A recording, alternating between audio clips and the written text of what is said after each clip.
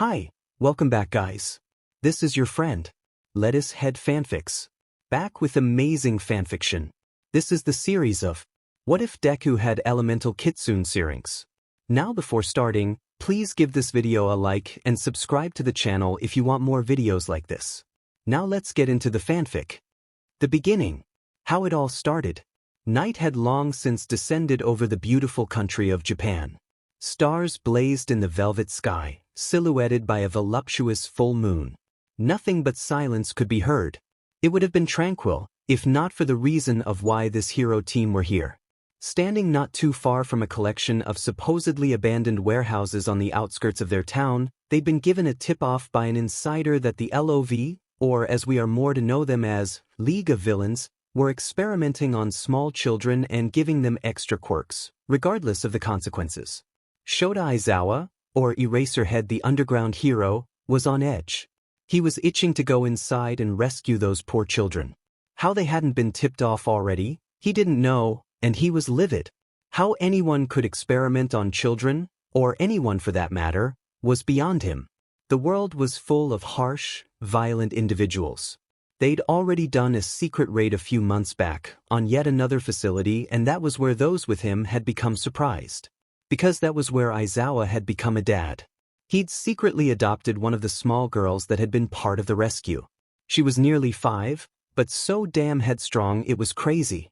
She might only be a child, but she was truly smart. He was proud of her already. They got on perfectly.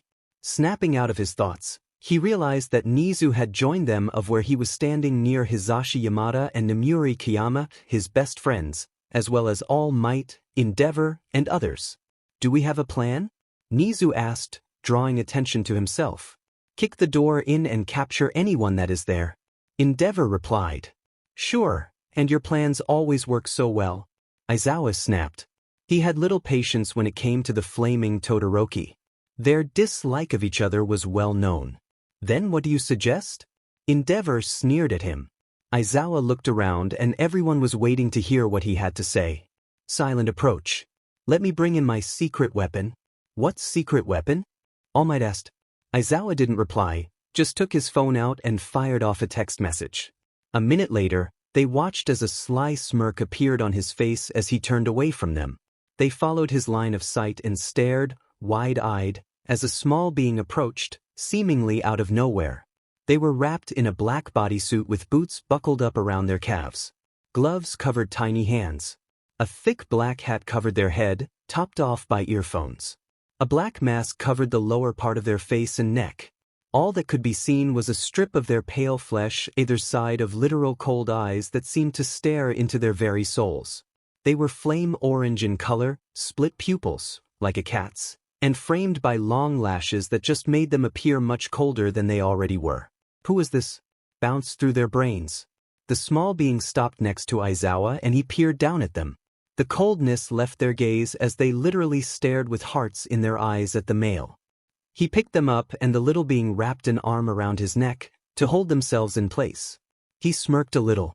This is my secret weapon. None of you, bearing Nizu, Namuri, and Hisashi, have met them. This is Pyro, he proudly announced, and they turned to them, eyes freezing over again as they stared, unblinking. All Might had honestly never internally panicked like this before. Who were they? Who the hell was Pyro? What was this power he could sense? They watched as Aizawa put them down and they stood next to and slung their arm around Nizu's shoulders. It was comical to see they were near enough the same height. Plan? They blinked at hearing a child's voice. It was soft and calm, which was completely different to their appearance. Well, Endeavor wanted to boot the door in and go in that way, his usual approach.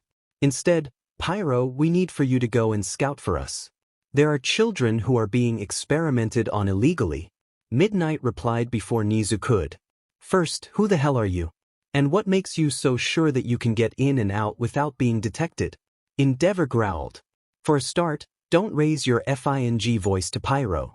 And second, Pyro is already the best at what they do. Aizawa snapped, glaring at the No-2 hero. He felt a tug on his trousers and glanced down. Pyro stared at him silently. He nodded. Pyro didn't pay attention to anyone, just pulled a small pair of goggles out of their pocket and put them on. They tinted over to appear black. I won't do anything. Be back soon. Before anyone could reply, they strode off, quickly blending in perfectly with the surrounding shadows. Be careful, he whispered under his breath. He wouldn't know what to do with himself if anything happened to them. Who do you think you are to tell me how the F to talk to anyone? Endeavor snapped, drawing Aizawa's attention from where he'd been staring after Pyro. Someone you really don't want to F with? One single mark on me, Endeavor, will literally be the last thing you ever do. He snarled before he was moved away by Nemuri and Hisashi. It wasn't Eraserhead they had to worry about, it was Pyro. They were very protective of the underground hero. Some had already learned the hard way. They might be young, but the power they wielded was already something to be cautious of. Everyone needs to calm down. We will wait to hear back from Pyro and then we'll go from there. Nizu said, easily taking over. Which wasn't surprising, he was ridiculously smart, and they had tremendous respect for him. 10 minutes later, as they waited in silence, Aizawa caught sight of something moving in the shadows, and that was only because he had been looking in that direction in the first place. Then whatever it was moved again, and the moonlight hit them, he realized that it was Pyro. Pyro is here, he said, and they all snapped to attention. Waiting had been a toll for them. They had wanted to get in and destroy that place as quickly as possible to not put those children through anything else. Pyro stopped next to him. Anger rolled off them in waves, making them all gulp. What did you find? Nemuri asked cautiously. 5 scientists. 99 kids in cages, all dead. One is, however, alive. They are Subject 1. Says on the door. Only way in is through the door, which holds dents and scratches. Lots of books with names on from Subject 1 to 100. Pyro said with fists clenched tightly at their sides. Is there a place to get in so that we can get them? Aizawa asked. Yes. I'll show you. Be quiet. They followed Pyro, who led them down the side of the building. They could hardly see anything though. Where is it? Nizu whispered. Here. Pyro stopped at a door that was pretty much concealed by the shadows. But Aizawa trusted Pyro completely. He stepped forward and opened it up. They followed each other inside, Pyro taking the lead again. No one questioned anything. They approached a huge room and the smell that struck their noses was enough to make them gag. Pyro rolled their eyes before motioning for them to follow, before suddenly stopping and everyone froze in their tracks.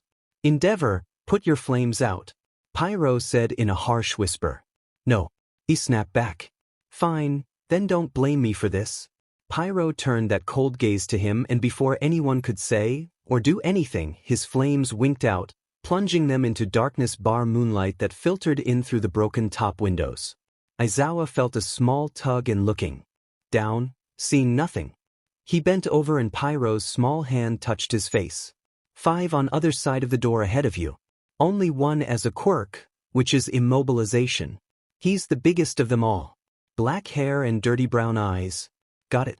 Tell the others. He was released and stood up as Pyro replayed it to everyone else, using another of their quirks, telepathy. He felt another tap to his leg, but this was urging him to move forward. They burst through the door and quickly took over everything. The one with the quirk, exactly as Pyro had described them, was blindfolded and a cloth was shoved into their mouth. Followed by quirk-canceling cuffs courtesy of Hisashi. Once they'd taken complete control, Endeavor's flames came back, startling the man, and Aizawa would have laughed if it hadn't been such a nasty situation that they were in. The pros began to hunt around, and he heard a curse ring out. Following that he found All Might, Midnight, Hisashi and Nizu in a side room that held stacked cages of child corpses. Looking past them, he saw a steel box at the back of the room. Pyro appeared at his side and walked towards it. Is this the one you were talking about? Midnight queried, catching sight of the container. Yes. Pyro stopped in front of it and they saw thick chains looped over the front, clearly keeping something inside. But what was it exactly? Something highly dangerous by the way those chains were placed? Pyro removed one of their gloves and their hand changed. It turned bright red and they put it on the shackles, melting the steel away with no effort. Once done, Pyro put the glove back on, shoved the melted steel out of the way and pretty much ripped the door open. Midnight took over, gently moving Pyro to the side with a nod. She bent over and crept inside before crying out in anguish. Aizawa moved closer to see what it was and gasped himself. Chained to the wall was a small boy. He was covered in filth as well as old blood judging by the color, and his hair was a jet black from grime. He was also very skinny. No doubt from malnutrition and dehydration. "PPP please don't hurt me. I be QQ quiet," he cried out in a very timid voice. Dull green eyes held nothing but fear as he glanced at them before looking straight back down at the floor. No tears appeared though. What the hell had happened to him? "We're not here to harm you. We're saving you. We're heroes," Midnight replied, keeping her voice calm and inviting. Hands splayed out in front of her to show she meant to no harm. New help WW would CC come. And never gave up hope? He whispered. "Pyro, get these shackles off him please," Aizawa asked, and Pyro stepped forward with a nod. The boy tried to shrink back in fear, but Pyro just nudged Midnight out of the way. "Midnight, come here," Aizawa said, and the woman did. They left the dank box, leaving Pyro to work their magic. They soon heard the chains fall to the floor, followed by a small cry. Pyro then appeared, holding the small boy at their side. Without a look to anyone, Pyro took the child out of the room and they followed. Walking past Pros, they stayed silent as they went outside and over to the ambulance they had on standby. Pyro took the boy inside, but he shrieked in fear and literally clung to Pyro like an extra limb. Aizawa sat down on the edge of the vehicle, observing Pyro as they checked the boy over, refusing to let the paramedics near the highly traumatized kid. Aizawa felt a surge of pride swell up inside of him, but he didn't show anything on the outside. Everyone rejoined them, along with Nizu, who was talking to the police chief. They observed what was happening with Pyro. "What did you find?" Aizawa questioned. Nizu sighed before answering. "Just the bodies, as well as highly detailed books of what they'd been doing. Those horrendous people have been taken to jail. We just need to destroy everything now so that nothing is left behind for someone else to use." "I'll do it," Endeavor called out, turning a little as though to head to the building. "Oh, let Pyro, trust me, nothing will be left then," Aizawa said, drawing Pyro's attention. They walked to the back of the ambulance, with the boy fastened to their ribcage tightly. "Hold Midnight. You can trust her." "I do. I won't be long," Pyro said, rubbing the boy's back before gently passing him to Midnight, who cuddled him close, as she dropped down to sit next to Aizawa. "Why should Pyro do it?" Endeavor asked, the corner of his mouth lifting in a snarl. "Because I'm better than you," Pyro replied, before disappearing from their sight. Soon, they heard the telltale sound of fire starting. The entire building then erupted in flames of azure mixed with onyx. Pyro walked through the flames, completely unharmed. They stared as the construction burned, until all that was left was charred remains of the foundation. Aizawa turned to the boy who was curled up in Midnight's lap, holding her hand like it was a lifeline. "Probably was. Do you have a name?" he asked quietly. "I Isuku," he whispered after getting a nod from Midnight. "You're free now, Isuku. I'll keep you safe." She smiled at the boy, who gave a tiny one back. Pyro stopped at his legs, removing their goggles. Racking one last look over the boy, making sure he was indeed fine, they focused on him. "Home. Yes, home time," he replied. He stood up and everyone focused on him. "Just who is Pyro, Eraser?" All Might asked, motioning to the little one next to him, who he bent to pick up. Midnight stood next to him, Isuku clasped to her tightly, neither letting go of the other. He wouldn't be surprised if Midnight adopted the boy. "Pyro is mine," he replied before giving a nod to Nizu and walked off, Midnight following behind. Sure, he and Namuri were only 21, but they'd already made a name for themselves, and with the way she and Isuku were clinging to each other, it would do them both good to become each other's family and support. It was another successful mission, almost. They'd sadly failed those kids, but at least they'd saved Isuku before it was too late for him. And that was thanks to Pyro. His daughter. 16-year-old Izukiyama's arm reached out from under his blanket and slapped the alarm into silence. He shuffled back under the warmth of his haven, but yelped as it was suddenly ripped from above him. Sunlight streamed through the gap in his curtains, beaming him right in the eyeballs. "Gah!" He rolled over, putting the light behind him as he rubbed his seared retinas. When he opened them again, thankfully they were fine from that sudden burst of light, and sat up. He glared at the person next to him who just smirked, looking smug as F-. "Get up, you lazy shit, it's already 9 a.m. We're going to the beach for training before the exams on Monday." And with a whirl, left the bedroom. "Good morning to you too, Reiky," he called out, and all he got was a wave over their shoulder before his bedroom door slammed shut. Reiky was his best friend, ever since they had been about 4/5 years old. He would, without a doubt, he completely lost without that weirdo. Isuku signed as he got out of bed. Why did they have to get up so early? It was a bloody Saturday. "Good morning, Isuku." His quirk, that lived inside of him, said. "Good morning, Syrinx. Did you sleep well?" "I did. Did you?" "Yes, until Reiky ripped the duvet from above my head." He grumbled as Syrinx let out an amused chuckle. "That is our Reiky for you. And wasn't that the understatement of the century?" Both he and Syrinx adored their best friend, even if Reiky was a major handful at times.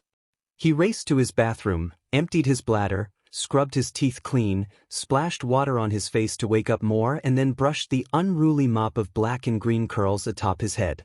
He stretched and grunted happily as his shoulders cracked, releasing the slight stiffness there. He itched a spot on his 10-packed abs before going to his wardrobe and pulled out clothes. He opted for black joggers and a plain black t-shirt. Once done, he grabbed his backpack with a change of clothes in, left his room and headed downstairs. His mum, Namuri Kiyama, otherwise known as the 18-plus pro hero Midnight, was laughing in the kitchen. He followed the tinkling sound and strode into the vast space. Reiky was sprawled at the table, smirking. "What's so funny?"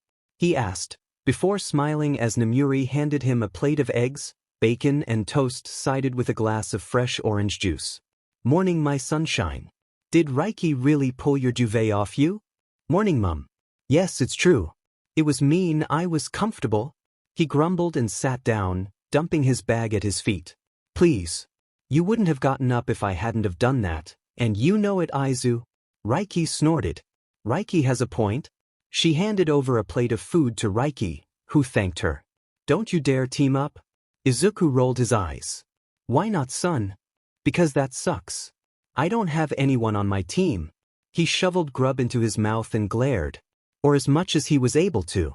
He was just too soft for his own good and couldn't be angry at them. At least, not for long anyway. They knew it too. They, along with a few others, got that side of him. He was somewhat cold towards everyone else. Namuri chuckled as she left them to eat, after giving them a kiss on their cheeks. "It's okay. I'll stop teasing you now. And you know I'll constantly team with you, Isuku. We're family. We stick together through everything like always."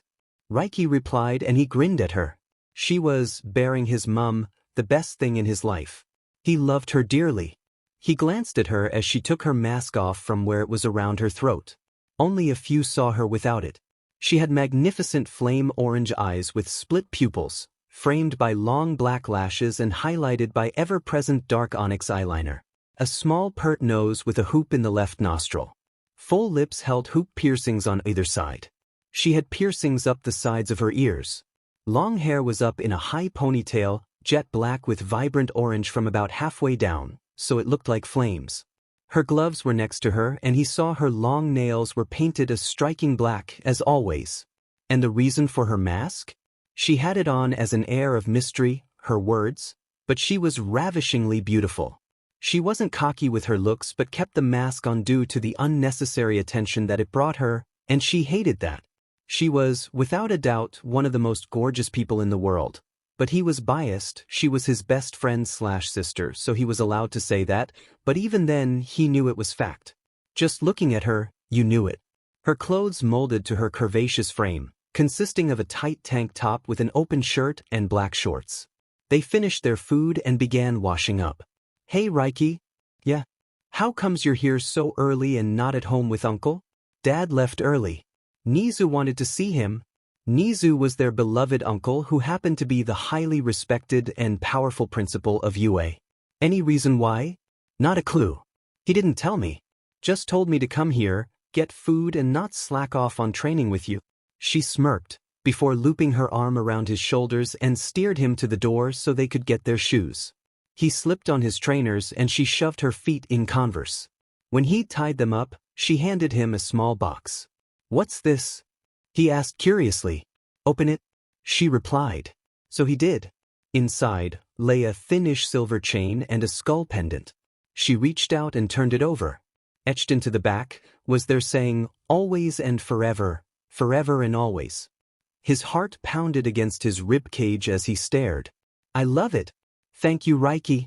He quickly hugged her before she motioned to turn around and put it around his neck.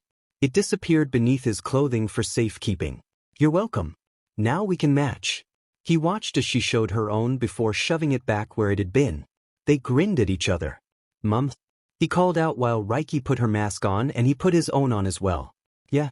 Midnight appeared from the room near them, which was her office. "We're heading off. See you later." "Sure. Have fun training and I'll see you tonight." She held her arms out and they rushed over to give her a hug. About 10 minutes later, Isuku and Reiky were walking towards the beach. They'd spent a good 6 or so months cleaning between them to work on stamina training, when they heard an explosion, followed by screams. Both took off running in the direction it came from. Reaching there in the matter of a minute, they saw a crowd had congregated around a building that was slowly burning and heroes were there preventing anyone from getting close and hurting themselves. Looking around, Isuku noticed that a brown slime thing was chortling and had captured someone in its disgusting grip while using the fire to aid itself. Isuku saw the hostage was ash blonde and had some sort of explosion quirk that he was trying to use to get free, but it wasn't working. If anything, it was just making it worse and he had about a minute, if that, left before he suffocated. Panic was set in his crimson eyes met his before bouncing away to the pros. Reiky growled and he glanced at her before she motioned with her head that the heroes were just standing there. A few of them he recognized. "This is bollocks. My quirk isn't suitable for this because of the fire. Someone get in there quickly and save the kid." Isuku knew that Kamui Woods was right in that regard, and he was trying to hold back some of the bothersome media, clearly getting annoyed with them. At least he was trying to do something. Another one was standing next to him, with a bulky build. "We need to wait for someone with a better suited quirk to fight him." That pissed Isuku off. Why were they standing around and talking? Why weren't they trying something? Sod the FING quirk? Why were they just standing instead of trying to sort out a strategy? Or even distract the slime thing to allow the kid trapped to, actually breathe? "Izu, let's do this." He looked at Reiky. They nodded in sync, made sure their baseball caps and masks were in place and she had put her goggles on, and he had his own ones as well. They stashed their bags by the ambulance before they took off at a run. They ignored the shouts behind them. "Isuku, this is pure sludge apart from the eyes. Strike it? I'll get the hostage." Reiky's voice rang through his mind and he grunted in acknowledgement before they split. "What's this? Sending in kids to do the job of a hero? How pathetic." The sludge grumbled, tightening its hold. "Who said anything about being pathetic? More like you're describing yourself. I'm coming after you next." "So, now Slimy is giving off threats? Please, my best friend is worse than you." From his peripheral, he saw Reiky manipulating the shadows before they soared around them, effectively blocking out the view of heroes and bystanders from all sides. Isuku crept forward and leapt sideways, barely avoiding the clasp of the slimy hand. "I'm going to kill you, you little bastard," it screamed, trying to find them. "You wish, you sanctimonious piece of floating shit." Reiky growled, stabbing a scale-covered hand effortlessly through the sludge and grabbed the now unconscious victim, while Isuku distracted it with a slash of a hidden blade down its eye, making it howl from the sudden pain. She gathered him in her arms and stepped back, in the safety of the shadows, knowing he'd have it covered. The air cleared, giving people a view of what was happening. "We're clear. Your turn, brother," Reiky stated. This is why they worked so well together. Hell, half the time, they didn't communicate, as they didn't have to. They were perfectly in sync with one another. "Do it now, Isuku," Syrinx roared, wanting to do this as much as he did himself. "Lightning scream." Isuku screamed. Lightning shot out of the clear sky and into him. He knew people were watching intently but didn't care. He'd protect everyone from the sludge. Yellow lightning sizzled around his body before he sent it into the sludge, who screamed. Isuku sent more power into it. "You do not attack people, you useless piece of trash," he yelled, just as the sludge stopped moving, looked at him with shock before bursting apart as though it had swallowed a bomb. Isuku threw his hand out, making sure that all the parts stayed compacted in a sphere, and turned to face the onlookers. He knew they wouldn't be able to recognize him properly, and he was thankful for that. Even if he hadn't had his goggles on, they wouldn't have been able to see much due to the mask and cap. "I am here," All Might said as he skidded to a stop next to Kamui, causing many onlookers to squeal in excitement of seeing him up close. "You're too late," Isuku told him, handing over the now-dead sludge villain after he'd stuffed it in a bottle he found discarded on the street. Just as it transferred hands, the building behind him rumbled from the rapidly growing flames and a high-pitched shriek rang out. "Help! Mama!" He whirled around and a small child was seen in the window, frantically waving at them to get their attention. What the hell was a child doing on their own? Where the hell were the parents? Why were they even left on their own? Useless. "Argo!" Isuku shouted and Reiky ran past him. He crossed his arms over his chest as he watched his partner run into the flames with zero hesitation. "Holy shit. No, get back here," Lady called out, just as the building shot out more flames. The girl's mother screamed as tears streamed down her face as she collapsed next to Kamui, a forgotten bag of food next to her. At least that's who he thought it was, judging by that reaction. Someone stood next to him and Isuku turned his head a little. It was the guy from the sludge. Isuku realized that he was about his age. "I didn't need you to FNG save me. I had it under FNG control," he growled, red eyes virtually spitting in anger. He was dressed in jeans and a t-shirt. "Yeah, really looked it from where we were standing. Now, get back while my partner sorts the rest of this bloody mess out," Isuku grumbled. He wasn't going to take any shit. Reiky was scarier and he usually laughed in her face. Before the kid could reply, All Might turned to them. "What you did was incredibly stupid. You could have been seriously injured, young one." "Spare me the talk, All Might. I did what they didn't do." "You call yourselves heroes? Don't make me laugh. All you did was stand around, not trying because your quirk was not suitable." A hero is not defined by their quirk, but by the bravery they portray and the willingness to jump into any situation to rescue those in danger, regardless of their well-being. He snapped, uncaring of the media filming, and moved away. The building suddenly groaned, and flames grew before spiraling like mini tornadoes, shot back inside and winked out of existence. "What's happening?" a bystander asked. Isuku didn't even bother replying as Reiky walked out, holding a blanket-wrapped bundle securely in her arms. She went straight to the ambulance and handed it over. Once done, she went to Isuku and as one, they marched away after grabbing their bags. Not a single glance back, not even to the boy they'd saved. They decided to just go back to Reiky's to unwind instead of to the beach. When they got to Reiky's and walked into the living area, they were confronted by none other than Aizawa, who had his arms crossed. "Oh crap. Shouldn't he have been with Nizu? And just what were you two up to?" Aizawa asked, voice calm. And that sent a shiver down their spines. Not because his voice was calm, but because his eyes were blazing in barely controlled anger. "Went to the beach," Reiky answered. "Do not lie to me, my problem child. Now tell me." He pointed to the TV, which was showcasing the event. They knew that they couldn't get out of this one. Not that they'd have lied, just more of misplacing the truth a little. Well, couldn't hear. But then again, they had made a pact when they'd been 5 years old to never lie to their parents, no matter if the truth hurt or not. Letting out identical sighs, they moved to the couch. Ripping goggles, caps and masks off, they stared at Aizawa, who paced back and forth a little. Reiky replayed everything that had happened, with Isuku putting in bits here or there. "And now you know, uncle," he said. Aizawa stopped pacing and sat on the table in front of them. "But I get where you are coming from. But you're both underage, and yes, I know you have your hero licenses, but no one, bar a few, knows that. Think yourselves lucky that you weren't recognized by the heroes who know you. I am, however, thankful that you're both safe." He stood up, pulled them to their feet and hugged them. They wrapped their arms around him, soaking up the hug. They never hesitated at getting an embrace from the male. "We're fine, Dad, I promise. But I do think you need to talk with Uncle Nizu, or whoever oversees the heroes." They just FANG stood there doing FANG nothing, apart from Kamui. All because their quirks wouldn't work in that scenario.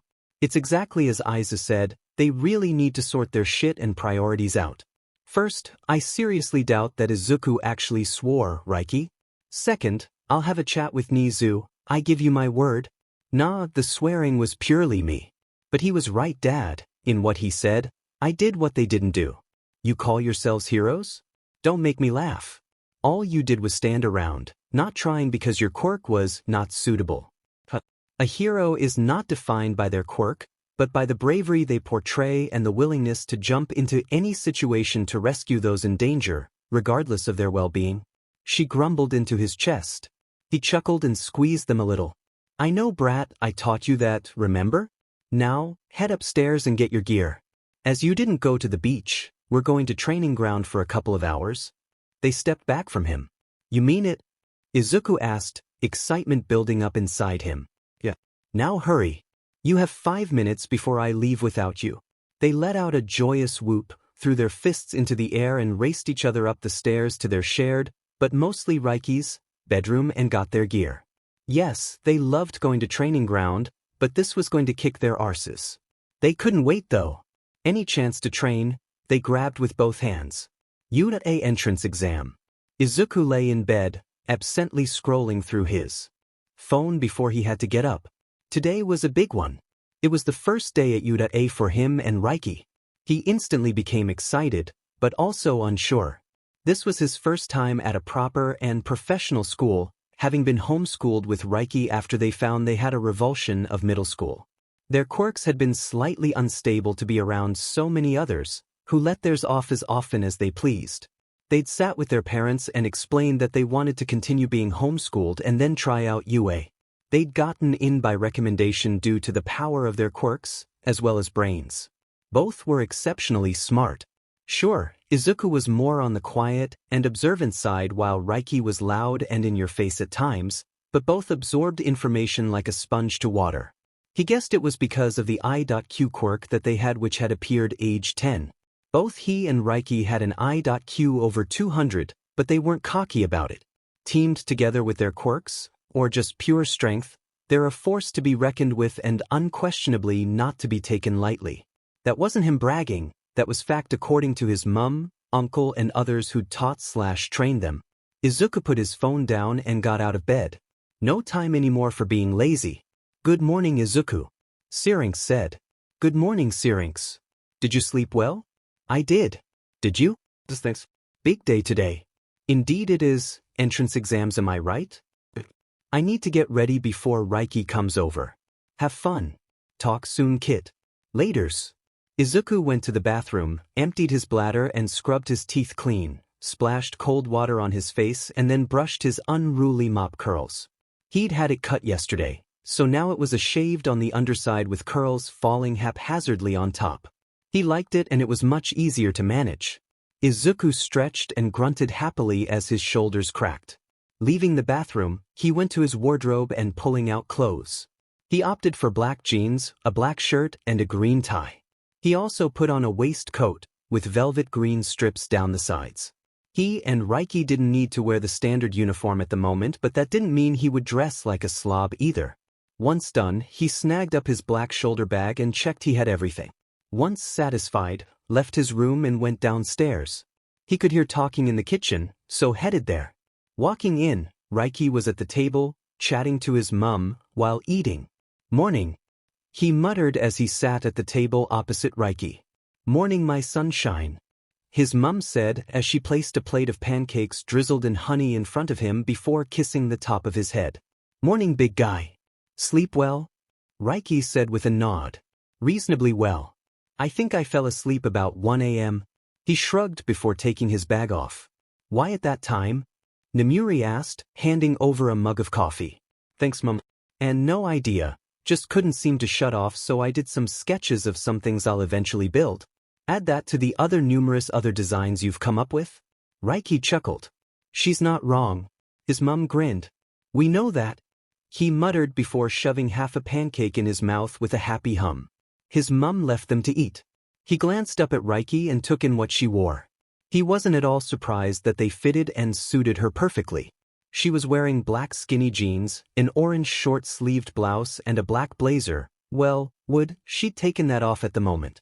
The blouse color made her eyes pop even more. She had on her standard eyeliner but had added white liner to the lower lid and striking orange liner above the black. Suited her. Once they finished, they took their dirty plates to the sink and started washing them up. Hey Reiky. Yeah? How comes you're here and not with Uncle Aizawa having breakfast together? Dad left early.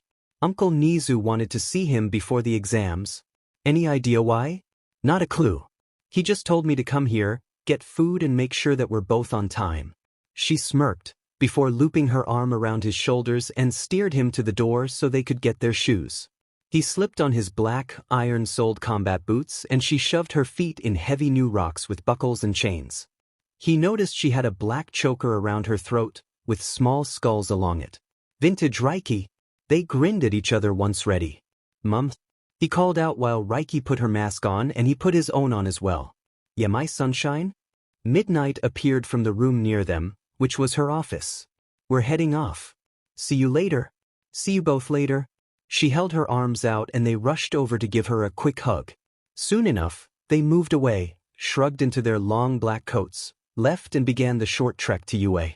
They lived close, roughly a 10-minute walk, because his mum happened to be a teacher there. They knew the school like the back of their hands and strolled through the entrance that staff used with special passes. One of the guards noticed them and nodded in respect, which they returned. Isuku checked his mask was fully in place. No one saw his face. He was a handsome guy and didn't want anyone becoming his friend purely because of his looks. Once he trusted them enough, then he'd show his flesh, same as with Reiky. Ready? He asked. Yes. Let's check in with Uncle Nizu first and see if we can observe the entrance exam. They chuckled and strolled into the building. They'd already done their exams, passing with flying colors. They found Nizu, who was coming out of his office. Good morning, my favorite dynamic duo. How are you so far today? He grinned at them. We're good thanks Nizu. You heading to the observation room for the entrance exam? Isuku queried. Yes, I am. Would you care to join? See what you both think of this year's examinees. Can we? Reiky asked, and Isuku snorted at the excitement that flashed in her eyes. He was eager to see what sort of people were entering this year. Well, more so their quirks. He had a fascination of finding and studying different ones and documents everything. It was a hobby, no fascination of his. Luckily, it helped in missions as well, because when he saw a quirk, he could break it down within a minute if that. That skill had been used countless times over the years. Of course. Follow me. They did, and before long, they were in the observation deck, along with the other teachers/pros. Both stopped as Aizawa stood up from the chair he'd been sprawled in. What are you two doing here? He questioned. I invited them. Let them document the quirks. You know, as well as I do, what they are like when they get those brains of theirs working. Nizu chuckled as he took a seat. True. Come on then. They walked over and sat down after removing their coats. Isuku pulled out 2 new journal books, as well as pens and handed one to Reiky who nodded thanks. Why are you here anyway? Reiky turned to look at Eraserhead. I teach here, you know that? I know that. I mean I didn't think you'd be watching the entrance exam. Does this mean we'll see you more too? Yeah you will. Awesome. Reiky held her fist out and Isuku watched, amused as her and Eraserhead fist bumped and the teachers stared wide-eyed. Clearly, he lived up to his reputation of showing barely anything towards anyone. But there was something that they'd soon learn. Aizawa was affectionate towards him and Reiky. Sure, he was still a badass, drilling them to the point of exhaustion in training, but they enjoyed it. And he loved them just as they loved him. Who are the kids? A voice called out, and they glanced over. It was Endeavor. Both had a severe dislike of the pro. There was something about him that they just didn't trust. Not a single bit. Isuku curled his lip in disgust. Did the bastard not remember that night? Oh wait, who was he kidding?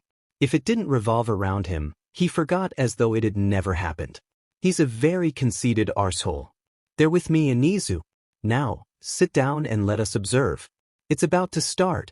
Aizawa replied coldly before they turned to the screens that allowed them to see all.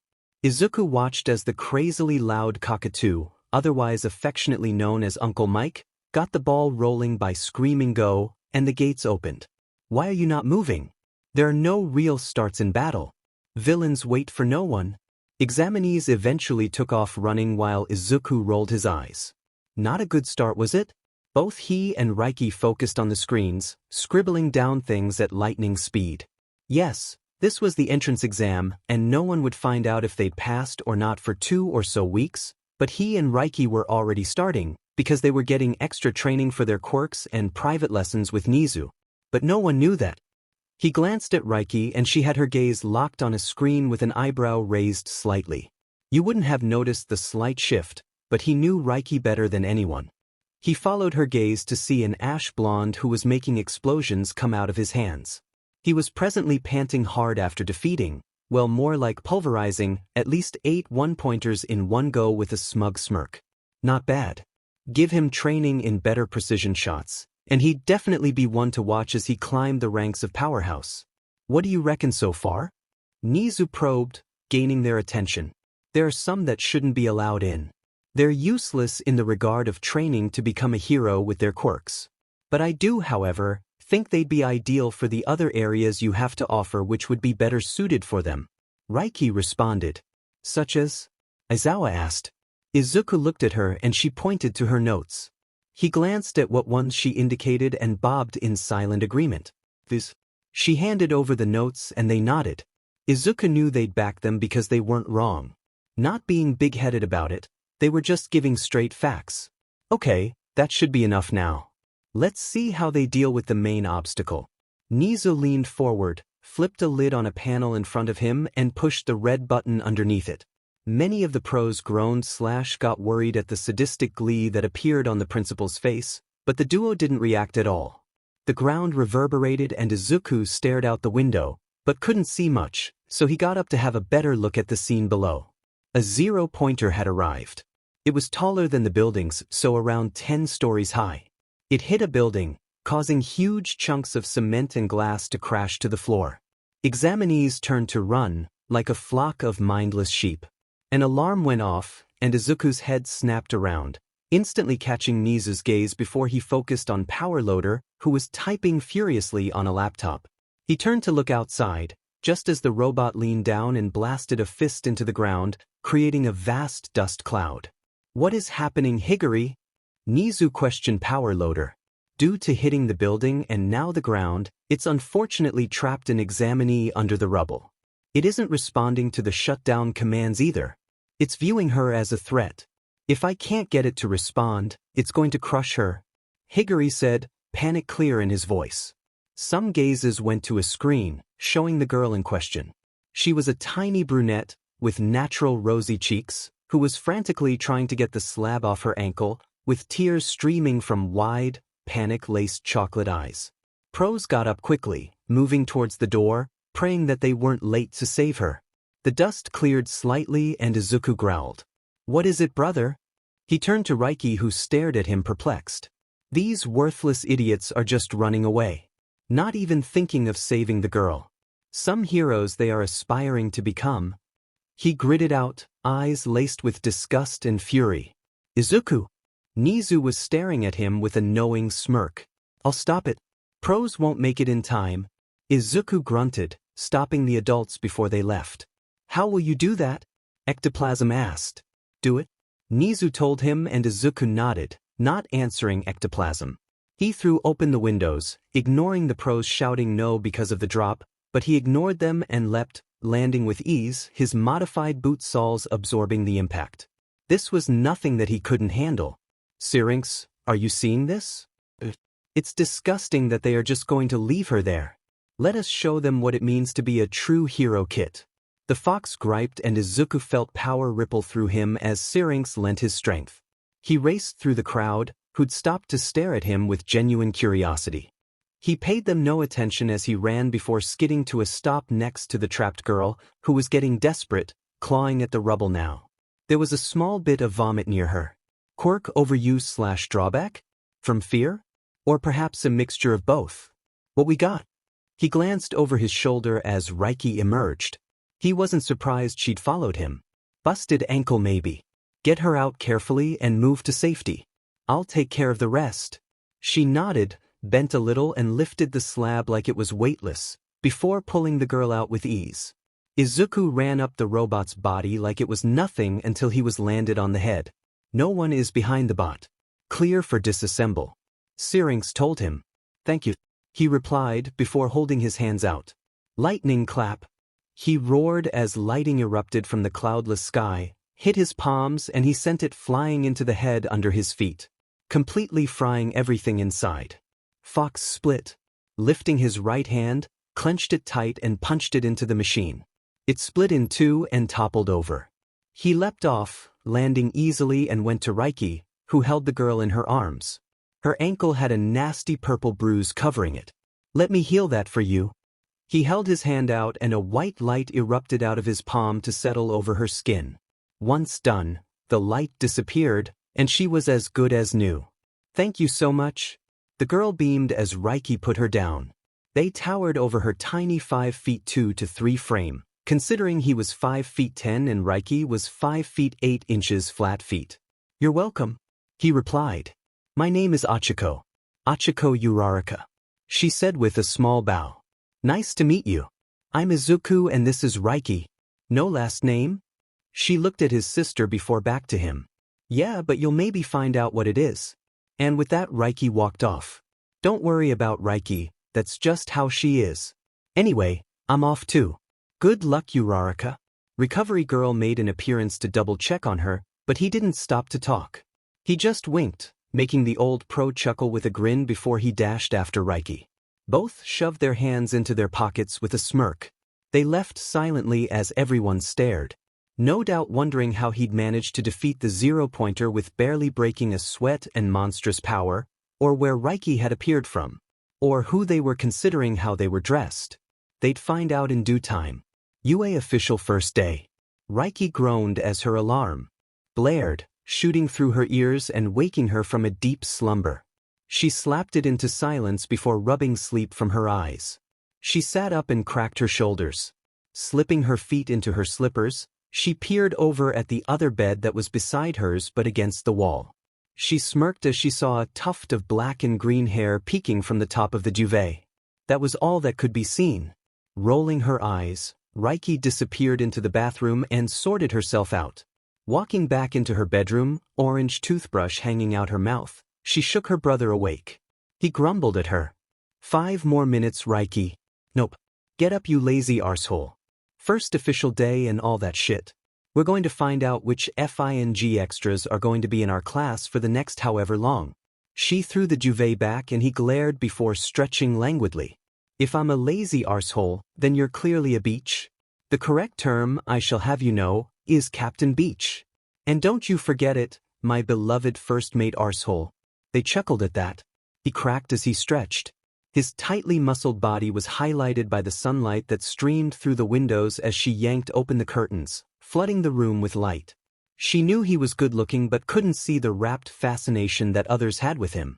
Probably because he was pretty much her brother in all but blood and the fact they might as well be joined at the hip.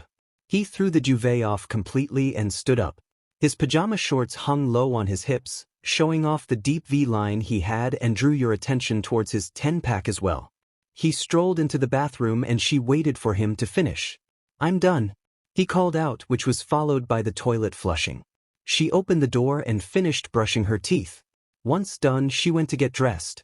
Clicking on her stereo, music blared as she started to dance along.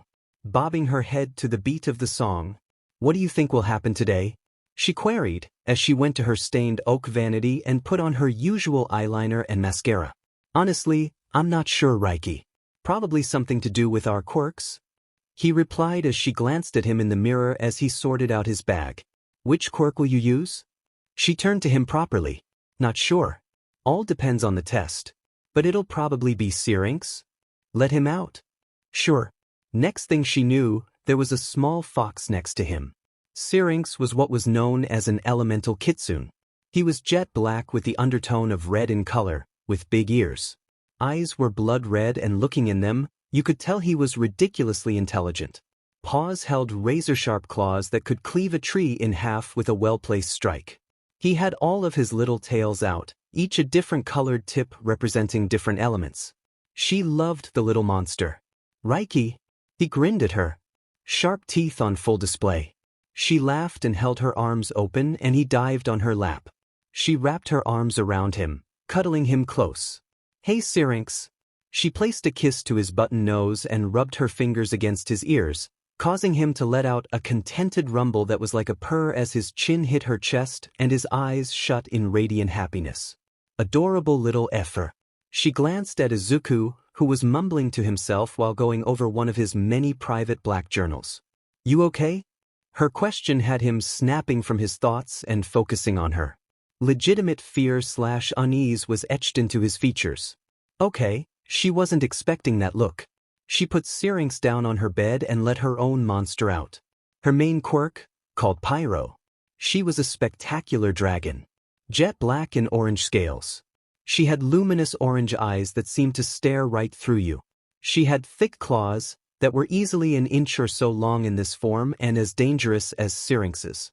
Wings were thin skin, yet strong and durable. She loved her baby. Both Pyro and Syrinx cuddled on her bed as she moved to Isuku and sat next to him. What's with that look on your face, Izu? I'm scared, Reiky. Okay, she wasn't expecting that answer. Why? She kept her voice calm and alluring, just as she had when they were growing up. It worked in keeping him calm and relaxed and not over-panicking. What if I'm not good enough? Or I really hurt someone?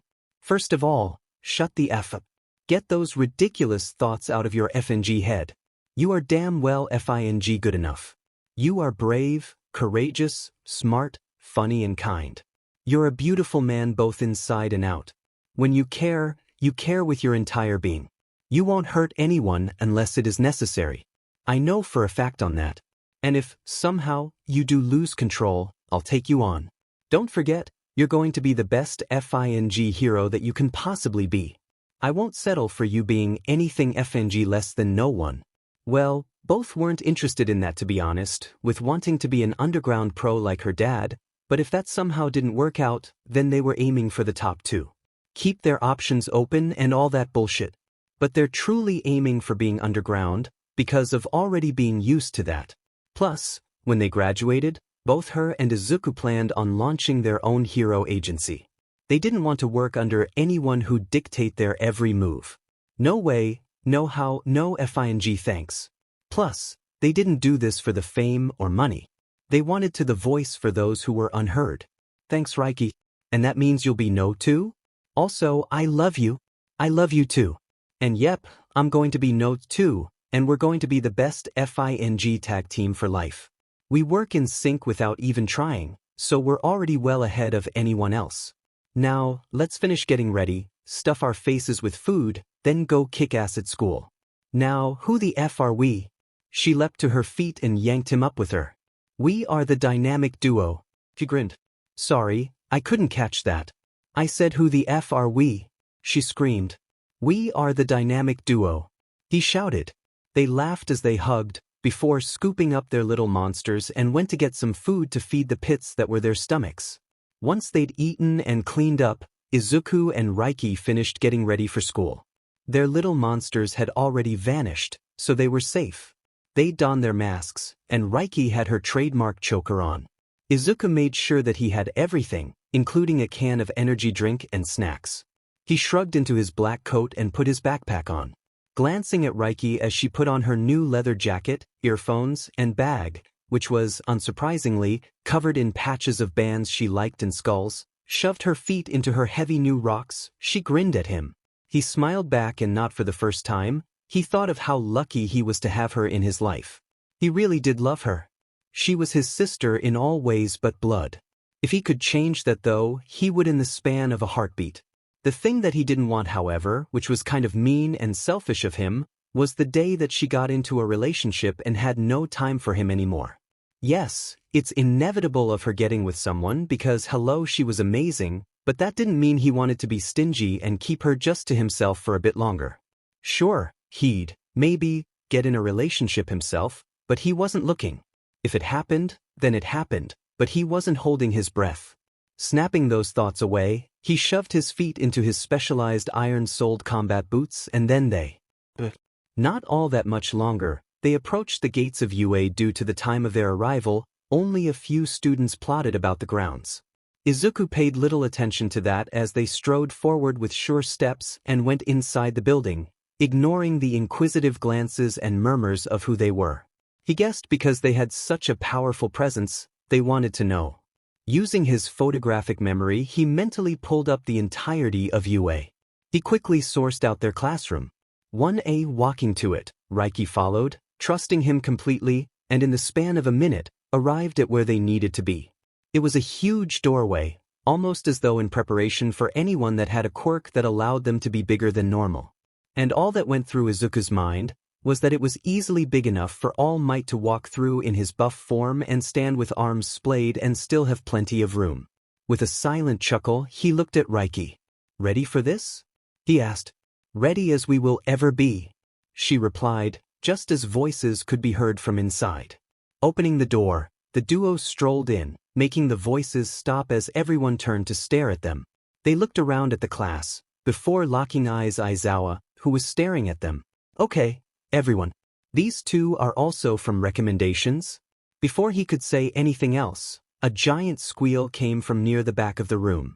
Isuku peered over and saw it was the girl that they'd saved in the entrance exams. "Oh my god. It really is you. You're the ones who saved me from that zero-pointer. Thank you again, so much." She jumped up and raced, enthusiastically shaking his hand. She went to shake Reiky's, but she just growled, causing her to shrink back in a mix of shock and fear. He understood Reiky's reaction though. She didn't like people touching her unless she said it was okay or initiated it herself. They'd learn that soon enough. "You're welcome, Uraraka. Now, best go and sit down before Sensei gets any more annoyed," Izuku said and went over to Aizawa with Reiky. "You didn't tell us that you were going to be our teacher. Strike us down now?" Izuku groaned, causing Aizawa to smirk at him. "And that's why I didn't. 2 chairs at the side, go plunk your arses there. You're 10 minutes late. Cry me a FANG river?" Reiky muttered as the duo did as they were told. Thankfully, he and Reiky were seated next to each other, like their desks were joined, and in front of them was a guy with spiky ash blonde hair that just glared at everyone from crimson eyes. He strangely reminded him of Reiky. He could feel the burning stares of the class, wondering why Aizawa was like that with them, but they'd find out in due time. Until then, they'd say nothing. "Right, now there's a couple of minutes before I start class properly, so talk amongst yourselves. But know this, if you're here to make friends, go home now. This isn't a time for friendships or anything. This is to train you to become the best heroes of your ability." And with that, Aizawa walked out. The room erupted into conversation, but Izuku and Reiky stayed silent. "Hi. I don't believe we've formally met." A voice made him raise his head and focus on a blue-haired guy with blue eyes framed by glasses that had approached them. "Nope, we haven't. And you are?" "Tenya Ida. I'm from Somei Junior High School. Pleasure to meet you both.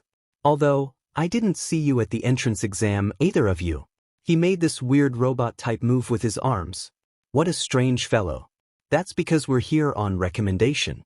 Aizawa already said that, you dumb F dash. So, do us a favor, go back to your seat and shut the F up." Reiky growled as she glared at him.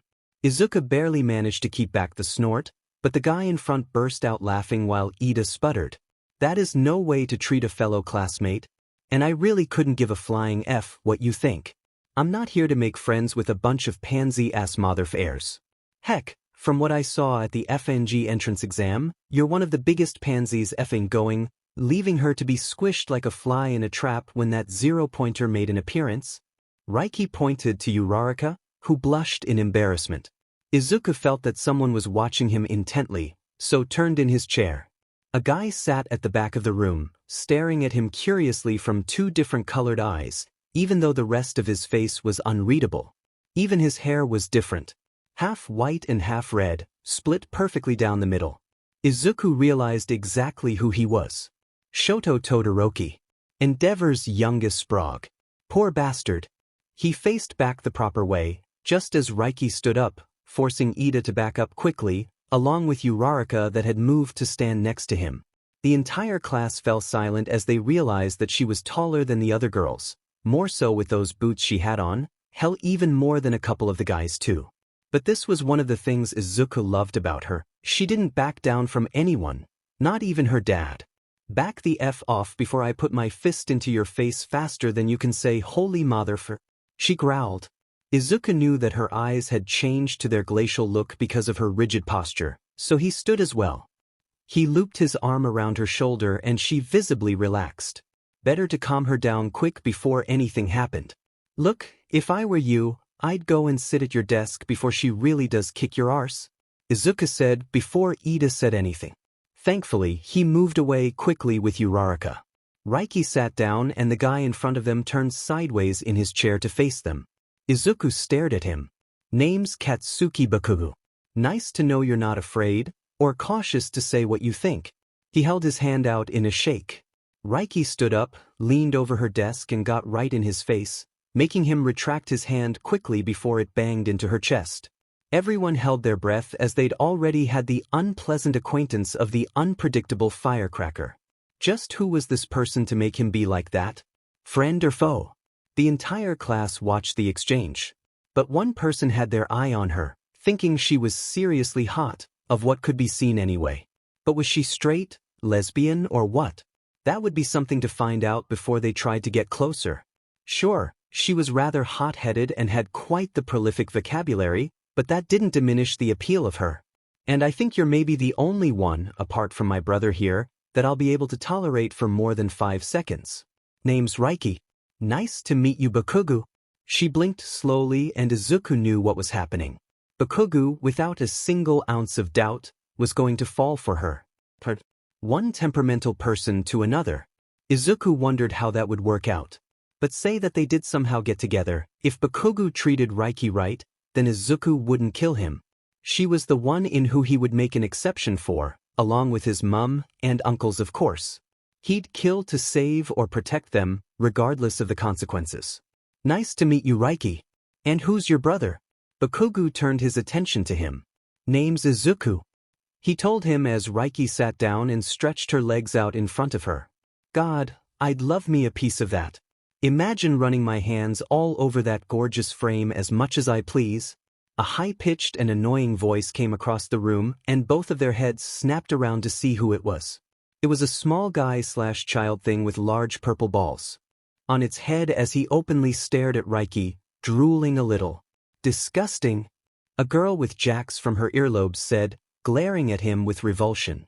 Reiky, however, just focused on Isuku, with eyes narrowed. They heard a commotion outside, but they didn't pay attention to it. Isuku nodded once and she grinned behind the mask. Reiky stood up, cracked her knuckles and before anyone could say, let alone do anything, she was across the classroom, had grabbed the great beach and slammed him into the wall. Holding him in place by his throat, her gloved fingers locked tightly in place. How did she move that quick? Someone questioned. Next time you make another FING disgusting comment like that, mark my FNG words, you little bastard, I will either skin you and put your defleshed body above an open fire pit and slowly burn you alive. Or I'll beat you into a FING bloody pulp and laugh while I do it. Do I make myself even clear? She snarled. Power reverberated off her, as smoke billowed through the mask and everyone panicked, apart from Isuku who let out a chuckle. If anyone would do something like that, it was Reiky. The pervert was lucky that she'd gotten to him first, because Isuku would have done some hefty damage to him for saying that about his sister. At least she only said it and not actually done it. Improvement. Wise. He whimpered, visibly shaking with fear.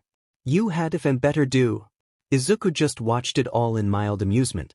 What is going on in here?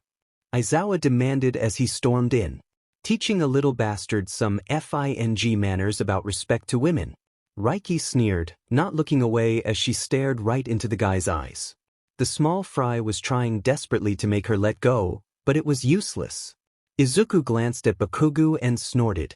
The guy was openly staring at Reiky with what appeared to be nothing but a mix of love, respect, and awe. Let him go, Aizawa said, putting a hand on her shoulder. The smoke stopped, but there was no mistaking that she was pissed. Fine. But it's purely for the fact that you asked me to. But mark my words, you little effing bastard. If I hear anything like that out of your effing mouth again, regarding anyone, just remember what I said.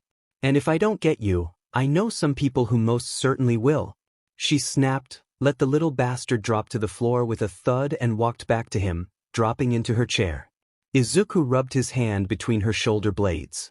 Bakugo turned fully in his chair, leaned forward to whisper something to her, and she nodded. Isuku glanced back at the guy Reiky just strangled. He was on the floor crying and trying to get as much air as he could into his starved lungs. A handprint around his throat, stark red against the paleness of his flesh. Okay, now that's sorted before anything worse transpired, get changed into these. Meet me on Beta Ground. You have 5 minutes? Aizawa handed out PD outfits in clear bags. What for, sir? Ida asked, his arms moving in a robotic motion. Was the guy some kind of half-robot or something? That was not normal being that stiff. I'm going to be testing you, he replied before walking out with some paperwork. Does anyone actually know where that is? A guy asked as he grabbed his belongings. We do, Isuku said, drawing his dark gaze to his own. Do you mind if we follow you? Sure. His bag, coat and PD kit clasped in his palm, he went to the changing rooms. As he and Reiky split to go in the appropriate area, they fist bumped. Now it was time to get started. Katsuki Bakugo rolled his shoulders as he emerged from the changing room, followed by the extras of his class who were chatting between themselves about what they were about to face. As they neared the girls' changing room, the door opened, and someone slammed into him. He balanced himself and saw who it was. Well, if dash.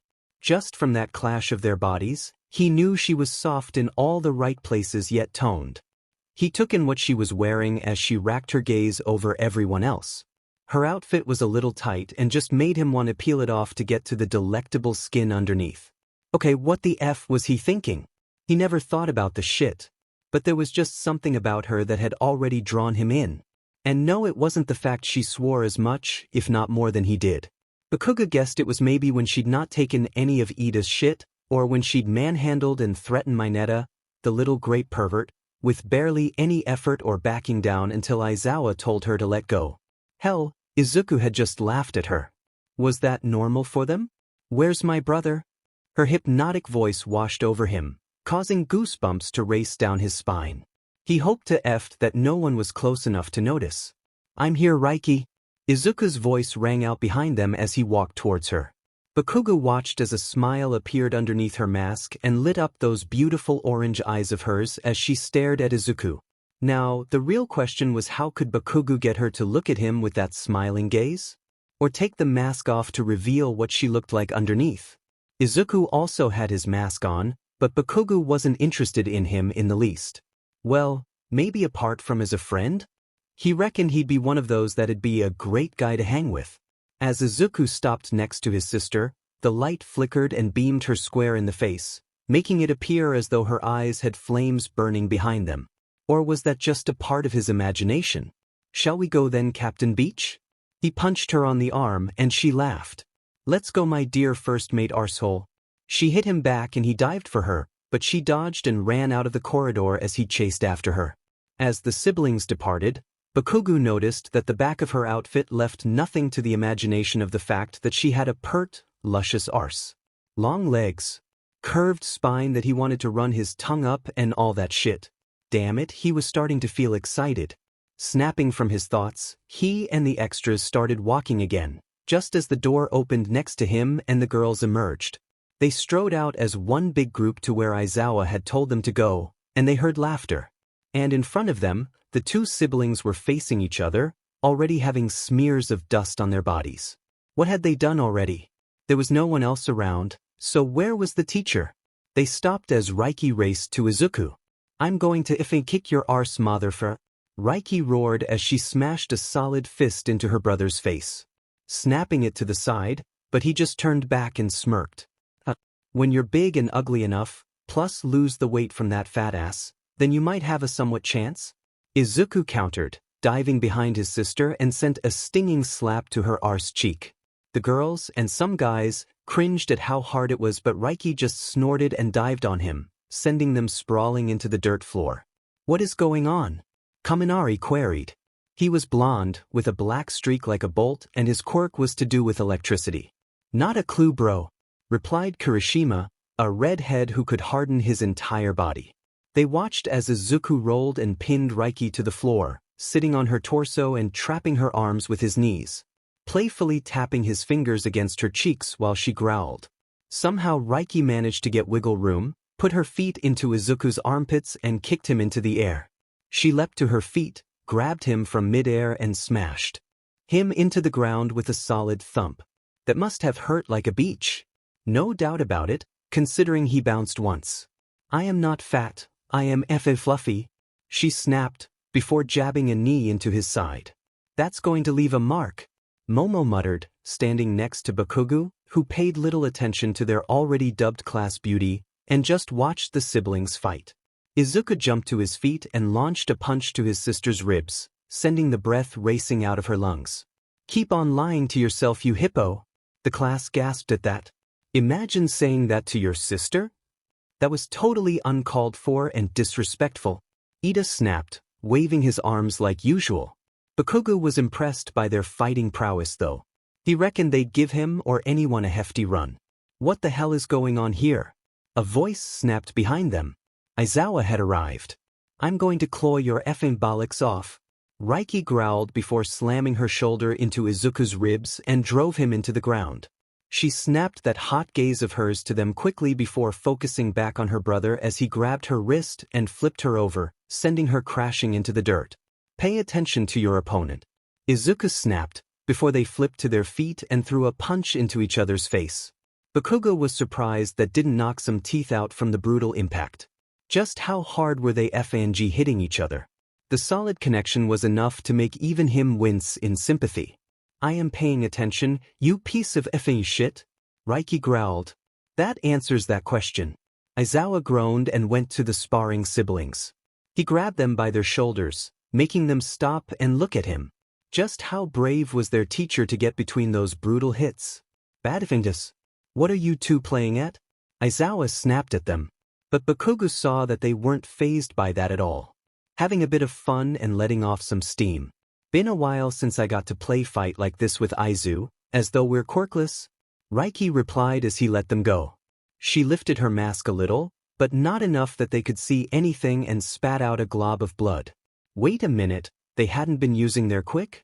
What the actual F-dash? Save it for later. We have stuff to do. They nodded before brushing themselves down. This had been purely for fun? Holy shit. What were they like if they were serious? Definitely not something to find out. Everyone joined them, albeit hesitantly. Bakugo, however, stood right next to Reiky, with Izuku on the other side of her. The extras he didn't give a shit about. Well, apart from Kirishima, but that's because they grew up together and he was his best friend. Aizawa turned to stare at them. Bakugo. He stepped forward. Yes? How far was your last throw in school, minus using your quirk? 67 meters. Okay. Try again, but with your quirk this time. Step into the circle, but if you go over it, it does not count. Bakugo smirked as he caught a ball that was thrown to him. Die! He yelled. Making a giant explosion in his hands, he launched the ball. He turned to Aizawa just as his phone beeped. After looking at it and jotting down the score, he turned it to show the rest of them. 706 meters. That's so manly, Kirishima called out, clapping. Bakugo rejoined them. Can I try? Reiky questioned. Sure. Aizawa handed her another ball. Are these fireproof? Yep. He smirked a little. Bakugo wondered why. She glanced at the group. You might want to link arms or whatever, and then latch on to Izuku. They did as they were told, while Isuku grumbled about them touching him. She loosened her shoulders and faced the correct way. Bakugo was curious as to why they had to hold on to each other though. And why latch on to Isuku? But he did so anyway, linking their arms together. The solid muscle under his arm was enough to make him blink a couple of times. Thingy hell, just how ripped was this guy? No one had seen him change earlier because he'd gone into one of the shower stalls. Dragon throw! Reiky roared, threw her arm back as it was engulfed in bright flames from the elbow down, and she flung the ball. It soared through the sky with a deafening scream, think sound barrier, and the backdraft was immense. Wind lashed over them, and now Bakugo knew why they'd had to hold onto each other. The only thing keeping them where they were was Isuku, who'd locked his legs in place. Aizawa didn't move either. Reiky smirked and walked back over, after the flames disappeared from her arm, as though they had never been. Aizawa's phone beeped. Again he jotted something down, then showed them. How is that possible? How did you get 11,860 meters? Momo queried, staring wide-eyed. I didn't even try. That was amateur of me. Isuku, you do it too. She pushed her brother, who just rolled his eyes and took a ball from Aizawa. Hold on to each other. Reiky warned, and they did again, but this time, they latched onto Bakugo, who in turn grabbed her hand. She didn't even acknowledge it, apart from locking her fingers with his tighter. Kaminari tried taking her other hand, making her head turn quick enough to get whiplash and a snarl to rumble from her chest. Bakugo just smirked at him behind her back. Thankfully, no one commented on it. But he did wonder why she tolerated him and no one else. That was a first. Usually people avoided him.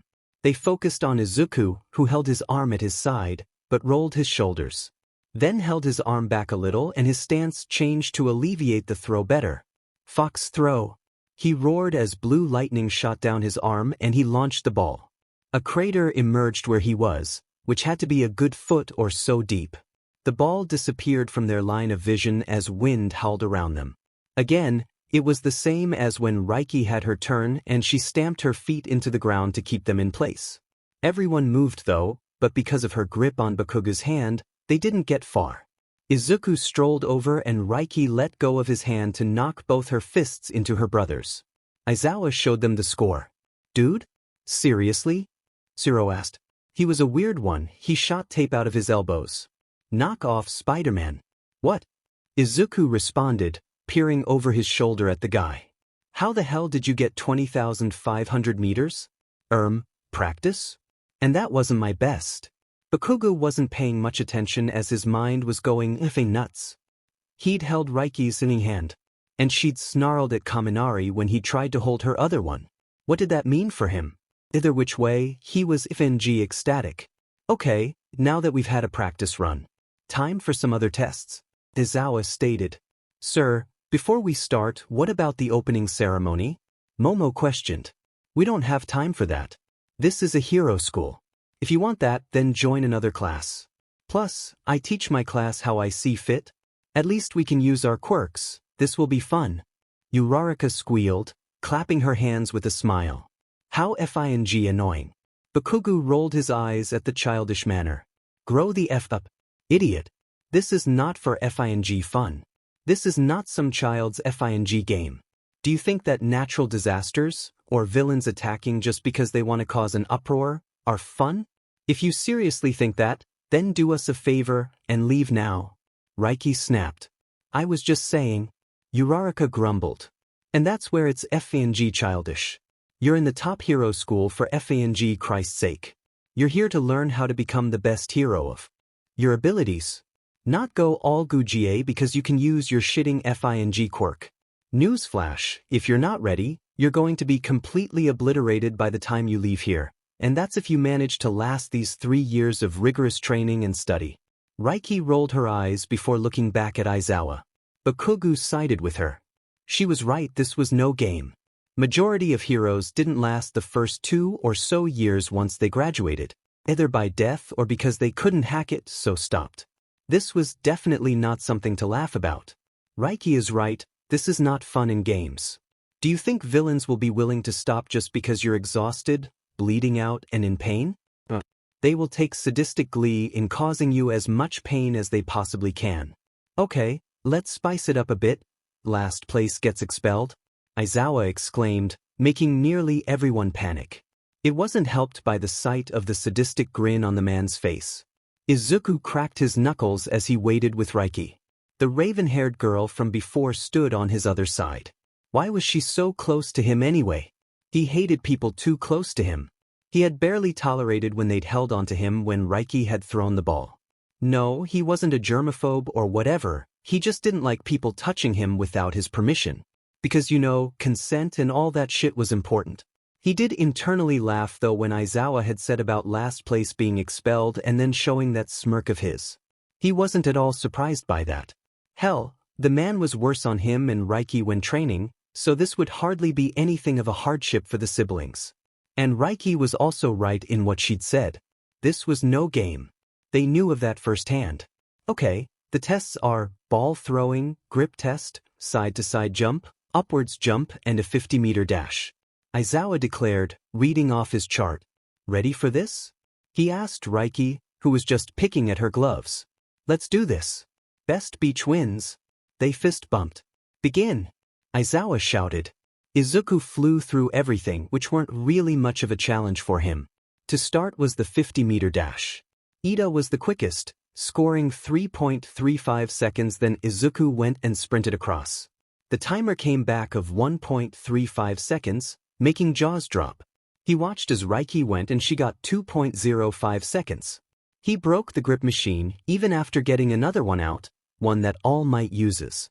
Side to side, he used about 10% of his power and stepped around 1055 steps in 30 seconds. Upwards jump, he flew 20 feet and landed in a perfect crouch. He didn't really pay attention to anyone's results. The scores at the end would be proof enough. How strong are you? A monotone voice questioned, drawing his gaze. It was none other than Shoto Todoroki himself. That was nothing. I only used about 10% of my true power, he replied, before Reiky joined him and looped her pinky with his own.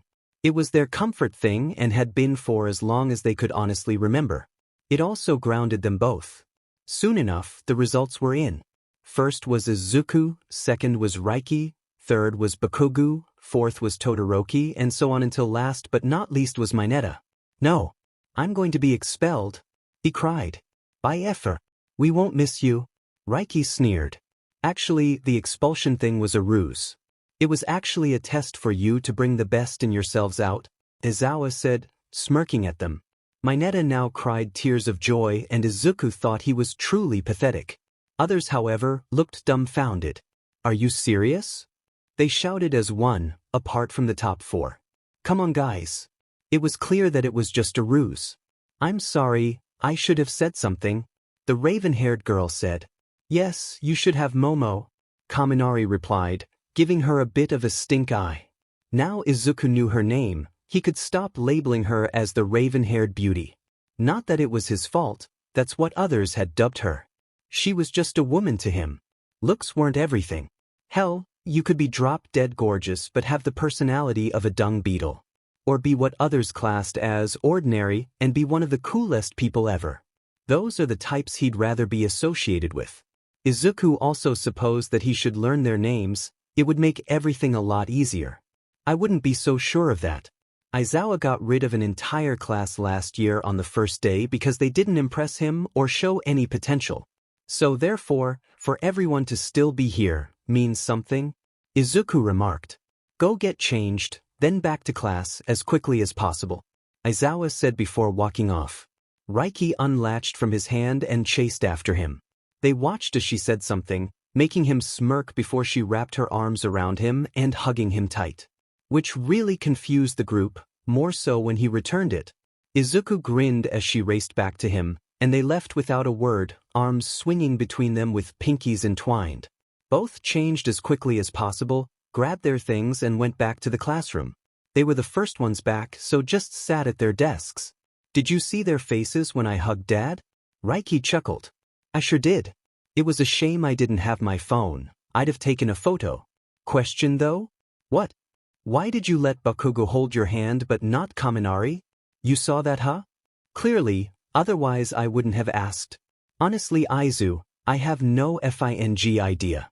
But I really want to hold his effing hand again, she muttered before slamming her forehead onto the desk. He chuckled as he rubbed her back affectionately.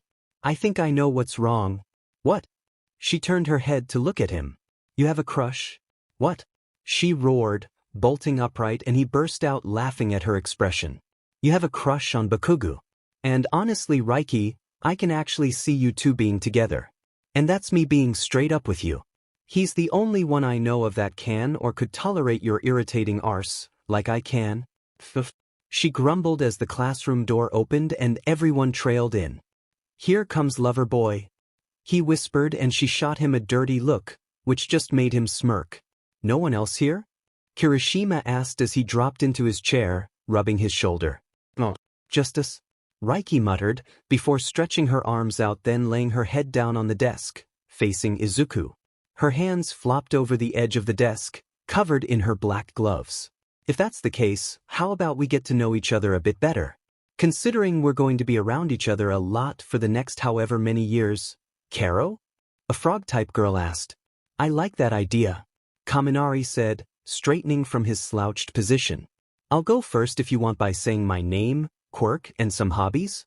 Pinky asked and Izuku turned in his seat a little bit so that he could see everyone.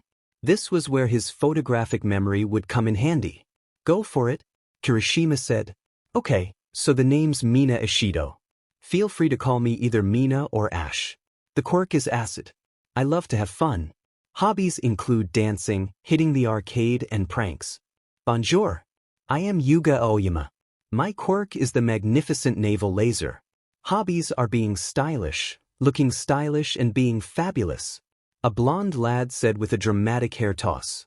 And that was how it went around the room, until it got to Bakugo, who was before him, and Reiky. The name's Katsuki Baku. My quirk is FING explosion. I like kicking arse, which is also a FING hobby of mine. Don't get in my FA way extras. Reiky looked at him as he said that, and while others grumbled at how rude he was, she just crooked her finger at him, motioning him to get closer. Izuku smirked internally as he knew what she was going to do. She loved a good challenge. When Bakugo didn't move quick enough, she reached out, grabbed his shirt, and yanked him to her, making everyone else gasp in fear of how he would retaliate. She leaned up until her mouth was level with his ear. Izuku, however, had full view of his reaction, which made him laugh internally as his eyes were wide with evident shock on his features. Izuku guessed he wasn't used to be manhandled by someone like Reiky, or perhaps anyone for that matter. Here's the thing, I'll get in your way any damn way I please. And you had better FANG like it, Katsuki Bakugo. Because if not, I'll blow you up myself. She purred into his ear before pushing him away. He stared at her with wide eyes as she didn't break eye contact with him. Izuku just rolled his eyes. If Reiky really laid on the charm, he'd have no chance in hell. The class waited with bated breath for his reaction, as well as no doubt wondering what she said to him. I look forward to it, Reiky-san. Bakugo smirked at her. Drop the san shit. It's annoying as F-. She grumbled and everyone let out a relieved sigh. Your turn to tell us a little about yourself, Mina said, drawing their gaze, just as Aizawa walked in. Name's Reiky. Quirk is Motherfying Dragon. Hobbies include fighting, weaponry, music, enjoying spicy food, spending time with Isuku, as well as hanging out or training with my one hero, my dad, she stated, huffing as she laid her head down on her arms again. Name's Isuku. Quirk is Kitsune, the nine-tailed fox. Hobbies include mastering weaponry, training, music, cooking, and spending time with Reiky and my mum, Izuku replied, before they turned their attention to Aizawa. They weren't going to include their other quirks, not yet anyway. So does that mean you're all caught up now? He sarcastically retorted. But Izuku could tell he was happy hearing what Reiky said about him. Almost. Mina called out. Why almost? Can Izuku and Reiky explain more of their quirks? And what you mean by one spends time with their dad and the other mum? Mina queried. How did he know that was going to be asked? Izuku sighed. Because me and Reiky are not actually related by blood. We are, in fact, best friends, but you might as well class us as siblings because of how close we are, and we always call each other brother and sister. So that's what we mean by that. And we're not going to explain our quirks, because it's just easier to show than explain all the ins and outs. Oh, okay. Everyone looked slightly disappointed at that, but Izuku didn't care. And by the looks of it, Reiky didn't give a toss either. Who was he kidding? Of course she didn't. This was Reiky after all. Bakugo finally stopped staring at her, and turned around properly, which made them smirk at each other. Okay, Now you've got your answer, let's begin. And with that Aizawa began a lesson. Reiky and Isuku left the school grounds and made their way home, thankful it was finally the end of the day. Which house we heading to? Isuku asked. How about we go to yours? I fancy taking a swim, get rid of the shitty stress from dealing with those stupid FNG extras. You do realize that you have a pool at yours, right? I know, but I still want to go to yours. She chuckled slightly as he rolled his eyes. Yo guys. They heard from behind and peered over their shoulders. They stopped as Kirishima, Kaminari, Bakugo, Mina and Siro strolled up to them. Yes? Isuku asked. Heading home. Kaminari queried. Yeah, why? Fancy hanging out? Kirishima said, as he put his backpack on properly so it would stop falling off his shoulder. I don't mind. Reiky? Isuku asked her. Nope. Not today. I'm literally dropping my shit at mine then heading over to training ground. She had quite a bit of pent-up energy and needed to unleash it. What's training ground? Bakugo queried. Where I go to train clearly. Thought you wanted to use the pool at my house? Isuku questioned with a smirk. You arsehole.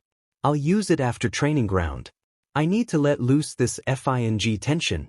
And for anyone who knew Reiky, when she was pent up like this, it was not a good thing. Can we come? Mina wondered. I suppose so. Do you have anything to change into? You don't want to go in with your uniform on. Isuku replied. They didn't really let anyone go with them to training ground, but he had a feeling, as weird as that was, that he could trust this small group, and he always trusted his gut. Got our kit and such from the quirk test, is that okay? Siro patted his bag. Yeah, fine. Whatever. Just don't FNG slow me down, or I'll rip your FNG heads off. She growled and stormed off. What the actual F dash? Why did she agree to them joining her and Isuku to go to training ground? Either which way, she fired off a text to her dad, telling him not to go there because they had company, and they had no clue that Aizawa was her dad. At least, not yet anyway. He replied saying it was no problem and he'd just start his patrol early instead. Her dad was, without a doubt, the absolute FING best. She also texted the maid to get rid of all photos downstairs showing her family and stash them in her dad's room until they left. Soon enough, she rolled up to her house and threw open the gate. Marching up the elaborate pathway, she took in her home. It wasn't as big or fancy as the others around their neighborhood, but it was enough for them. 6 bedrooms and all that shit. She got her key out and opened the door, threw off her boots, dropped her backpack, uncaring of where it landed and went to the kitchen, skidding along the wooden flooring in her socks as she did. As she entered the kitchen, she heard the front door shut, so knew the others had eventually caught up. Their maid looked up from where she was washing down the wall above the cooker. Good afternoon, Lady Reiky. Is there anything I can help you with today? She was a timid little thing usually, but towards her and Isuku, she was great. She was also quirkless, but that didn't mean she was any less of a hard worker, hence why they had her working for them. And God help anyone who disrespected her either. Any chance you can head out and grab some medical stuff? Me and Isuku are going to training ground with some people from school, and who knows what injuries they'll get afterwards. I need more masks too, she said as she handed over her card. Of course. Anything else you wish for? Not for me. Ask Isuku though. And I'm pretty FING sure he'll think of something else we'd need. Of course, Lady Reiky. Drop the shitty lady part already. Just call me Reiky. I've told you numerous times, Luri. Yes, Lady Reiky. Luri replied, before giving a short bow and left to go talk to Isuku. Reiky just grumbled and followed. The others were looking around curiously at her home, but she paid no attention to that. She just went upstairs and slammed into her bedroom. They'd find nothing considering Luri had removed all the photos. She grabbed her fighting gear and another mask. Reiky? She heard from beyond her door that had shut behind her when she'd booted it open. What? Can I come in? Now she recognized the voice. It was Bakugo. Whatever. She shoved her stuff into a beaten-up bag. The door opened and in he strolled. She turned to face the male. He glanced around her room and she just stared at him. She already knew what he saw. Cadbury's purple walls. Black edging. 2 Gothic wrought iron queen-sized beds with skull bedding. Dark furniture, including her black leather couch that her and Isuku had spent numerous hours on playing video games, watching movies, or working on assignments.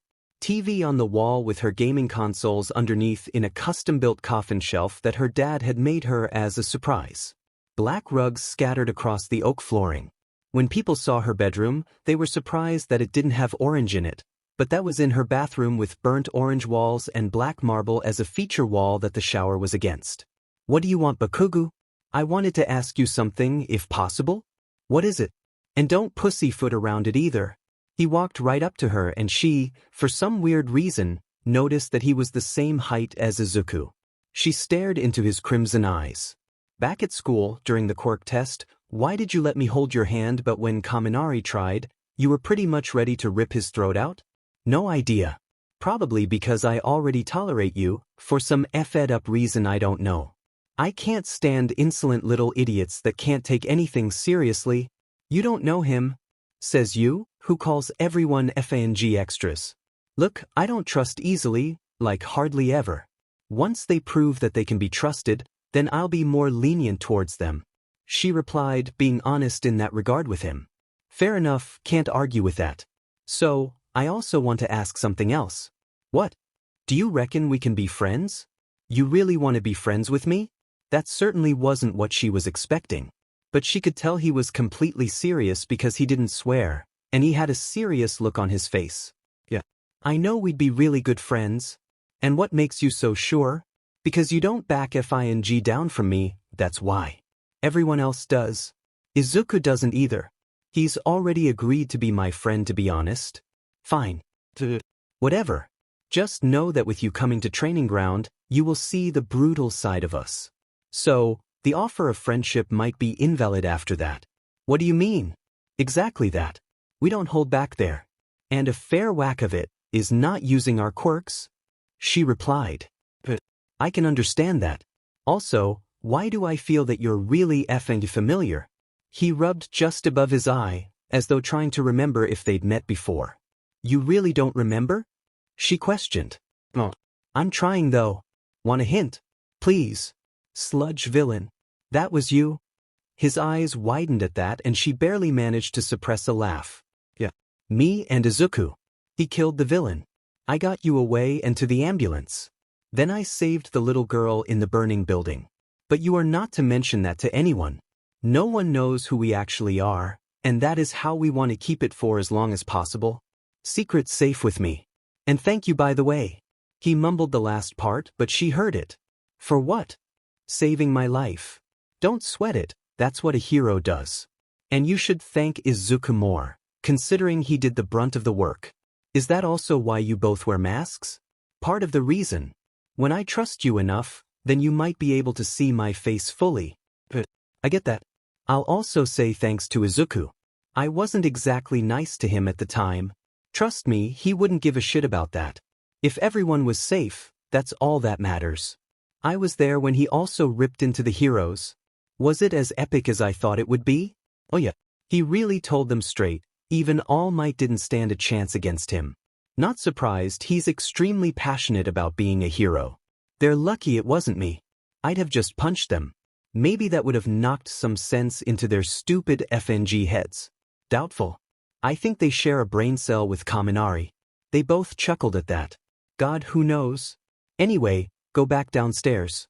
I need to get changed. I'll be down in a few. She ushered him out of her bedroom. "No problem." She shut the door behind him, and she collapsed against it. Holy FING shit. Her heart was racing. What the F was going on with her? Why was she feeling like this around him?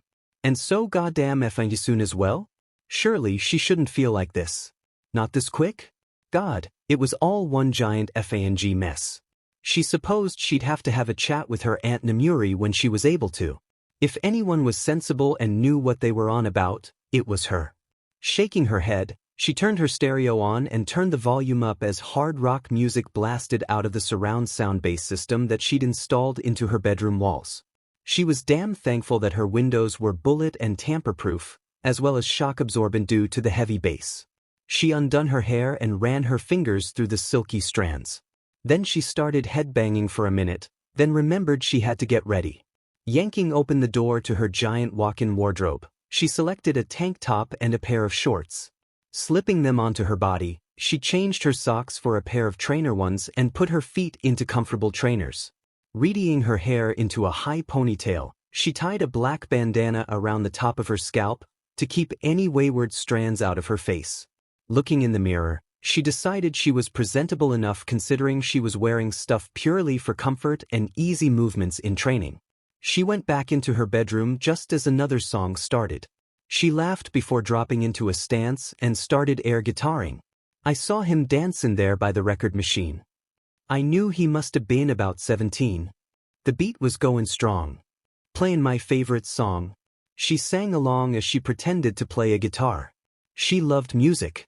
It made her feel alive. She whirled around before coming to a stop as her bedroom door opened and Isuku and the others stared at her. He smirked and she laughed. I love rock and roll, so put another dime in the jukebox, baby. I love rock and roll.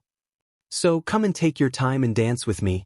She belted out as Isuku joined her. Then she was even more shocked. Mina and Bakugo joined in.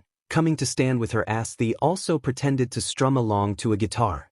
And she didn't care right now because she was too busy enjoying the good feeling she had from the music.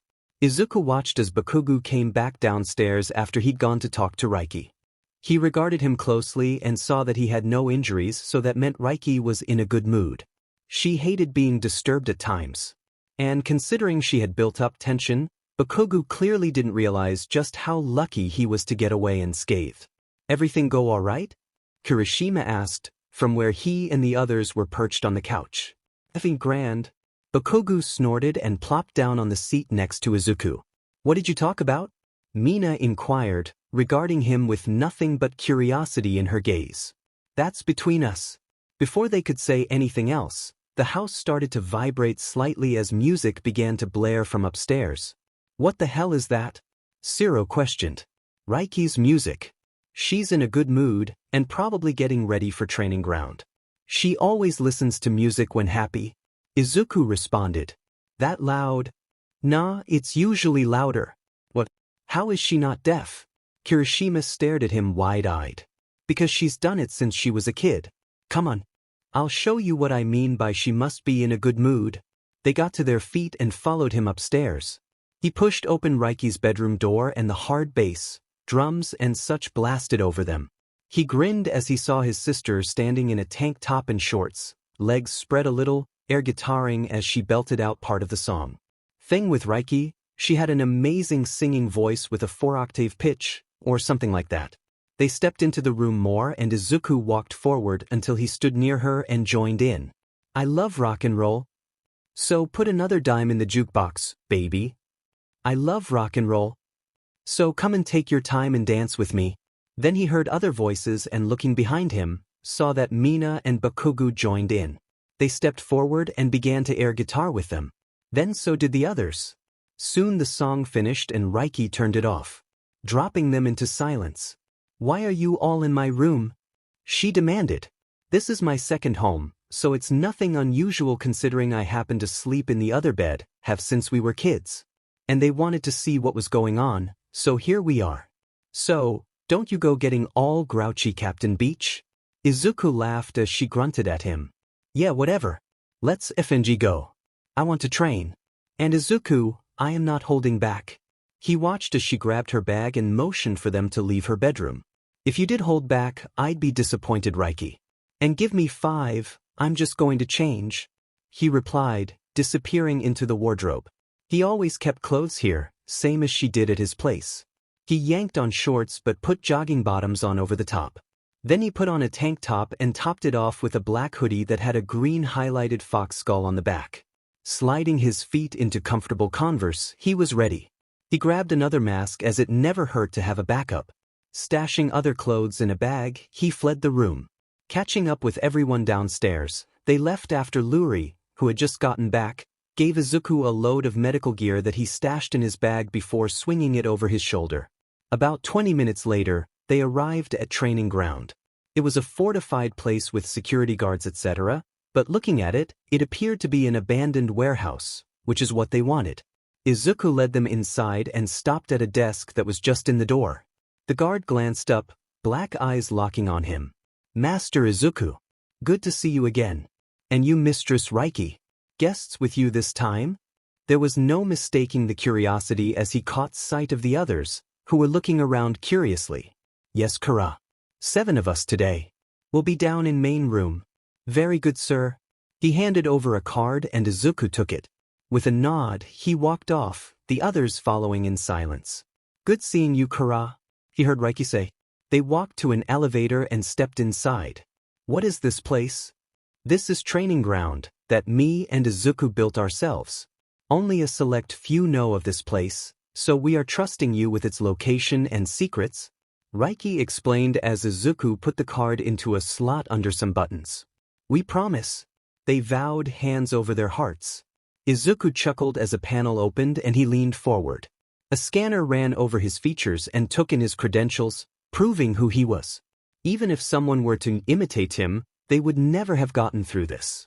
And that was his secret as to why, well, his and Reiky's. Good afternoon, Master Isuku. To main room. A robotic voice came out above their heads. Yes.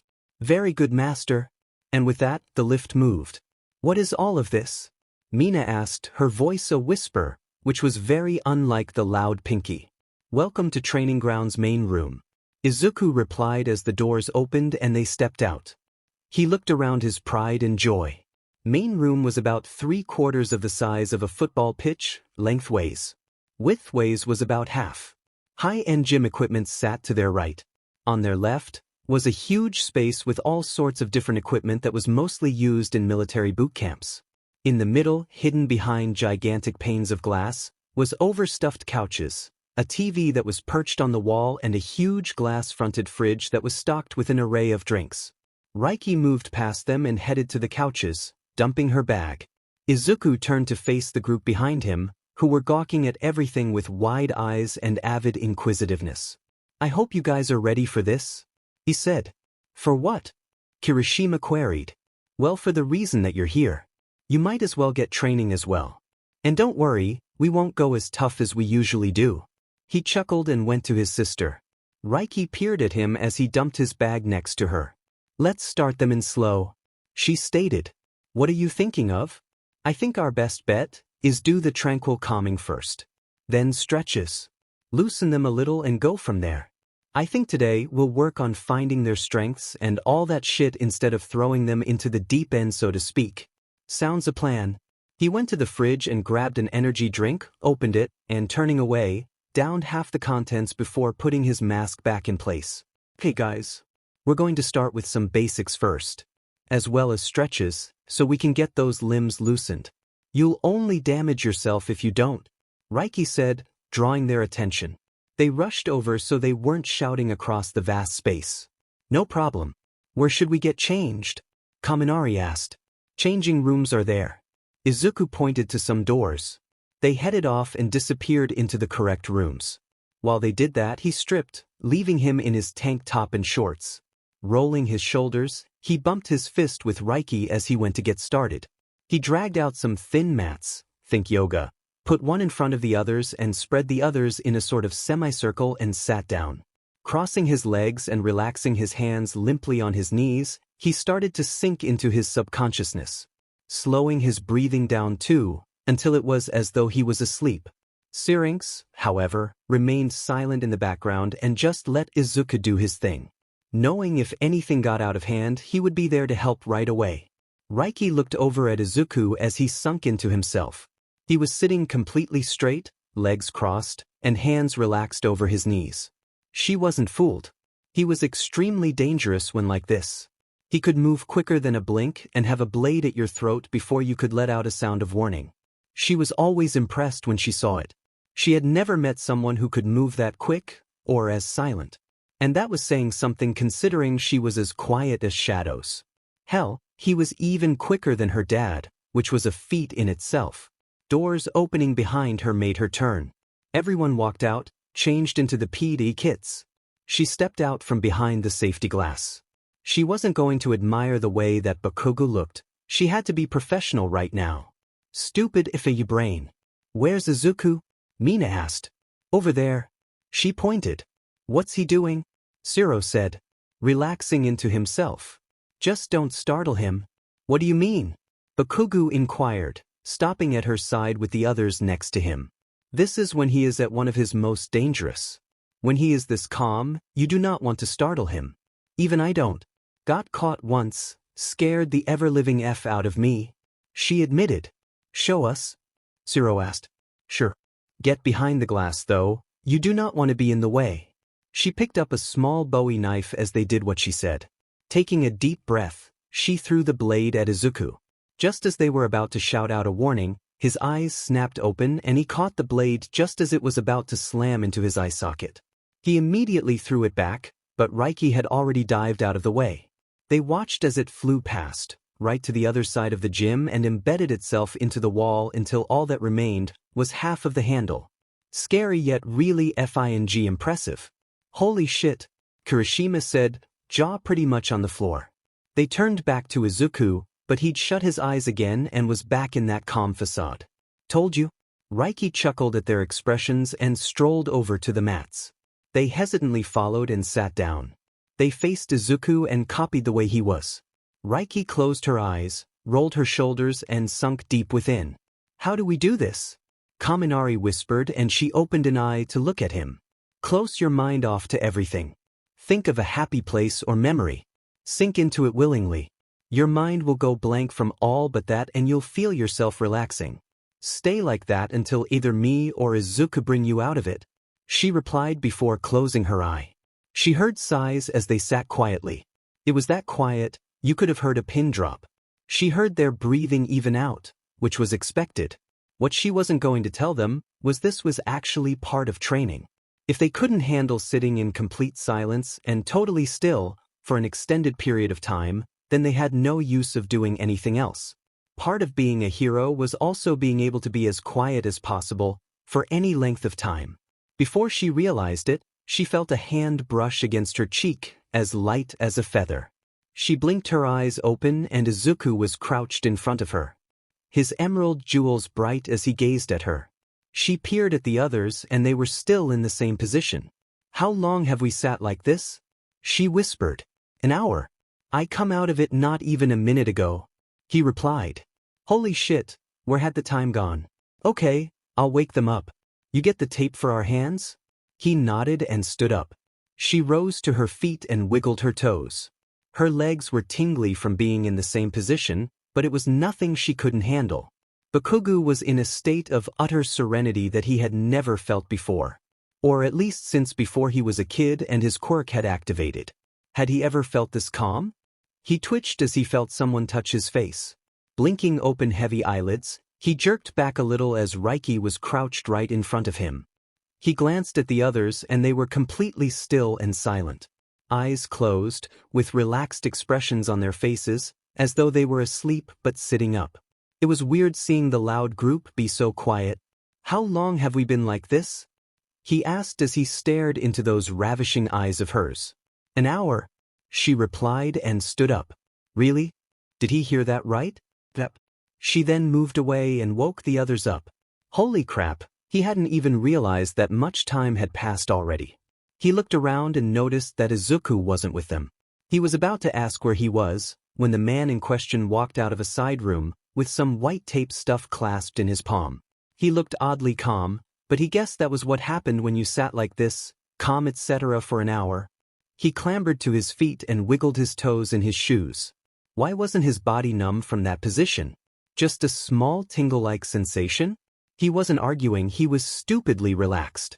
Maybe he could do something like this more often?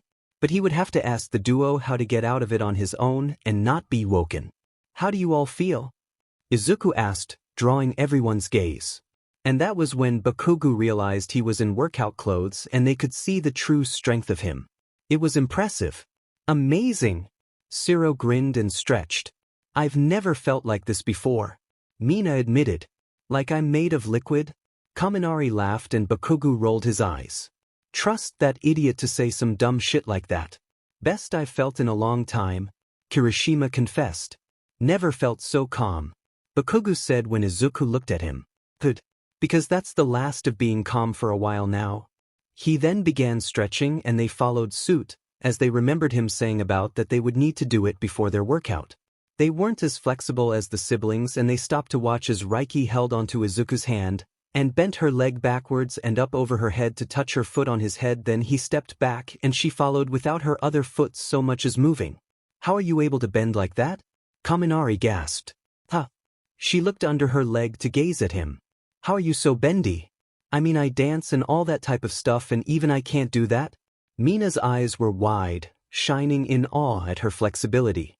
A shit ton of training and following a strict routine, courtesy of Izuku. She replied before Izuku suddenly let her go. Bakugo was about to step forward to help when she landed on her hands, her leg having moved quick, and she went into a handstand and lashed out at her brother with her feet, but he caught her and drove her into the floor. That must have hurt. Ouch. Kirishima groaned, moving as though to help her, but she instead locked her legs around Izuku's head and flipped him on the ground, rising above him. She tightened her thigh muscles, and they watched as his face started to turn red from lack of oxygen. Bakugo saw movement behind her and the man used his hips to swing his legs up and lock them around her throat, dragging her off him. She tapped his thigh and he let her go. He yanked her up and they faced the group. "So, what can you pick up from what we just showed you?" Reiky said, fixing her mask a little. "That you're both really quick?" Kaminari answered. "I mean anything FING useful. Use that FNG brain of yours, Kaminari. You're much smarter than you actually let on." She glared at him, causing his cheeks to flare red in embarrassment. "Never underestimate your opponent." Bakugo supplied. "Correct. Out there in the real world, going against villains in any sort of place, you must never underestimate what is happening.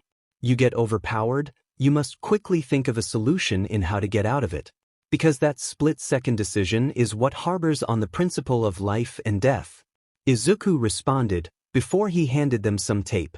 "What's this for?" Shiro said. "Tape your knuckles up. If you need help, ask." He immediately started doing just that, and they followed. But for the life of him, Bakugo could not get his hand taped right. "Here, I'll help." He glanced up and Reiky was right in front of him. Her hands were already done. He handed it over and watched as she expertly taped him up. "Thanks. Welcome. Okay, now that we're sorted, team up." They quickly paired up, but he was on his own. "You lost out, man." Kaminari chuckled and Bakugo glared at him. "No, he didn't. I'll team with you," Reiky said, and Izuku just smirked a little behind his mask. Or at least he thought he did. "Doesn't Izuku need a partner?" Shiro asked. "Not for this exercise." Bakugo watched as the siblings quickly shoved the mats out of the way. "So, for this, I want to see what your striking power is," Izuku stated, cracking his knuckles. "Striking power?" Kirishima looked perplexed at that. "As in, how hard you can punch. But I want to see it without any quirks. Sometimes, you will end up in a fist fight and have no room to activate your quirk, so therefore, I want to see how hard you can hit so I can work on a routine for you." Izuku replied and led them to a punching bag with some sort of meter above it. "Ah, I understand now." They nodded in agreement. "Okay, Mina. Step forward for me." She did, and Izuku moved her to stand at the bag and motioned for her to hit it as hard as she could, first with her weak hand and then her dominant. And then everyone went. The results were: Bakugo, right fist red/black. Left fist blue. Mina, right fist yellow/green. Left fist yellow. Kaminari, right fist green. Left fist yellow. Kirishima, right fist blue/red. Left fist green. Shiro, right fist green. Left fist yellow/green. "Not bad, not bad," Reiky said, jotting down something on a pad she'd pulled from somewhere. "What do the different lights symbolize?" Kirishima asked, motioning to the device. "Yellow, barely wounded. Green, wounded. Blue, starting to hurt. Red, agony. Black, fatal. White, dead, or on the verge." Izuku replied. "Anyone ever get white?" Bakugo asked, quite curious. "Yeah, do?" Bakugo wouldn't have been surprised though, considering he'd seen what he was like when he fought with Reiky at the start of the quirk test, even if that had been playing around with no quirks. "Yep. Could you show us?" Mina requested and Izuku shrugged. He stood the same way they had, then launched his left fist at the bag. The light went black. With his right it blazed white. Holy shit. And that's without your quirk. Kaminari gasped. Yeah, that's without my quirk. Like I said, with the right training and such, you can accomplish that as well. It really is about knowing how to fully use your body, as well as trust your instincts, etc. And how long would it take us to reach that sort of level? Bakugo asked as Reiky handed the pad to Isuku and stepped into a fighter stance. With the right training and following everything I say? About 5 years. He answered honestly. Reiky launched her left into the bag and it flashed red/black. Right fist produced black/white. Holy crap, that was impressive. Mina gasped, realizing that girls could produce a vicious punch, just like the men. I have a fair way to go still. If you agree of letting us train you, it won't be fun. We'll break you first before building you back up to become stronger, faster and better than you previously were. Of where you'll definitely not be taken lightly when stepping into a fight or whatever. Reiky exclaimed as she walked off. She's right. Once you agree, you will not be able to back out. Because you know the location of this facility, if you back out, you'll have to get your mind erased. Isuku stated, drawing their gazes. You know someone who can do that? Bakugo asked. Yeah. I know someone who can do it. Now, with your partner, I want you to practice throwing jabs at each other. Isuku replied, while handing out training pads that were similar to what boxers used. Bakugo watched as Isuku took his hoodie off, showcasing thick arms in his tank. Hell, he even had an impressive 10-pack that showcased through. How much training did he do to get that defined? Sure, Bakugo had a 6-pack, but nothing like that, and he was meticulous on his fitness and diet. They spread out so there was plenty of room to start their sparring and not accidentally hit each other. He waited patiently as Reiky put on the pads before looking at him. Ready? She questioned. As I'll ever be. Good. Now, we've got the circle in the middle, I want you to aim for that. And don't worry about hurting my hands, just show me what you got. And so they did. And then the group got to know the real definition of training. It was absolutely effing brutal. Isuku smirked as he wiped a towel over his face and back of his neck, clearing the sweat that dripped off him. He glanced over at the others who were collapsed on the floor, moaning that they couldn't feel their limbs. Anyone would have thought he had been training them hard. Newsflash, he hadn't. He'd only done basics for now to get a feel of where they all were. Reiky handed him a bottle of water and he guzzled it back while walking to a table. Okay, get up. It wasn't that bad. Reiky snorted. That bad? I think my limbs are going to fall off. Kirishima whined. Anyone would have thought you hadn't trained before. It wasn't that hard. Besides, I think you'll appreciate this. That got them all glancing over to him. What is it? Bakugo clambered to his feet and Isuku could see his muscles twitching. Here. He handed over cloudy zip-locked bags. What are these? Mina asked, opening it. Swimwear. I figured, since you did pretty well for your first time with us, we'd soak in the hot tub for a bit to help soothe your muscles. Hot tub? Kaminari grinned, getting excited. Yeah, go get changed. They wandered off to the changing rooms, albeit slowly, making him roll his eyes at their antics. Reiky grabbed her own swimwear from the table before glancing at him. Do you reckon they've got potential? Honestly, Reiky? Aria.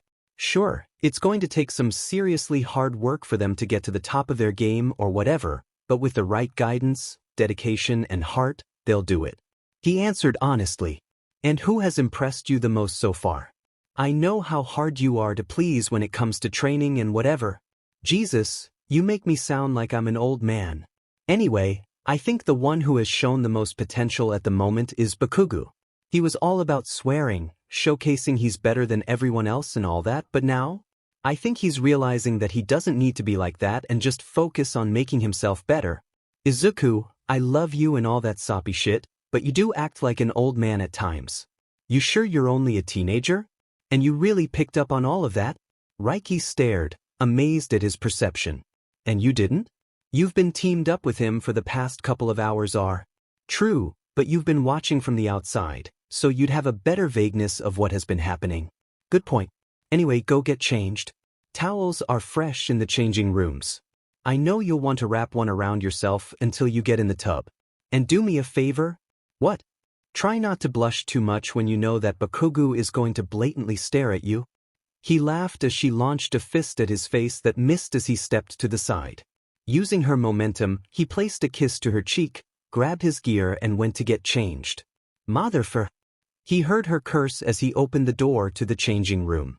Stepping in the room, he pulled up short as Bakugo, Shiro, Kaminari and Kirishima were staring at him. They'd already changed into their trunks. "What is it?" he asked as he slipped his shoes and socks off. "We were talking quickly and wanted to know why you both agreed to bring us here considering you don't actually know us all that well." "Not that we aren't grateful or anything though," Kirishima said, drawing Izuku's gaze. "You want to know the real reason?" He faced them fully. "Yes please," Shiro answered. "So, me and Reiky have always been the misfits. The two who don't fit in anywhere. It might seem like we do, but we are the first to admit that we don't. We are as close as two people can get who are not blood-related. As far as me and Reiky are concerned, we are brother and sister. Two halves of a whole. We might hold hands, or in our case pinkies, but that's us. We don't let people close because we don't trust easily." He sighed and sat down, rubbing his palms against his eyes. He hated talking about this, but they needed to understand. "Why not?" Bakugo's voice made Izuku remove his hands and he sat back a little. All four of them were kneeling around him with genuine concern on their faces, even Bakugo. "What I am about to tell you, you must never repeat to anyone, or I'll hunt you down and obliterate you painfully. Do I make myself clear?" he said, hardening his features so they knew he was serious. "Calm down, Isuku. It's starting to vibrate a lot in here." Syrinx whispered through his mind. "Sorry, but do you honestly think that I can trust them with this? You know what my powers are and I've scanned them. They hold no hate, resentment or anything like that against you or Reiky. They are genuinely concerned and want to help. They do, however, including Explosion Boy there, count you both as friends already." "Hey, thanks buddy." Izuku calmed down and Syrinx let out a content purr before settling for sleep. "We promise," Kaminari said and meant it. There was none of his jokes or anything, he was serious. "We do not trust easily because of our childhood. And before you ask, we will not talk about that until we fully trust you, that I can guarantee. Anyway, we were at a park when we were about 8 or so. Me and Reiky were content to play on our own, as always, when we started talking to this boy, called Hyuk. He was funny, witty and could keep up with us. We thought he was our friend. We spent every single day pretty much together after our lessons. About 3 weeks later, me and Reiky were going to meet him when she stopped, throwing her arm out to stop me. "Go on," Kirishima said, with a small encouraging smile on his face. "Reiky has extensive hearing, a side effect of her quirk. As in she can hear even if you whisper from across the room, it's that good." I turned to her and asked what was wrong, but she had no emotion on her face at all. Then she bolted. I raced after her and before I knew it, she was diving on Hyuk. She threw punches into his face, shoulders, neck. Pretty much anywhere she could. He had people with him, who quickly snapped out of shock. One used his fire quirk and sent a torrent of it to get Reiky off Hyuk. But she's fireproof so it didn't work. Then I got angry. "What happened?" Shiro asked. I launched myself forward and using part of my quirk, I shoveled my way into their minds. They fell to the floor, screaming in agony, holding their heads, but it was of little use. I had already found what their true intentions were. Which was what? Bakugo looked pissed, like he had an idea on what Izuku was going to say next. They were the children of villains. They were atrocious themselves already, they'd done despicable things. They'd gotten Hyuk to befriend us, with the illusion of trusting him. He was to lure us in and invite us to his house for a sleepover, then they were to drug us and take us to their leaders, in the aim of stealing our quirk for someone else and then killing us. That was when my mum came along as she was looking for us and saw what was happening. I held my hand out to her and she linked her fingers with mine and through that, I showed her what I had discovered. That sucks, man," Shiro said, looking sad for him, but Izuku didn't want their sympathy. He just wanted them to understand. Mum called in reinforcements. When they had arrived, Hyuk's dad also turned up. Somehow, he had gotten through the band of heroes, and attacked me when they had said what I had done, getting in their minds, and slammed his fist into my face. I remember roaring with anger, and I retaliated. No one could get near us because there was a thick red mist around us that stopped anyone. Not even Reiky could get past. The police had taken the kids away for their crimes by that point, and then all the heroes just stopped trying to find a way through the mist as the ground rumbled. The air got denser and they scurried back, and Mum had her arm around Reiky, who was screaming my name at this point. Before they knew it, a horrendous scream came from the mist before it went completely silent. "It's okay," Kaminari said, reaching forward and running his thumb across Izuku's cheek, making him snap back and realize that a tear had leaked. What? When had been the last time he'd shed a tear? Oh, now he remembered. It was when Reiky had been gravely injured in a mission and had been rushed into hospital, but that had to have been a good 4/5 years ago. "I'm fine." Anyway, the mist disappeared, and I was standing over Hyuk's dad. "Knocked out?" Kirishima asked, moving so that he sat next to Izuku instead of kneeling. "Oh, he was dead. I'd ripped him apart from the inside," he whispered. "Good." Bakugo sneered, causing Izuku to look at him. "What? It's good that bastard's dead. You were protecting Reiky." "There's nothing wrong with that, Izuku." "So, that means you still want to be friends with a murderer?" "Yeah. Plus, you were protecting Reiky. It'll take more than that to Ifenji scare me away. Unless you're secretly a villain." He curled his lip up and wrinkled his nose, making Izuku chuckle slightly. "I'm definitely not a villain. And thank you." "What about you three?" he asked the others. "We're brothers. Friends forever, man." Kirishima grinned at him and Izuku couldn't help but smile back, more so when the others agreed as well. "Okay, good to know. But now you know why me and Reiky don't trust easily. But we're willing to try. And besides, we've both said we need to start trusting again and let more people in our lives." "True that." "Oh, I have an idea," Kaminari said, jumping up and clapping his hands in excitement, but then groaned as his body screamed at him. "What is it?" They all got back to their feet. Izuku was the only one who didn't groan. "Well, you said that you and Reiky are misfits, right?" "Yeah." "Then, we'll be misfits together. We can be the ragtag band of misfits. And just be known as ragtags for short?" He laughed. "Really?" Izuku raised an eyebrow at that. "Phew. Sounds better than a squad." Bakugo said. "But we'll see how it goes, just promise to not break our trust." "We promise," Kirishima stated, holding his fist out. The others all put theirs together. Izuku took a leap of faith and knocked his own scarred knuckles with theirs. "Good. Now bugger off and let me get changed," Izuku demanded as he stood up. They scuffled away and the door opened. He didn't pay attention and yanked off his tank top, but caught sight of the guys, who just stared wide-eyed at him. Why hadn't they left already? Damn it. "What now? How the hell are you so ripped?" Kaminari choked out. "The workout I did with you guys? Kind of like that, but it's usually way more intense and with a lot more thrown in. I do that about 4 times a week, and I also use the gym equipment. Steady diet and so on and so forth. Plus, I've been training since I was about 5. He replied and lost the shorts as well. If they wanted to gawk at him, let them. He wasn't body conscious, even with the scars that cut across his flesh. And I thought the workout we did was FING intense. Anyway, we'll meet you outside. Let's go affairs." Bakugo herded the guys out of the changing room and Izuku chuckled as the door shut. "Motherfer." Reiky snarled before storming into the changing room after what Izuku said. How dare he even say that to her? Now she was going to be even more aware of Bakugo than she already bloody was. God effing damn it. She stopped short as she saw Mina sitting on one of the benches, on her phone and already changed into her plain black bikini, but she peered up as Reiky walked in. "You okay?" "Never effing better." She grumbled and ripped her sweat-soaked clothes off, leaving them to fall to the floor. "You can talk to me if you want?" She glanced over her shoulder and sure enough Mina was completely serious in that. "Why would you want to talk to me? Because we're friends?" Now why does that sound like a question? Reiky moved and sat next to Mina in her underwear. Reiky was not body conscious in the least, so this was nothing. Maybe because it, kind of is? I have no idea. But I would love to be friends with you, Reiky. I don't actually have any female friends. Why? That shocked her. Considering Mina's outgoing and bubbly personality, she figured that everyone would want to be friends with her. Because of my appearance.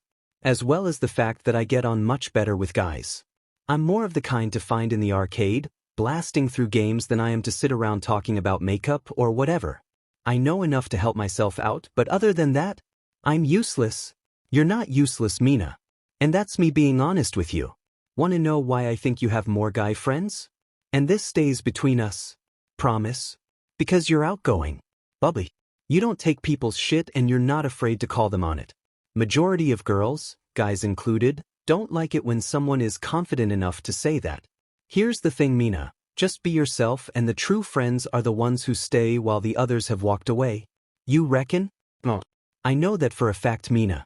Let me tell you something. I once thought I had another friend apart from Isuku, but he betrayed us.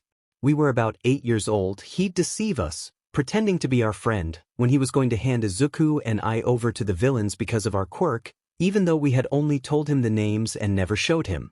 Anyway, if I had a friend like you, I'd hold on to you for dear life. Reiky admitted, and Mina stared at her with wide eyes and mouth open a little in shock. You have me as a friend, I promise. Reiky chuckled at that. So, I made a new friend, Gomi. But you must realize that I do not trust easily. I get that, I really do. As crazy as it seems, I can be patient myself, so take all the time you need to realize that you can trust me, Mina said with steely conviction. That's good to know. Also, I want to give you some advice saying that Isuku gave to me one time. If you want it, that is? Reiky turned, straddling the bench, and Mina copied her. Go for it. With regards of what you said about others not liking you because of who you are, know this. Just because you don't look like the other crayons in the box does not mean that you still can't make the most beautiful pictures. Don't ever give up on being yourself. That's lovely. No one has ever said something like that to me before. Mina cried, wiping away the few tears that started leaking out of her eyes. It's the truth, Mina. Also, I might come across as insensitive beach who happens to swear a lot and all that shit, but I speak the truth. And those I hold dear to me, I will literally fight to the death for. So when you trust me, I'll fall into that category, huh? Between us, you're already well on your way there, even though we've only known each other for such a short time. I've never had a female friend, unless you count Izuku's mom, but she's pretty much a mix of my aunt and mother, so that doesn't count. Then I am honored to be your first female friend. And I happen to like your beachy side. Keeps things interesting. Mina grinned at her and Reiky laughed. You just couldn't help but like her. So, tell me something. I overheard in class some of the girls comparing the guys. Who do you think is good looking and all that shit? Not really thought about it, to be honest with you, Reiky. I don't judge people on their looks, it's about personality. How they portray themselves and how they treat those around them. Don't blame you. What about you? Anyone taken your eye? Maybe. Her eyes widened a little. She couldn't believe she just said that. Tell me. Mina clapped her hands and got all excited. Why? Because that's what friends do. We tell each other stuff and keep it a secret. But can I admit something to you? Okay, good to know. And go on. Anything to change the subject on who she already liked. I don't want to just be friends with you. What do you mean? I don't want to just be a friend. I want to be your best friend, girl edition. As I already know Isuku is your best friend, boy edition. But why? I'm nothing special. I'm just a stupidly loud, obnoxious beach who swears a lot and doesn't back down from anyone, no matter who they are or what quirk they have. Right, first, stop right there. You are amazing as you are. Sure, you might be loud, swear a lot and don't back down, but that is what makes you, well, you. It doesn't matter what others think, as you are a queen, so therefore, anytime your crown tilts, I will remind you and straighten it again. You truly mean it, don't you? Yes, I do. Mina put her hand out, palm up. So, this is what a friend, that isn't Isuku, is like. Reiky said and put her hand into Mina's after taking a deep breath. She had to take the plunge and try to trust. What can I say? You can't resist this face. Mina laughed and beamed at her, before using her spare hand to stab a finger into her own cheek. Reiky rolled her eyes. You're really not right in the head. She pulled her hand back. Nope, I'm not. But shoo, it's a secret. Mina winked and stood up. Sure. I'm gonna get changed now. Girl, you look amazing. She whirled around and Mina was staring at her. What? Amazing. She repeated. It's just a bikini. Piffy sure. And holy shit, I am envious of your hair. Can we do something? What? Reiky was immediately on edge. Take a photo with me? Why? Because I want a photo with my best friend. I don't need a reason why. Mina laughed. Fine. She moved to stand next to her and Mina squealed happily, before grabbing her phone and made the camera open in selfie mode. She held up her fingers in a peace sign and stuck her tongue out with a wink. Reiky rolled her eyes and held her own fingers up and stared at the camera. Mina snapped it and brought up the result. It wasn't that bad. Sure, they were both in bikinis, but that didn't matter. It showed Mina's unruly mop of hair accentuated by her yellow horns and Reiky's hair fanned out around her body, making it look like it was on fire. I love it. Mina gasped and immediately set it as her wallpaper. You're so weird. Reiky moved away and put her hair back up so that it wouldn't get in her way. But you did look ravishing in that photo. Pyro said into her mind. You saw that? Of course. And honestly, Reiky, it's nice to see you making friends that isn't Isuku. Don't get me wrong, I love that boy unconditionally, but it won't hurt to allow more people in. Even with what happened with Hyuk? You can't judge everyone on that occurrence, otherwise you will live a very lonely life. Damn it, you're really FING smart. You're a sneaky dragon. I love you too. Now go and enjoy yourself. And remember, just be yourself. Yeah, fine. And just like that, she felt Pyro retreat. No doubt going to sleep. Hey, Mina, she said, turning back around. Yeah. Can you send me that photo? Of course. Reiky typed in her number and Mina sent it over right away. Thanks. She immediately saved it. Don't mind if I upload it to my Instagram? Go for it. On one condition. She took a lungful of breath, getting ready to ask the next part. What's that? Follow me on there?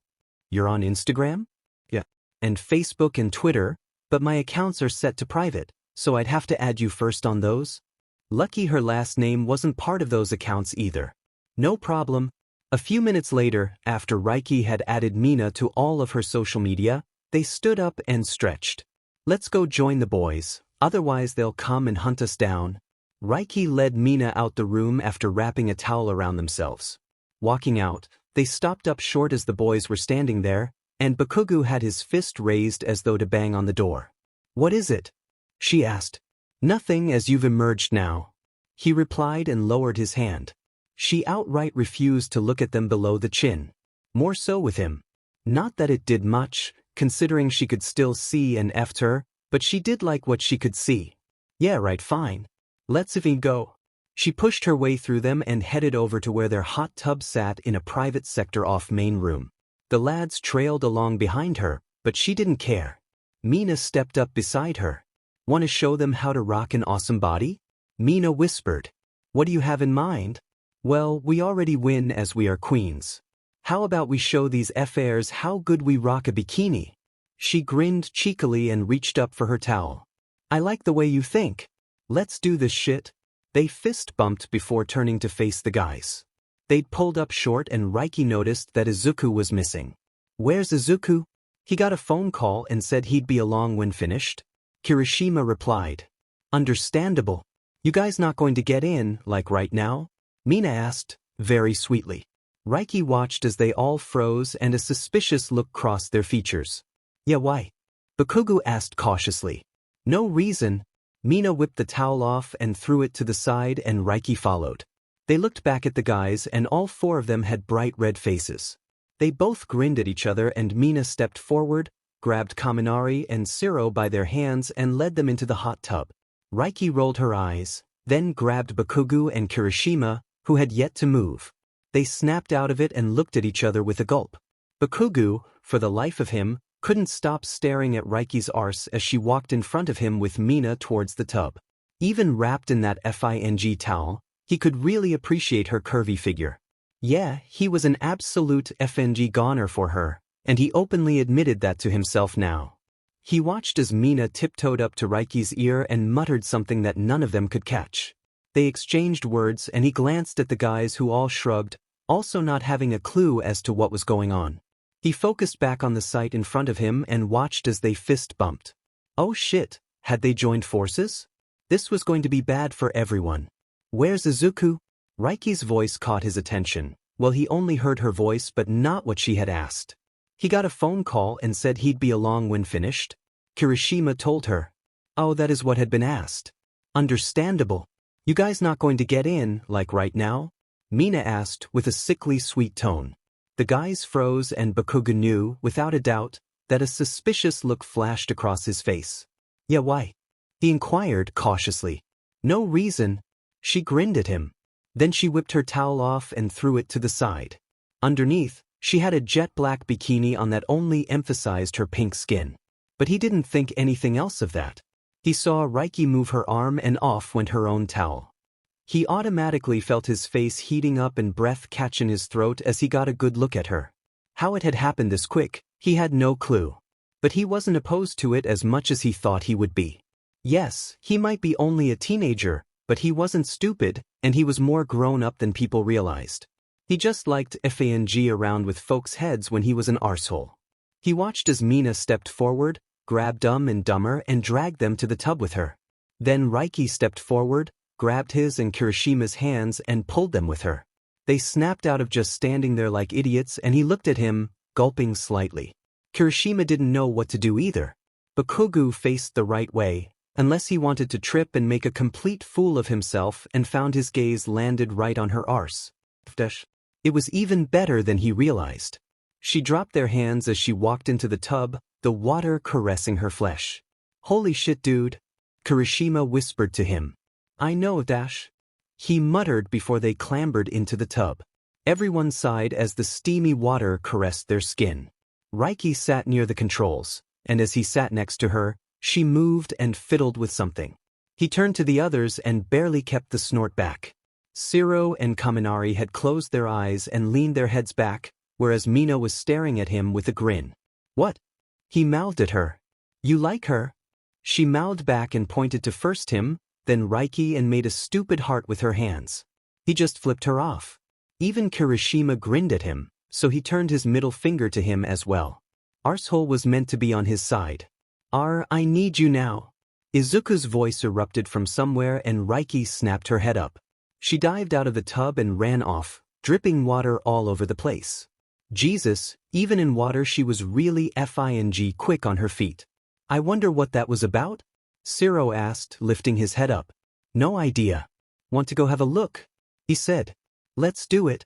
Mina clapped and they left the hot tub, grabbing the towels they had unconsciously dropped when the girls had taken theirs off. Wrapping it around their hips and Mina around her properly, they walked back to main room. They pulled up short, seeing Reiky perched on the floor with 2 laptops in front of her, a hand on each as she did whatever she happened to be doing. Isuku, however, was on a tablet opposite and they were furiously working. Reiky held her hand out and he passed over his phone, that he'd been talking into, and placed it between her ear and shoulder to not drop it. Okay, I got it. Head east, go straight, 400 clicks, hook a left, forward 3 clicks.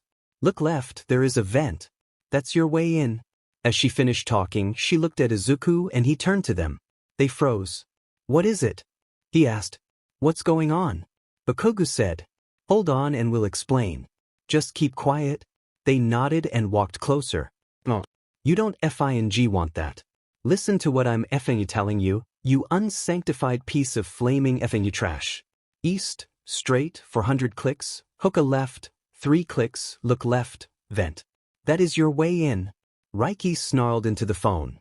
They perched near them, but not close enough that they had to hide whatever was on their screens. Give us a couple more minutes and we'll be done.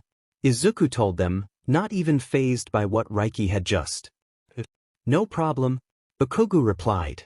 He was curious as to what was going on but could tell that it was important so wasn't going to demand answers. Even he could be patient if needed. Don't give me effing attitude. Go and deep throat effing cactus. She roared. Holy shit. Kaminari whispered. All of them were slightly scared right now. I don't give an actual flying F dash. If it weren't for me, you wouldn't have FNG known what direction or location to FNG go in. Now pass me to someone that will effing listen, or so help me, I'll come and hunt you down and invert that if a ribcage of yours. Then I'll kick your arse so effing hard that you'll be the first man in space without a motherfucking space suit on. Do I make myself a clear endeavor? Bakugo's attention snapped back to the forefront then. Wait, she was talking to that FNG half and half bastard's dad? And she just threatened him as well. Holy mother of FNG God, his heart was racing like crazy. Do not say a word, Isuku warned, motioning for them to stay quiet. Bakugo wasn't going to argue, he was too busy staring at Reiky. She was beautiful, yet terrifying, much like nature itself. Dude, next time you need a location, you ring me, not that FING prick. Reiky said, her voice going back to calm as her fingers flew over the keyboards.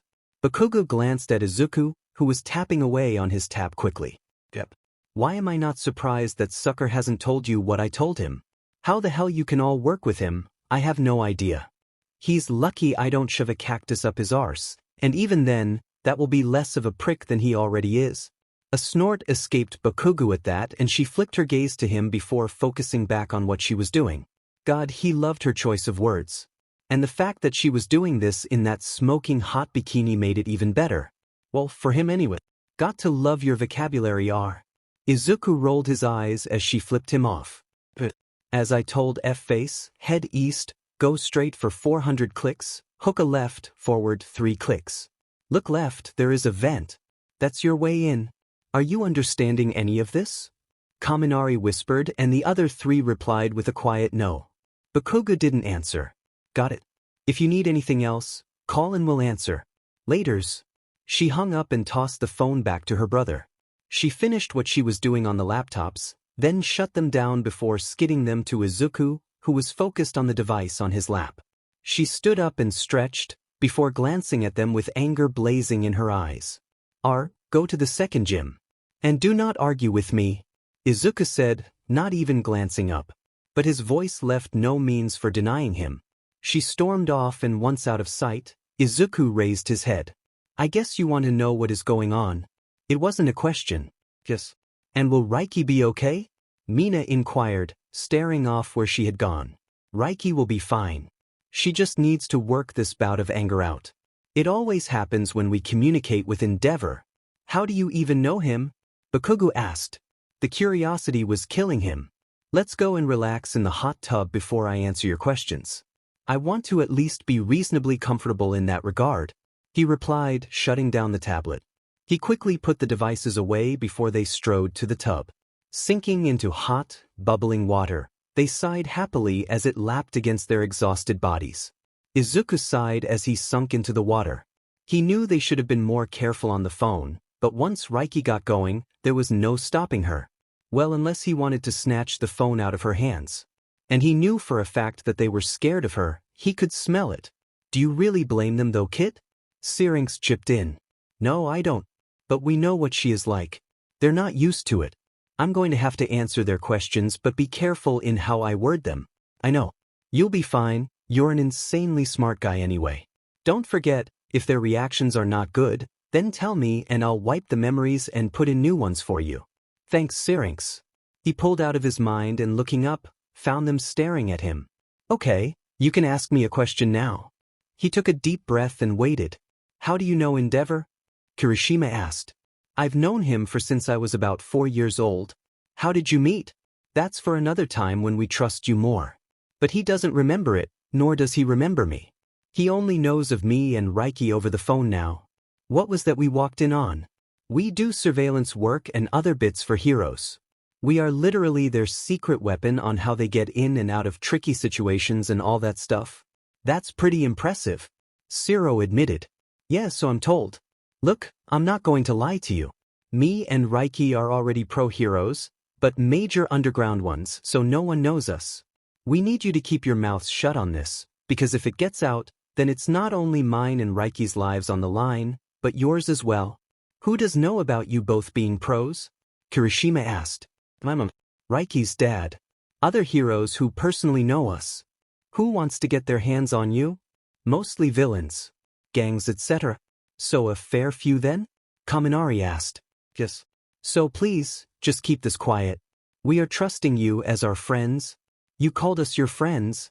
Kirishima grinned, as his eyes welled up with tears. Okay, stop. Look, it's a brutal field to work in of what me and Reiky do. Don't be surprised if some days you can't contact us at all, because if that happens, it means we're on a mission and when we throw our entire focus into that. I need you all to understand where I am coming from. We get it. Honestly, we do. We'll keep your secret, Bakugo said, and Isuku looked at him, making sure that he was serious. He even sent out a brush to his mind and found that he wasn't lying. He truly did mean it.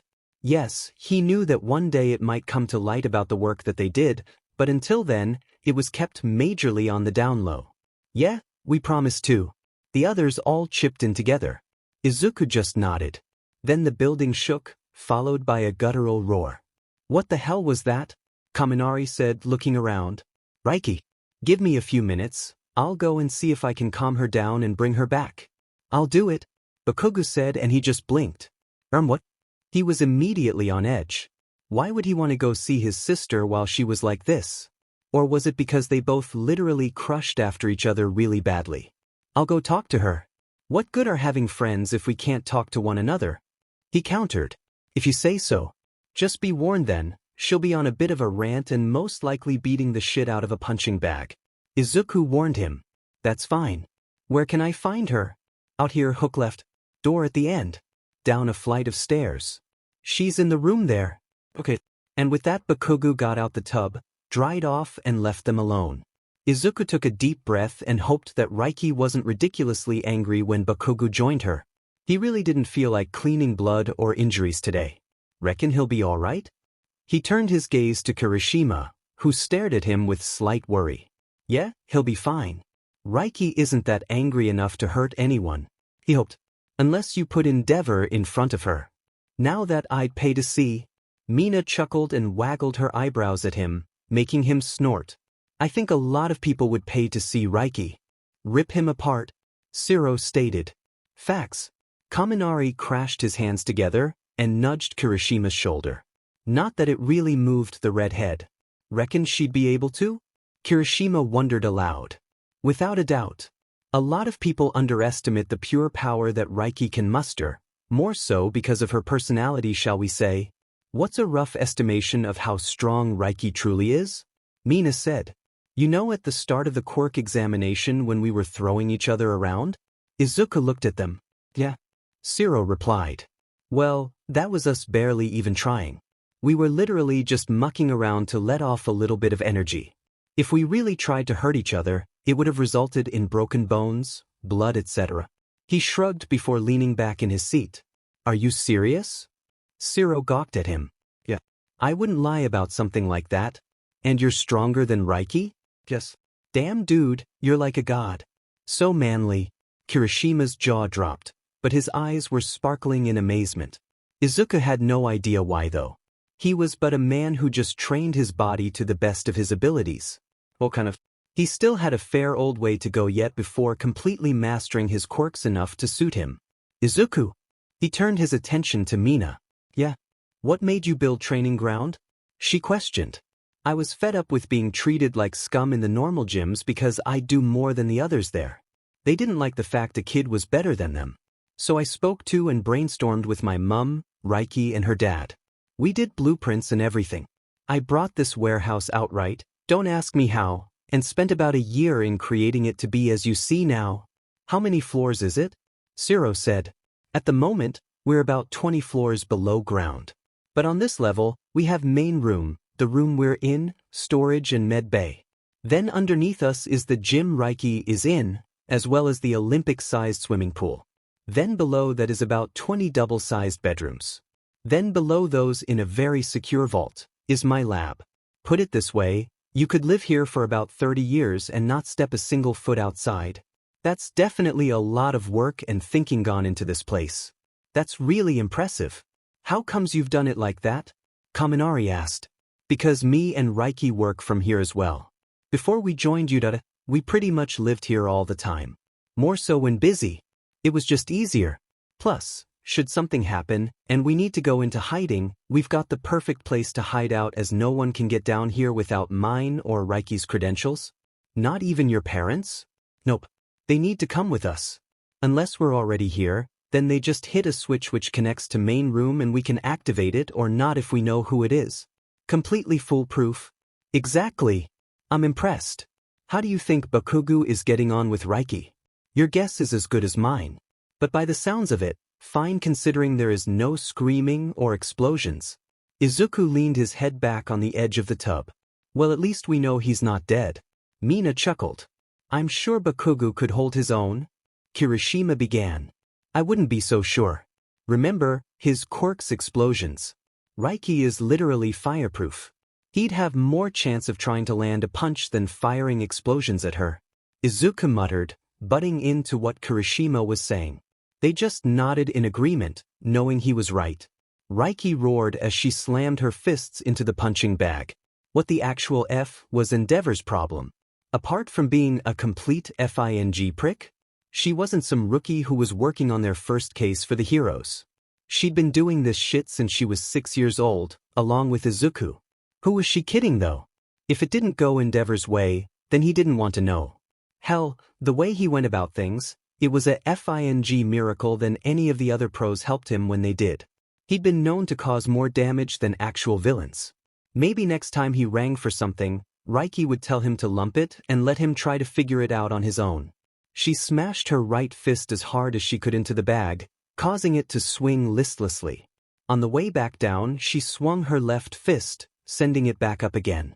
She did this about 5 times on each fist before stepping out of the way and running the back of her hand against her forehead, catching the drops of sweat that had collected. Reiky faced the bag properly again and jumped. Her right fist crashed into it, splitting the bag from the brutal impact. Sand poured onto the ground and the thick chain rattled loudly. She sighed before stretching and unclipped it. She tossed the destroyed bag to the side before collecting another. After hanging it up, she grabbed a broom and swept the sand out of the way before using a dustpan and brush, dumped it into the bin that had been put in the room, purely for that reason. Her and Isuku went through punching bags like it was no joke. Checking the bindings on her hands, they were fine, so launched fists into the new bag like a boxer. Rapid quick jags over and over again in the same spot. Sudden clapping made her stop and grab the bag as it swung at her. Gaze shot to the doorway and Bakugo was leaning against the doorframe, watching her with a grin. What the F do you want? She grumbled before going back to what she was doing. I wanted to check that you're all right. He answered, stepping more into the room. Why? Because that's what friends do? That definitely was a question, not an answer. You're not even sure on that, are you? Not really. The only true friend I have is Kirishima. He shrugged. I guessed as much. Well, you can see that I'm fine, so you can go back to the others now. And what about you? What about me? I'm staying here to work out some more. You don't need to stay here, Bakugo. Off you go. She made a shoe motion with her hand before settling her stance to beat the shit out of the bag. Not without you, Reiky. Come back with me. No. She glared at him. Not that it worked, he just stared right back at her. But, is this because of what Endeavor was like on the phone? Don't let that arsehole get the better of you. I'm not. I'm just angry of the fact he deems it worthy of talking to me like I'm an irresponsible kid who doesn't know what they're on about. And we clearly know that you do know what you are on about, Reiky. Anyone with a FING brain can see that. So, like I said, don't let that arsehole get to you. It isn't worth it. I know that, Bakugo. Now F off and let me work out some more. She drilled her fists into the bag, keeping her gaze locked on it and hoping that would get the message across to him. But luck was not on her side right now. She was grabbed and pulled away from the bag. Reiky whirled around, tripped him, and they went crashing to the ground. She pinned his wrists and glared at him. What the F is your problem? I said get the F out of here. She growled. I'm not leaving without you. Bakugo replied and managed to get his wrists free. He grabbed her and rolled them over. Why the F not? It's not like anyone really wants to hang out around me apart from Isuku. She glared at him. If she really wanted him off her, she could move him with barely any effort. But Reiky wanted to see what he'd do. Call her curious. That's bullshit and you know it. I want to hang out with you. So does everyone else upstairs. Bakugo snapped at her. Crimson eyes flashing in anger. Sure they do. Then tell me something, why would you want to hang out with a monster? She asked, genuinely curious in his answer. You're not a monster. Yes, I am. Stop right FING there. You're not a monster, Reiky. She sighed before wiggling, hooked her feet onto his hips, hands on his shoulders and threw him across the room, where he crashed into the wall with a grunt. She leapt to her feet. Are you entirely sure about that, Bakugo? I could easily kill you here, with barely any effort on my part. She whispered. Reiky. Pyro blasted through her mind, causing her to cry out and drop to her knees. She clasped her head between her hands. F that had hurt. Pyro, what the F is happening to me? You think that you're a monster? Don't be so ridiculous. But I am. You are not. Stop thinking that. Yes, you've had to do some things in the past, but if you hadn't done that, then look at the amount of people who would have died or suffered. You have saved millions, right alongside Isuku. And yet, no one knows about it. I know. Well, apart from Shota, Nemuri, Nizu and the World Association for Heroes. You're not a monster, sweetheart, you're far from it. Pyro purred. Reiky felt wetness on her cheeks and touched them. Tears. When had she started to cry? What do I do, Pyro? Become the best pro hero that you can be. Keep on being badass. And know that I love you very much. You'll be fine, baby. If it gets too much for you, talk to someone. Even if it's Katsuki Bakugo. Because let me tell you here, while you were talking, I read his mind. He holds nothing against you. He doesn't think you're a monster at all. As well as one other thing I found, which is what exactly P. I shouldn't tell you this, but I know you won't say anything to him. Bakugo fancies you, like a lot, Reiky.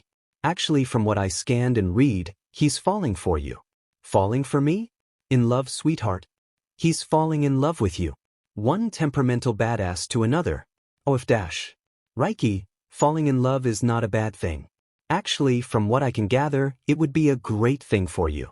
Maybe get closer to him and take it from there? Are you sure? I'm positive. Take it slow and easy. Be his friend first, and you'll work out the rest. Now stop talking to me, he's shouting to get your attention.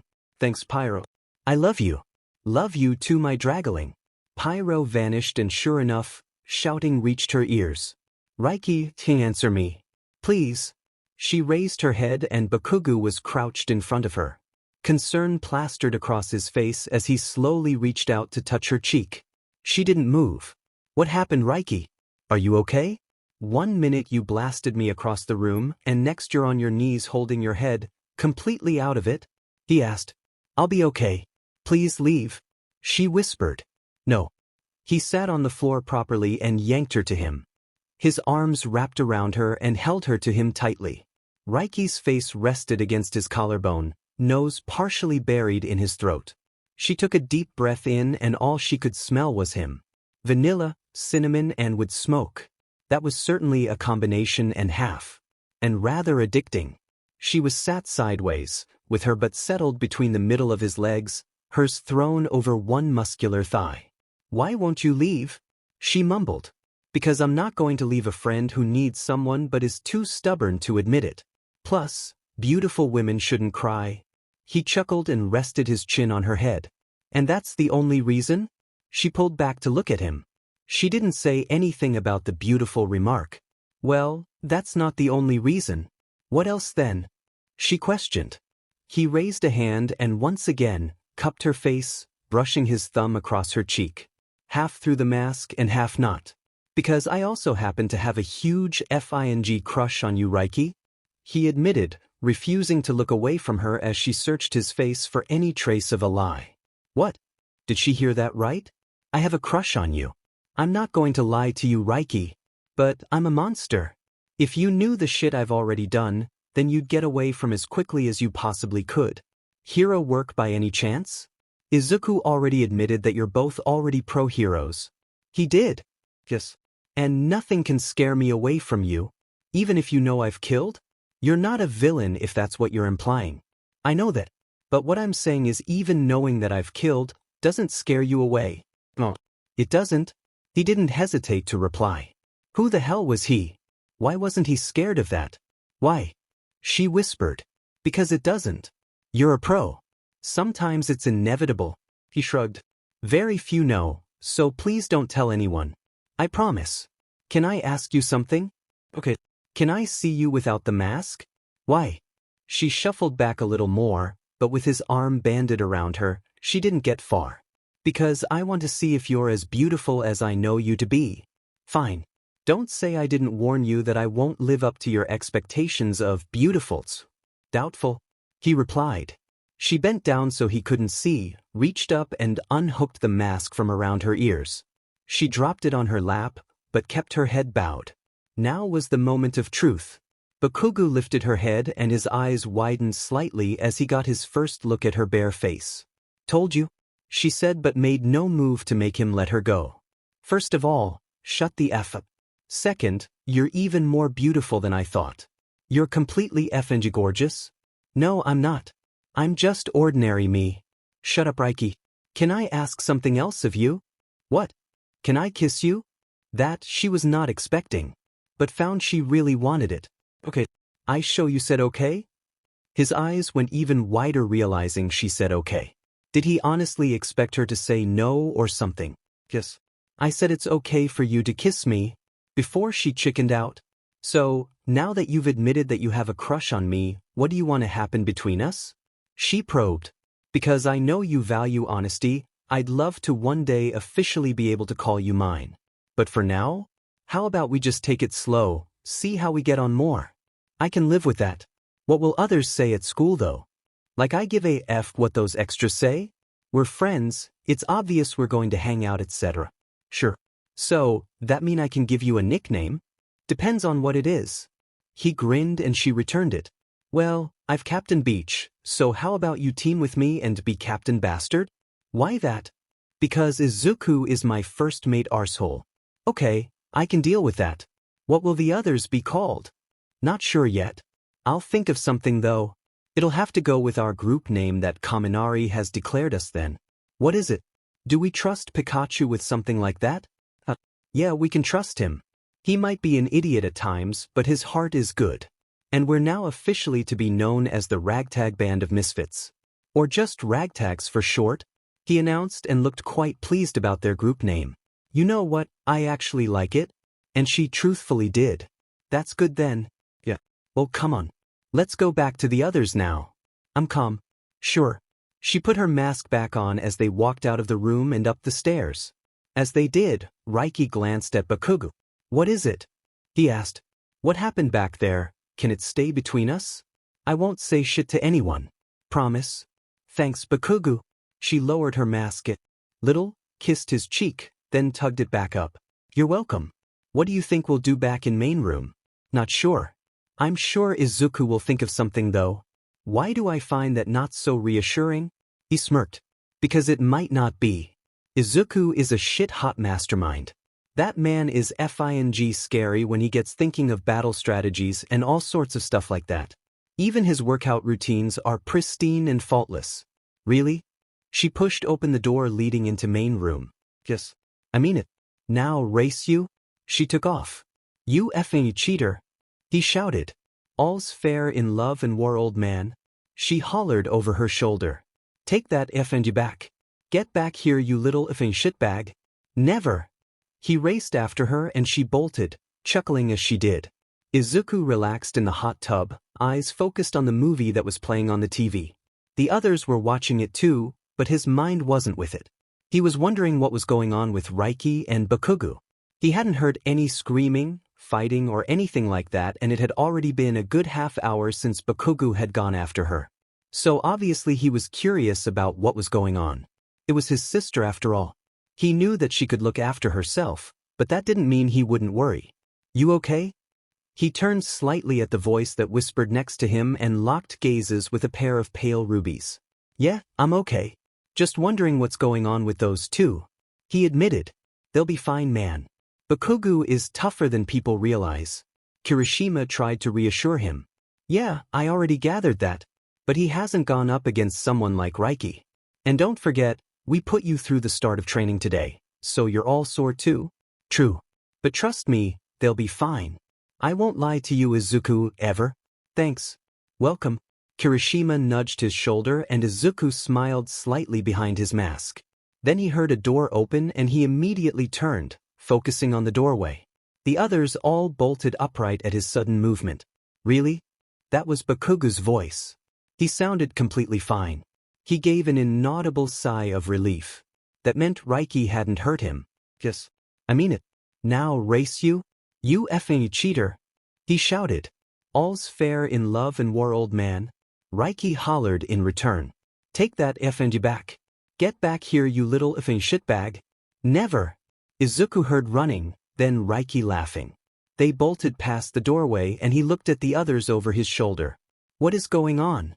Zero questioned. No idea. Let's go find out. Isuku got out of the tub after turning the TV off. They scrambled after him, towels forgotten as they heard Bakugo shout. Racing into main room, Izuku stopped short, the others slamming into his back, not that he moved. Izuku smirked as he saw what had caused Bakugo to shout. Reiky had him pinned to the floor, arms behind his back. Thought you could pin me, old man? Reiky got in Bakugo's face, and Izuku could hear the laughter in her voice. Get off me, you fa shit.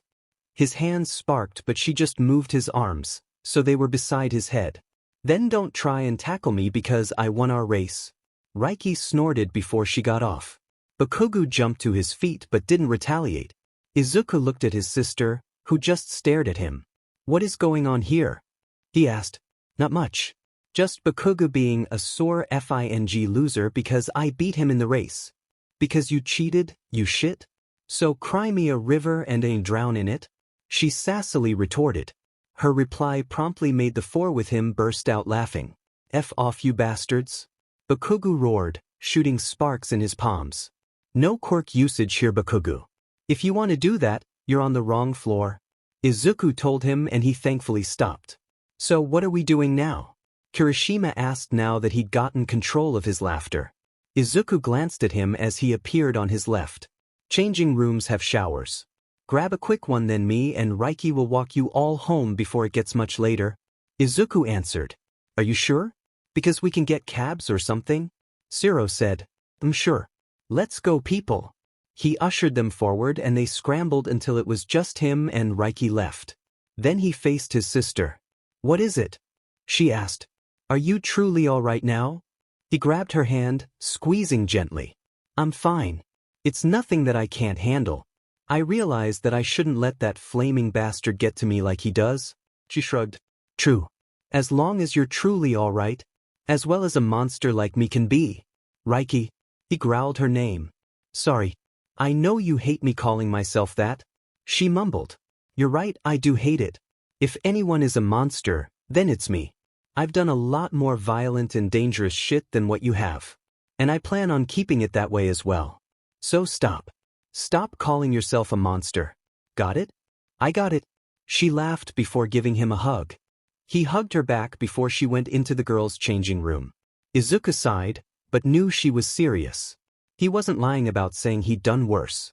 Some of the things he'd done for the World Hero Association was not for the faint-hearted. He was just thankful that it was not on record. If people found out what he'd done, then no one would trust him or want to be around him. Because he was, after all, a brutal killer under the name of Kritanta, meaning god of death. Rather apt, considering those he'd been assigned to, shall we say, dispose of, never got away. Shaking from his thoughts before they turned darker, Izuku went into the changing room, grabbed clothes and a towel, and headed into a shower stall. Half an hour later, they were all leaving training ground and Izuku's phone went off. Taking it from his pocket, he saw a text from his mum. Mum, Izuku, where are you? It's nearly 10:30 p.m. X. Izuku, sorry mum, was at training ground with Reiky and others X. You never take anyone else with you there unless it's me or Aizawa X. Izuku, our new friends. Shocking, I know. But we're also now dubbed as the Ragtag Band of Misfits, or just Ragtags for short X. Mum, and who's in this ragtag group? Love the name too. Izuku, thanks. Official members are Katsuki Bakugo, Ijiro Kirishima, Mina Ishido, Hanta Siro and Denki Kaminari X. Mum, well, those are some people I never would have thought you'd hang out with. What can I say though? My sunshine always surprises me. Are you on your way home now? Izuku, I do try, sometimes. And not yet, no. We're walking them all home first X. Mom, I understand. I know what you're like. Stay safe and I'll see you at home X. Isuku, always will. Love you my hero. Mom, I love you too my sunshine XXXX. Isuku put his phone away, lightly chuckling. He truly did love that woman. Before he realized it, another half-hour had passed and Bakugo was the last one for them to walk home. As they casually strolled down the road in comfortable silence, Reiky tapped his hand but he didn't glance at her, just carried on walking. What is it? He asked into her mind. Villains being chased by heroes, coming up behind us. Alleyway coming up on our left. Let's get in there then. She grabbed Bakugo's hand and they legged it. They leapt into the shadows and Reiky wrapped more around them to guarantee they wouldn't be seen. But they could see through them. Because of how quick Reiky had done it, Bakugo wouldn't notice the difference either. What's going on? Bakugo whispered. Villains coming up. Being chased by pros. We'll wait. Here until it's clear. Reiky replied. Okay. Bakugo went completely silent, clearly realizing they knew what they were on about. Isuku just kept his gaze locked on the mouth of the alleyway. He wasn't taking any chances. Sure enough, pounding footsteps could be heard, then about 5 blood-coated villains raced past, trailed by pros. And in the middle of them was none other than Aizawa. Eventful night clearly. Isuku went a step forward but Reiky grabbed his wrist. What are you doing? She hissed. Trust me. He told her before moving forward. He leaned out but jumped back as none other than Endeavor appeared. He jogged past, flames burning brightly in the night. Isuku turned back to his companions, and both of them snorted. He's not very bright, is he? Bakugo sneered. Was that seriously a pun? Right now? Reiky glanced at him. The need called for it, I took it. But seriously? Isn't that just drawing more attention to himself? That's Endeavor for you. He doesn't give a shit who sees him. Isuku replied. Fing moron. The siblings agreed with that statement. Isuku checked that it was clear. And it was. He motioned for them to follow. Reiky quickly got rid of her shadows and they did. As they strolled down the road again, Reiky in the middle of them both, Isuku constantly kept his gaze bouncing around, always on the lookout for anything out of the ordinary. His bag lightly bounced against his back from where it hung over his shoulder, but he barely felt it. They eventually got to Bakugo's home, without another incident, and the front door was yanked open. A female version of him appeared. Mum or sister? What time do you call this, you brat? She growled. Shut it, old hag. I told you I'd be home late? Bakugo snapped back, which made Reiky slap him in the stomach. Be nice, you FNG shit. Thanks for that, but I can assure you I can handle my son. The woman replied. So this was his mother. She didn't look old enough. I don't doubt that, but us women have to stick together. Reiky replied. True that. Nice to meet you both. I'm Mitsuki Bakugo, this brat's mother. And you two are? I'm Isuku, and this is my sister Reiky. We're friends of Bakugo's. Isuku answered. You openly claim him as a friend? She looked shocked. Well, that's up for debate at the moment. Reiky narrowed her eyes at Bakugo. F off you shit. You clearly know that I'm your friend. Bakugo threw his arm around her shoulders, pulling her into his side with a chuckle. Get the F off. She elbowed him in the ribs, causing him to let her go with a grunt. Go inside, Bakugo.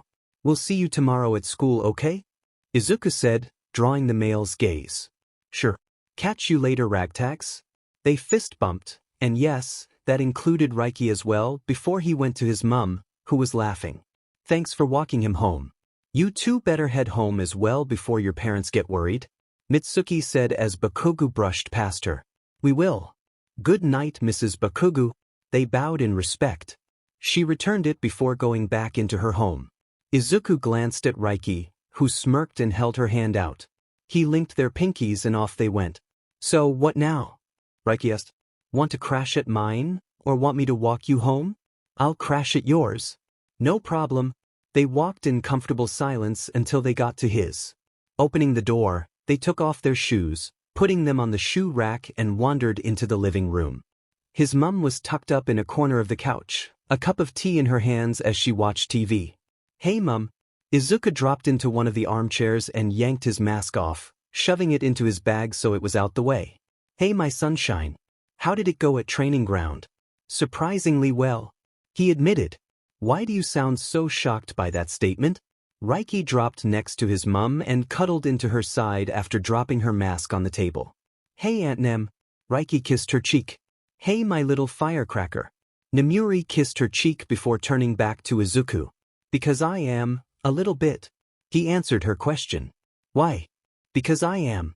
They're already known as loud, rambunctious and more for clowning around. But when they were with me and Reiky, they listened to everything we said without hesitation. He shrugged. He wasn't lying, they had done everything they'd asked.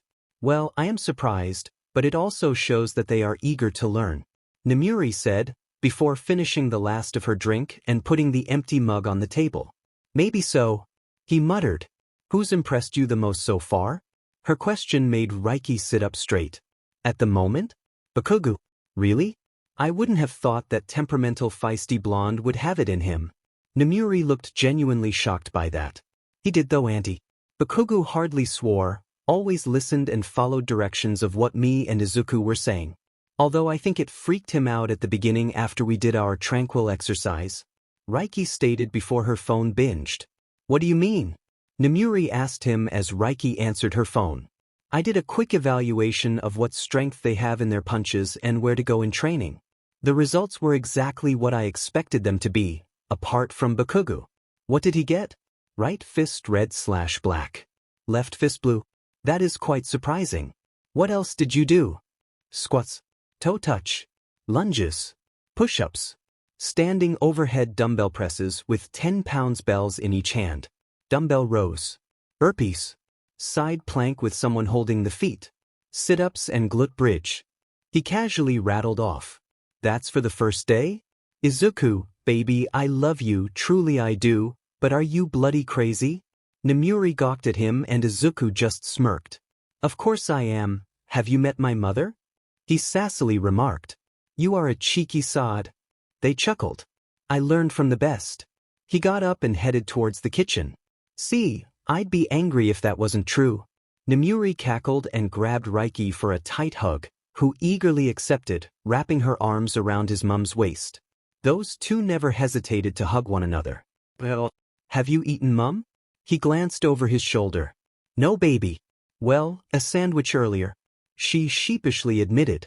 But I'll make us all something quick before we head on up to bed. He disappeared into the kitchen. Plugging his phone into the speaker they kept in there, he put on some music to listen to while he cooked. He decided on American-style burger and chips. None of the processed stuff though, he always made his from scratch. Half an hour later, the food was ready, and he took it to the table. He had made extra as he'd asked Aizawa if he would join them. As he put the platter of mini burgers down beside the cut-up salad, he heard Reiky shriek in delight. Isuku chuckled, just as his mum appeared in the doorway. Is there plenty for another to join my sunshine? She asked. I already knew Aizawa was coming. I text him. That's all right then. Let me go get them. With a spin, she vanished. Isuku put the chips into a bowl so that they could help themselves. As he grabbed forks, Reiky, Nemuri and Aizawa walked in, immediately heading towards the table. Reiky and her dad sat beside each other, pretty much ifng the food with enthusiasm. They always loved it when he cooked. He handed over tall glasses of chilled lemonade before joining them. Thanks for the food. You're welcome. It's a new recipe, by the way. The burger meat has cheese melted throughout it, and the chips are not store-bought, neither are the rolls. He stated before helping himself. What sauce have you included this time? Aizawa asked as he got some of the food. Burgers have my homemade barbecue sauce in them, only a little bit though with a small splash of honey mixed in. The small dish is the leftover if you wish for extra. He answered before getting some lettuce and tomato to add to his burger. He glanced at Reiky just as she took a bite. She lifted her gaze to him, and she pretty much had hearts in her eyes. Good? He questioned. Isuku, this is beautiful. She proclaimed happily with a beaming smile. That's good. Can you let Pyro out? He asked. And then Pyro was seated between her and Aizawa. Isuku also let Syrinx out. He picked up the little monsters and put them on the center island.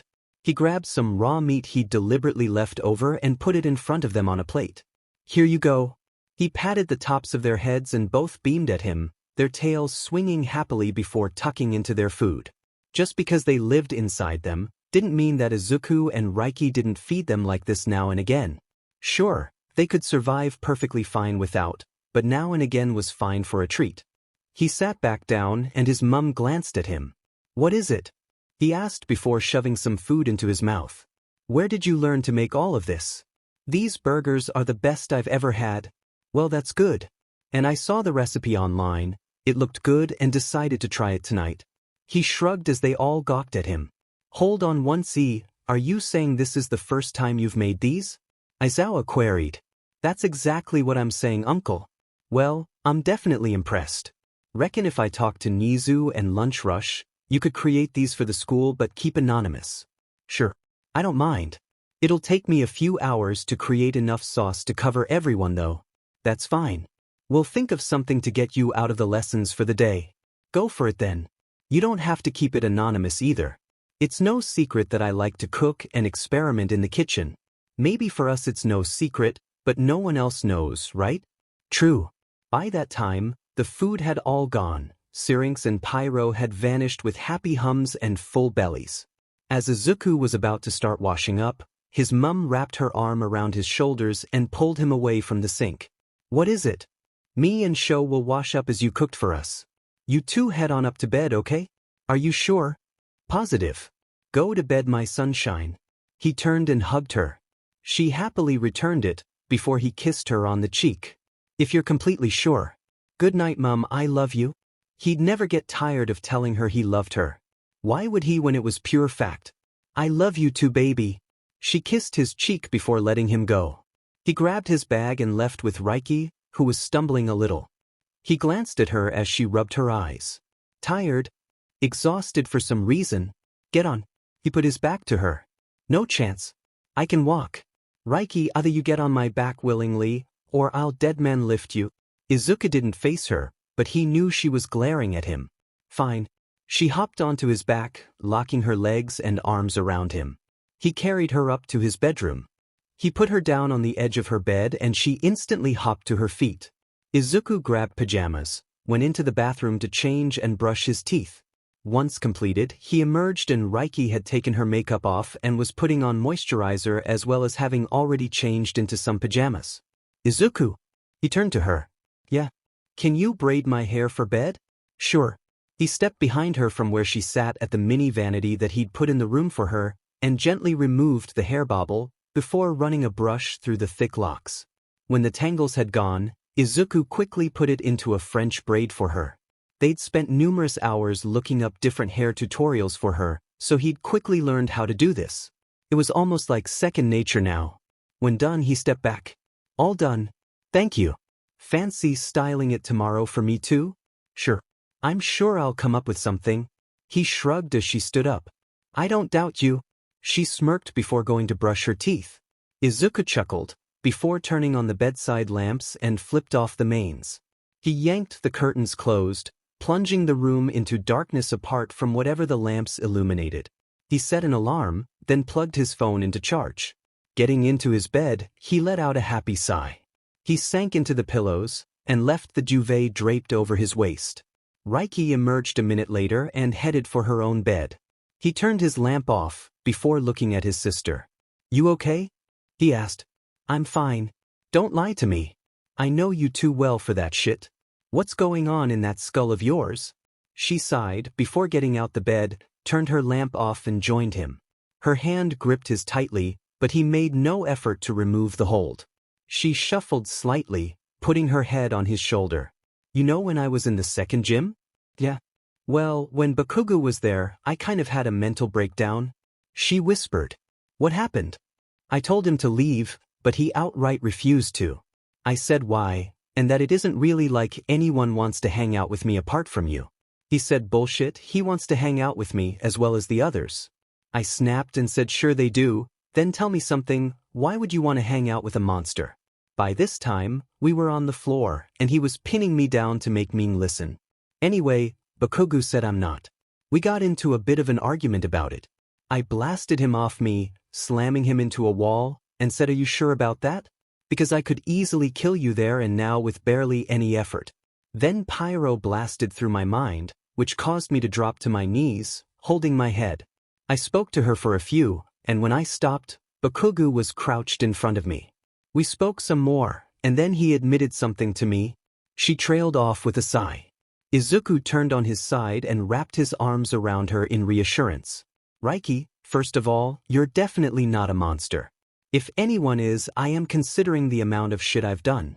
I'm FENG high-end killer for WHA and I've taken out a lot more than you have. So stop, okay? And what did Bakugo admit to you? He better not have hurt her. Or Isuku would literally kill him, painfully and brutally. He didn't hurt me if that's what you're thinking. He actually admitted that he's got a huge crush on me." She mumbled into his chest. "Really? What are you going to do about that?" "Nothing at the moment. We decided to just take it slow for now as friends." "Are you sure you want that?" "I know how you feel about him already, Reiky." "I'm sure. I promise. We're just going to take it easy. If it happens sooner than later, then it happens, but we're not rushing. As long as you're sure." "I am.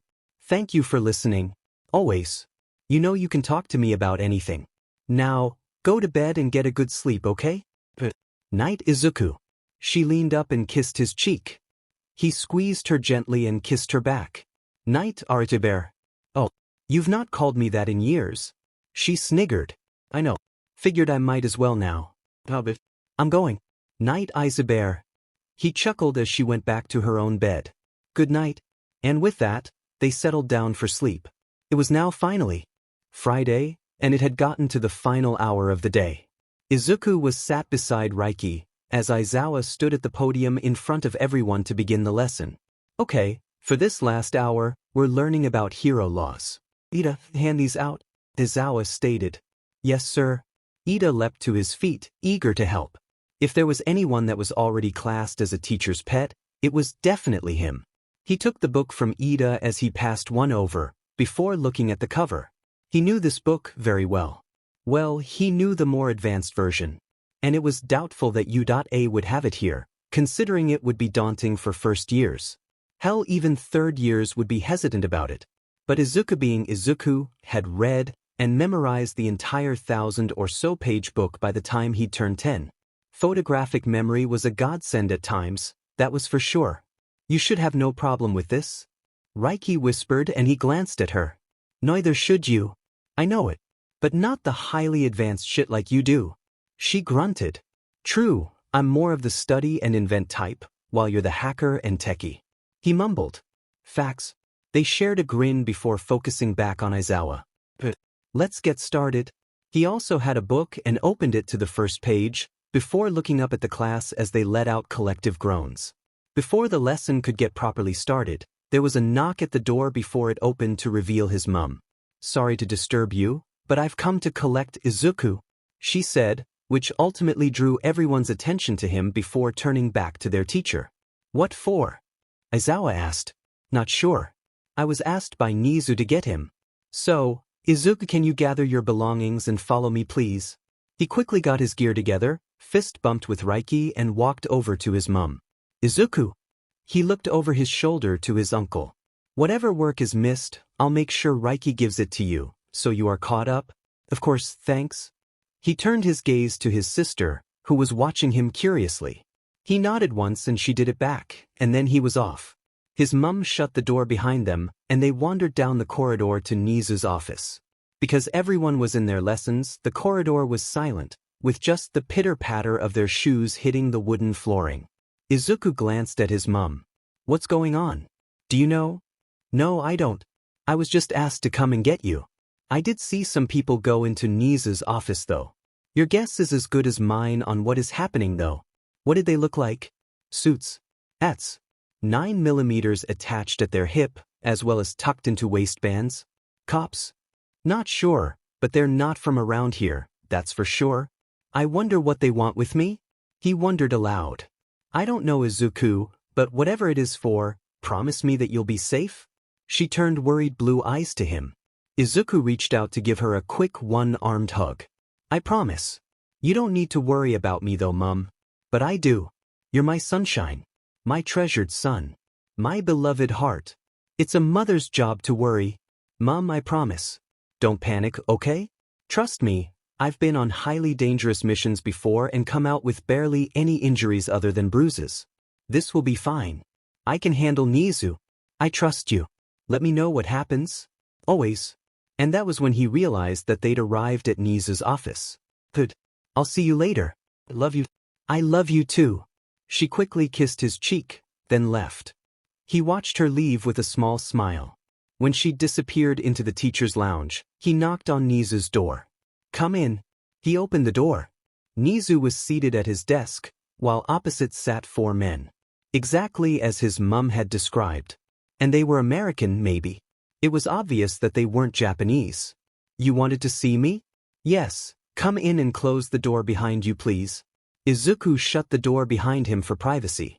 Walking forward, he stopped at the side of the desk. He checked the men out quickly before turning his attention to Nizu. What's going on, sir? Take a look at this and tell me what you see. Isuku dropped his bag to the floor and took the red folder that Nizu held out.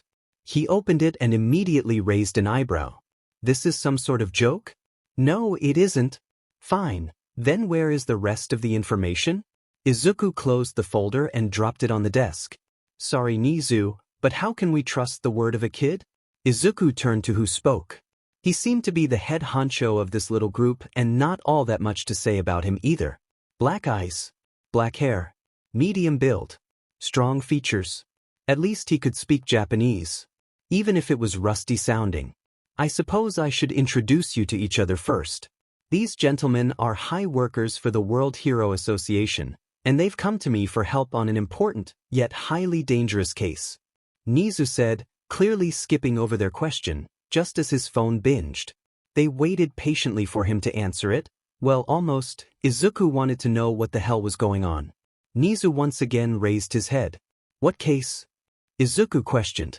Who are you, kid? How high up are you gentlemen allowed to go within the WHA? Nizu asked instead. Our boss is 3 below the high chairman. But what does that have to do with anything? Because I've just been given permission to say this by the high chairman himself. Have you ever heard of Critanta? Of course. Critanta is already a legend within WHA and is known as the literal god of death. A high-ranking member that never fails to get a job done. Barely anyone has seen them. Also takes no orders from anyone but the high chairman himself. Also teams up with a partner called Kalma, the dubbed goddess of death. A blonde-haired, blue-eyed male replied. Then I truly hope that you gentlemen can keep a secret, otherwise it won't end well for you. Allow me to introduce a member of high ranking within WHA. This is Critanta. He held his paw out to Isuku, who just stared emotionlessly at the men. What? You're Critanta? Blonde asked. Yes. And talk in English. Your Japanese is rusty as anything. Isuku replied, in fluent English might he add, and already bored of this discussion. I don't believe you. Prove that you really are Critanta, a brunette said, before lunging at Isuku.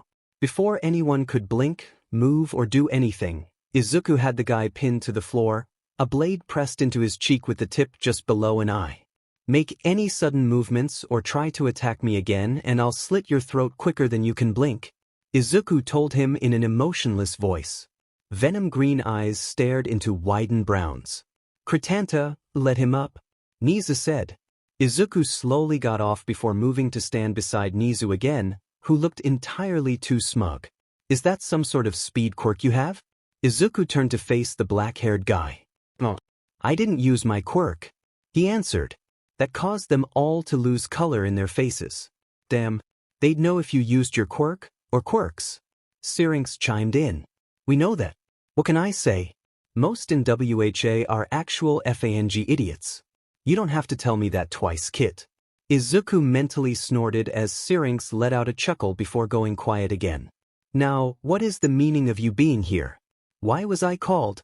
He shoved his hands in his pockets, blades still clasped. We requested to ask Nizu if he has anyone that would be able to help us on this case. We had one of our agents betray us. He was working for villains. Everything that had been gathered on this particular case was destroyed. Destroyed how? House fire. The rogue, Michelson, had all the evidence with him as he was working on the case. And what is it you have? What's in that file? Which is why we went to our boss and was informed to come here to Nizu for more help. Black-haired replied. What's so important about this case? Body count? So far, we are at 50 women and 10 men. Nizu, let me borrow the computer? Isuku turned to his uncle. That's right, Nizu, the prestigious principal of UA was his self-adopted uncle. Of course. Nizu hopped off his chair and Isuku sat in it. He turned to the computer and linked it to his one at training ground. He brought up the encrypted software that he and Reiky used for missions. Opening the red file next to his elbow, he scanned for the name. Typing it in, the men watched in silence as Izuku's fingers soared over the keyboard. 5 minutes later, he stopped. But I've found information about this guy. Real name is Lucas Gray but now only goes by Lycania. Quirk is Wolf. Height of 6 feet 2 inches. Now aged 32. Weighs in at roughly 252 pounds, or 18 stone of pure muscle. Gray eyes. Black hair. Last known address is 1856 Alara Way, but checking that, there is nothing there now due to a fire which burned it down to the foundation, which also resulted in the death of his wife, Eleanor Gray, and newborn child, a boy, who they had named Dalton. Isuku rattled off. What? How did you find that so quick? Black asked. Easily enough when you know what you're doing. Anything else required or is that all I am needed for? Isuku turned to Nizu. Unfortunately not. We need you to go with these gentlemen to take him down. Take down in which manner? Alive if possible. Nizu clarified. Very well. When do we leave? In a few moments. Gentlemen, I wish nothing to happen to Kritanta. So, when he leaves here, he is under your protection. Yes, I know he can look after himself, but that is not the point. For me to let him go with peace of mind, you are to do a blood seal that only I can break, and that is when Kritanta returns to me, alive. Preferably unharmed, but I know injuries could occur. Nizu stated, pulling a small disc from his desk drawer. That was a big thing to do. If any of them broke it, they'd die in a gruesome and horrendous way. There was also nothing that could stop it from happening either. Very well. Black answered. Izuku didn't bother watching as they did the seal. Instead he shut down the system he used. It was untraceable that not even Nizu himself could find it. Sometimes being a complete geek and knowing your shit worked wonders for that. Now that is done, can you gentlemen wait outside please while I talk to Kritanta? Nizu snapped the lid on the disc shut and slid it back into the drawer. Izuku just leaned back in the chair. Of course. They hurried out of the room, closing the door with a soft click. Soundproof it? Nizu turned to him and Isuku held his hand out. A pale red light appeared and shot around the room until the walls, ceiling, windows, and floor were covered. Nothing would be heard. Done. What did you want to talk to me about? Regrettably, you can't take Reiky with you this time. You are to go alone. High Chairman's orders before you ask. So, to alleviate some panic, quickly text her, your mum and Aizawa that you are going on a job. Then you are to be unreachable until this is solved. Nizu sighed, before running his paws over his face. Is there a time limit on how long I have? And what about school? He didn't bother questioning why Reiky wasn't allowed to go. He knew it would happen eventually of doing jobs without her. Sucked, but it was bound to happen sooner, rather than later. Didn't mean he had to bloody like it though. Oh. But I know you'll do it as quickly as you possibly can. As I know you and Reiky have never been apart longer than a day. And missing some school is hardly going to affect you in this case. True on both. He pulled his phone out and sent a 3-way text to his mum, Reiky, and Aizawa. Isuku, this is a joint message of who I shouldn't need to say which 3 people this is for. I, regrettably, can't go into detail, and I'm sorry for that. But I have to go for a while, on a private job. High Chairman's orders. I'll be completely unreachable until this is completed of where I've been tasked in hunting down a high-ranking individual in America. I'm leaving my phone turned off with Nizu, as well as my bag so no personal belongings are with me. I shall do this as quickly as I can so I can return to you. Please, do not worry or panic. I'll be perfectly fine, and I shall see you once finished, which I am hoping will be no longer than a week at most. I love you X. Izuku sighed as he pushed send, then powered his phone off and handed it to Nizu, who took it with a raised eyebrow. I leave this with you as well as my bag. I do not want personal belongings with me in case they are taken/lost and then used to get back to me here. I'll leave now so this is done as quickly as possible. I ask of one thing from you, uncle, if I may? And what is that? Make sure that Reiky, Mum and Aizawa don't panic too much. And they take care of themselves while I'm gone and not become entirely distraught with worry. I promise. Good luck, Isuku. I shall return as quickly as I can. Isuku stood up. Change of clothes first? Yes. Do you have any here? I don't really want anyone knowing where I live if I can help it. For you. I figured it would be best to keep spares here just in case. He pushed a button and part of the wall furthest from the door moved, revealing a small room with clothes and accessories. Isuku went to it and quickly changed into black combat trousers. A black, long-sleeved muscle t-shirt with a bulletproof vest over the top. He kept his personalized lead-lined black combat boots on, as there was no reason to change those. A leather jacket topped it off. Before that went on, he strapped 2 katanas to his back, as well as knives to his calves, half tucked into his boots.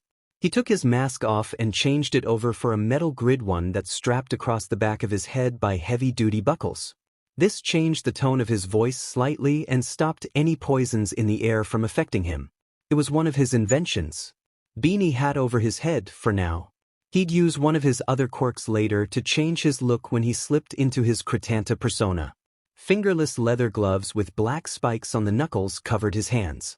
He snagged a fake passport just in case it was needed. Checking it over, it stated that his name was Rain Hendrickson. Good enough for this. He saw that the photo showed that he had red eyes and jet black hair, so he'd use his chameleon quirk for that when needed. He shoved spare clothes into a backpack. Once he was ready, he turned and moved away, shoving the passport in his jacket pocket. The wall sealed back over as though nothing was there. Isuku pulled down the soundproof barrier and went to the door before looking back at his uncle, who stood watching him with eyes full of worry. Isuku wasn't surprised, considering who he'd been tasked with going after. Please come back safely, Nizu said. I promise. I love you, uncle. He slung the backpack over his shoulder. I love you too. Good luck and again, please come back safe. And with that, Isuku opened the door and walked out without a single backwards glance. The agents were waiting and turned when he appeared. Shutting the door behind him, he stared from cold and emotionless Viridian eyes. Let's go. As one the men left, the agents in suits and Isuku in his combat gear. As they walked out of the school gates, he didn't once look back, despite wanting to. Now was not the time to worry about his family, he was on a job. Once his feet crossed the threshold, gone was Izuku Kiyama, and awakened was the hunter, Cretanta, the god of death. A top mission? But I thought you two did all of that stuff together? We do. That's the weird thing. Why ask for just Izuku? She wondered aloud. I can't answer that, Reiky. But maybe talk to Nizu about it? Thankfully, he didn't question why Izuku put I love you at the end, considering Aizawa would have gotten the same message. Or Bakugo might have thought that Aizawa had gotten a message from Nizu. That was more likely. Well, she hoped that was it anyway. Yeah, maybe. Or if Aizawa finds out, I'll ask him. But, you alright to go back into class now? He asked, squeezing her hand. I suppose so. Time to get glared at again. She rolled her eyes. What do you mean? As we left, because we were holding hands, I was being glared at furiously. Who by? Uraraka. I wonder why that beach was glaring at you? Don't act dumb, it's FING obvious why she was. Then care to tell me? Because she has a crush on you. Probably thinks I'm going to steal you from her. She snorted. Well, that round-faced beach can pine all she wants. I will never get with her. I have my eyes focused entirely on someone else. Oh yeah, and who's that? She played innocent. A woman who's a complete FING badass. Swears like a sailor. She has gorgeous flame orange eyes that draw you in. Long black hair with orange at the bottom to resemble flames. Fights like a FING champion. You know, the usual stuff. Bakugo smirked at her. Sounds like the ideal woman for you. Without a doubt. Also kisses like a dream. You're such a dork. She snorted. Using his hold on her hand, he yanked her forward, wrapping his arms around her tightly. I much prefer Captain Bastard, thanks. You definitely are. She hugged him quickly before stepping away, and let his hand go. Exactly. And don't worry about Isuku. If anyone can handle themselves, it's definitely him. Yeah, I know. Doesn't mean I have to like it though. I get that, Reiky. You two are half of each other. So it's going to feel weird not being around each other for about a week. But I'll be here for you, should you need someone to vent to or something. Thanks, Bakugo. She collapsed the barrier, and it sank into her hand. Of course. He opened the door, and they went back into their class. Everyone watched them, but Reiky paid them no attention. As she passed Mina, she reached out to grab her wrist. You okay, babes? I'm good. She leaned over and hugged her quick before going back to her desk. Bakugo sat at his own as well. Care to fill us in? Kirishima questioned, drawing Reiky's gaze. She motioned for him to join her, as well as the other 3 ragtags. They scurried over. Not a word on what I'm about to show you, okay? Ragtags promise. They said as one. She showed them the message and Kirishima turned wide eyes at her. Is that a joke? No idea. I'll talk to Aizawa when he gets back. She shrugged. Mina handed the phone back and Reiky put it in her pocket before Pinky perched on her desk. Luckily, they didn't question as to why she'd ask her dad. He'll be fine. If there is someone you don't need to worry about, it's definitely your brother. Mina grinned at her and Reiky chuckled. She was well aware of the class listening to their conversation but didn't care. It wasn't like they were saying anything about what the text stated. Thanks, Pinky. Welcome, babes. Now, to get your mind off it, fancy joining us to town after school for a bit? And why would I do that? To relax? Get your mind off it? There is an added bonus. Oh, and do tell me what this bonus is. Reiky sassed, staring into Mina's yellow gold orbs. You get to hang out with us ragtags? Mina hopped off the desk and looped her arms through Ciro's and Kaminari's, flashing a bright grin at her. You sure that's not more of a punishment? Reiky smirked under her mask. You wound us. The 3 linked, and Kirishima fake gasped, before dramatically falling to the floor in a heap as though wounded. Reiky tilted her head to the side, and peered at Bakugo, who was shaking his head helplessly at the dramatic idiots. What the F have we got ourselves into? She asked him. Not FING clue. Dramatic little beaches. Bakugo snorted. Wounded again. Mina fake cried, before they started laughing. At least Reiky knew she could depend on them to keep it entertaining. Get off the floor, you oversized FING children. She kicked Mina's foot, and they stood up. Kirishima looped his arm around her shoulders, and she tipped her head back to look at him. If that's the case, shall we call you Mom? Kirishima grinned at her. Don't even FING think about it, F-head. Or I'll beat the living shit out of you. She growled. Love you too. He squeezed her in a one-armed hug, and as he moved away, she slapped his arse, which made him yelp from the shock, plus the sting of it. He rubbed it furiously while glaring at her, but it just reminded her of a puppy. He really wasn't scary to her. It was actually a toss-up between him and Kaminari of who was the baby of their chaotic, loud group.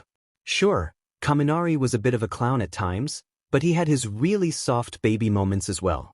Hence why it was a toss-up between him and the redhead. But it was definitely leaning more towards the electricity user. The door opened and Aizawa strolled in. The ragtags dashed to their seats and focused on their teacher. Sorry about that. As there is only 10 minutes left of the day, you can pack up and go home. Reiky, stay behind for a few minutes so I can talk to you privately, please. Aizawa stated, and everyone nodded. She shoved her shit into her bag, eager to find out what the F was going on. She took her blazer off and replaced it with her hoodie. Might as well be comfortable. The class started leaving while the ragtags looked at her. She knew what they wanted. I'll meet you down by the main doors. They nodded before following everyone else. She perched her butt on one of the desks opposite her dad and soundproofed the room. There was no need for anyone to listen to this conversation. Before it could properly seal over, Aunt Nem and Nizu walked in. Good timing. Okay, I'll get right to it. You're wondering why Isuku was sent on this mission without you, right? Nizu stated right out the blue, before hopping up onto her dad's desk. Yeah, I am. What the F is going on? She grumbled. Thought so. Okay, So I had a visit from 4 gentlemen that were sent from the High Chairman himself to get more information on a person they're looking for. What guy? His name is Lucas Gray, but he is more commonly known as Lycania. Hold on, you're telling us that you sent my son, my precious baby, to hunt down the high-ranking villain Lycania? Nemuri gasped. This was not good. Those in the room had heard of the bastard before. He was an extremely dangerous, violent and brutal man. Why the F did they not let her join him? Hell, put her and Isuku together, and they'd find him within 2 days at most. Because they'd work right on through until they found him, barely sleeping. I'm afraid so, Kiyama. I was specifically told by the High Chairman himself that Isuku was requested in joining in the hunt for him due to who he is. You mean because he's Kritanta, don't you? Reiky asked. Yes, that is correctly, little love. They had a very thin folder with them on the information they had on Lycania. The man that had originally been assigned to the case had died in a fire at his home, therefore burning all evidence that he had already accumulated. We were told that he'd been withholding back most of what he'd found, due to the fact of working for the villains. Bastard. So what had they managed to suss out about Lycania? Reiky folded her arms, otherwise she'd be stabbing her nails into her palms, or punching someone/thing. Just his alias. Old address. Quirk. It was all just one sheet of paper. So Isuku went on my computer and within the span of 5 minutes, found more information on him than they'd been able to gather in about 6 months. Nizu sighed, clearly agitated. Hold on, it's taken them 6 months to just get that information? Aizawa looked gobsmacked. I'm afraid so. And now they have informed us that his kill count has gone up drastically in that time. Nizu sat on the edge of the desk, looking completely, just done. Effing idiots. Why wait so long in getting in more help? Those people could have been FING saved. Reiky growled. I know, little love. I don't understand it myself. What's the kill count now? Nemuri inquired. 50 women and 10 men. Jesus. What I'd like to know is why has it taken them so long in trying to track and take him down? Aizawa wondered aloud. I'm not sure on that reason. It completely baffles me. Same as they are not entirely sure as to what kick-started this killing spree off. But to me, I think he truly spiraled out of control when his wife and newborn son died. Nizu stated. Yeah, I can see why that would affect someone drastically, but surely not enough to kill innocents? Nemuri asked, sitting on the desk next to Reiky. Honestly? Probably not, but who knows if he was actually doing it before his family died. We have no proof of that. But there are millions of people who've lost loved ones, but don't go on a killing spree because of it. Death is but an everyday thing, same as new life. Reiky clarified, just as the bell went signaling the end of the day. You're right on that account, Reiky. Do we know if Lycania actually had hints of being a psychopath before the death of his family? Aizawa questioned. Not on what Isuku told us. He just said the basics. We won't know anything until his return. Damn it. And we have no way in getting in touch with my son? Nemuri asked. No. None. He left his phone and bag with me. Stated that he didn't want anything personal in which could be traced back here. He said he'll get in touch within the week to let us know the process. Until then, we're all kept in the dark. Nizu explained. I'm not surprised. That's such an Isuku thing. Bastard. Reiky could understand where he was coming from, but it didn't mean she liked it. She wanted her brother here, safe with her. There isn't anything we can do about it now, little love. Besides, it was a direct order from the High Chairman himself. We can't go against his orders, not without severe consequences. Nizu told her. Yeah, I know. Then I guess we just have to FNG wait for when Isuku contacts us. I'll get going then, as there isn't anything we can do right now. And there's no sense in mopping around when it'll just drive me verifiably inane. She grabbed her backpack and shrugged it on. Of course. And I promise that if I hear anything, I will immediately inform you. Nizu said, jumping off the desk. Thanks, Uncle. I'll see you later, Dad. I'm heading into town for a bit with the ragtags. Of course. I'll see you later. She pulled down the barrier and strode out the room with the adults. They went left, she went right. Reiky sighed as she walked down the corridors. This was one giant cluster of dash. As she neared the front of the school building, she saw the ragtags waiting for her. As she pushed open the door leading outside, they turned to face her. "Everything okay?" Mina asked, giving her a quick hug. "As well as it can be." She sighed and noticed that there was still quite a large number of students hanging around, including majority of 1A. Why were they waiting? Oh wait, she had a good idea why. To hear about what was going on. It had all to do with them asshats. Understandable. "Now, let's go to town," Mina claimed loudly, drawing attention, but they ignored them. Reiky chuckled slightly as Mina squeezed herself between Siro and Kaminari, looping her arms with theirs. They just laughed, turned and kissed her cheeks, making her giggle. Bakugo nudged her and she looked at him. "What is it? Are you sure you're really alright?" He muttered, keeping his voice low. Not that he needed to, not with the ragtags cackling loudly. Even Kirishima had joined them, linking with Kaminari as they walked in sync with each other, left legs going in front of right and swapping, so it was a weird walk, but they were enjoying themselves. They were even swishing their hips side to side. They were actual FING idiots, but they were her friends. She admitted that now. It was nice having friends. "Not really. I won't be completely right until my brother is back," she admitted. "I get that. You two are ridiculously close. True that. If one day we're actually sewed together at the hip, I doubt we'd really notice." She smirked as Bakugo snorted before he looped his arm around her shoulders, giving her a quick hug. Both of them noticed their class watching, and if looks could kill, then Reiky would be dead with the glare that Uraraka was giving her right now. "Ignore the floaty beach. I'll never get with her," Bakugo said. "I know Bakugo. You've told me already. And I'm not fazed by her. She's nothing worth worrying about. She's no threat to me. I've faced vile and dangerous villains. She's literally shit." They walked out of the gates and he dropped his arm from around her. They hooked a right and headed to town. Reiky wondered what this was going to entail. Probably chaos, considering who she was with. Bakugo sighed lightly as they got to town. He was walking in silence beside Reiky, but it was comfortable. The other four though? They were utter FNG chaos. Laughing their heads off and being complete brats.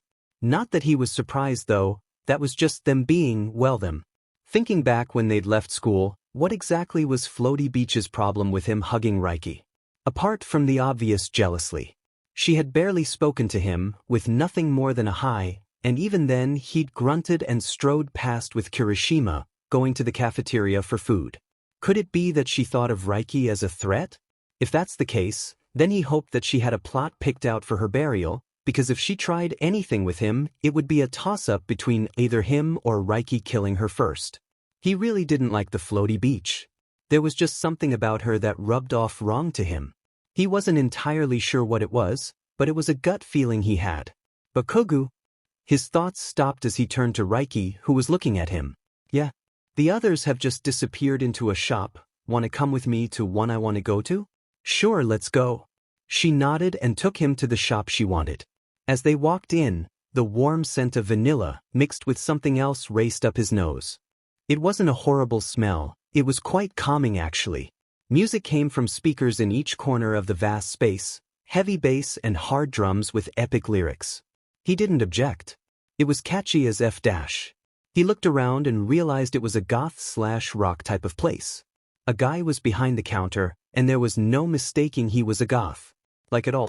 He looked up and stared at them from eyes of very pale blue. They were almost white. Natural or contacts?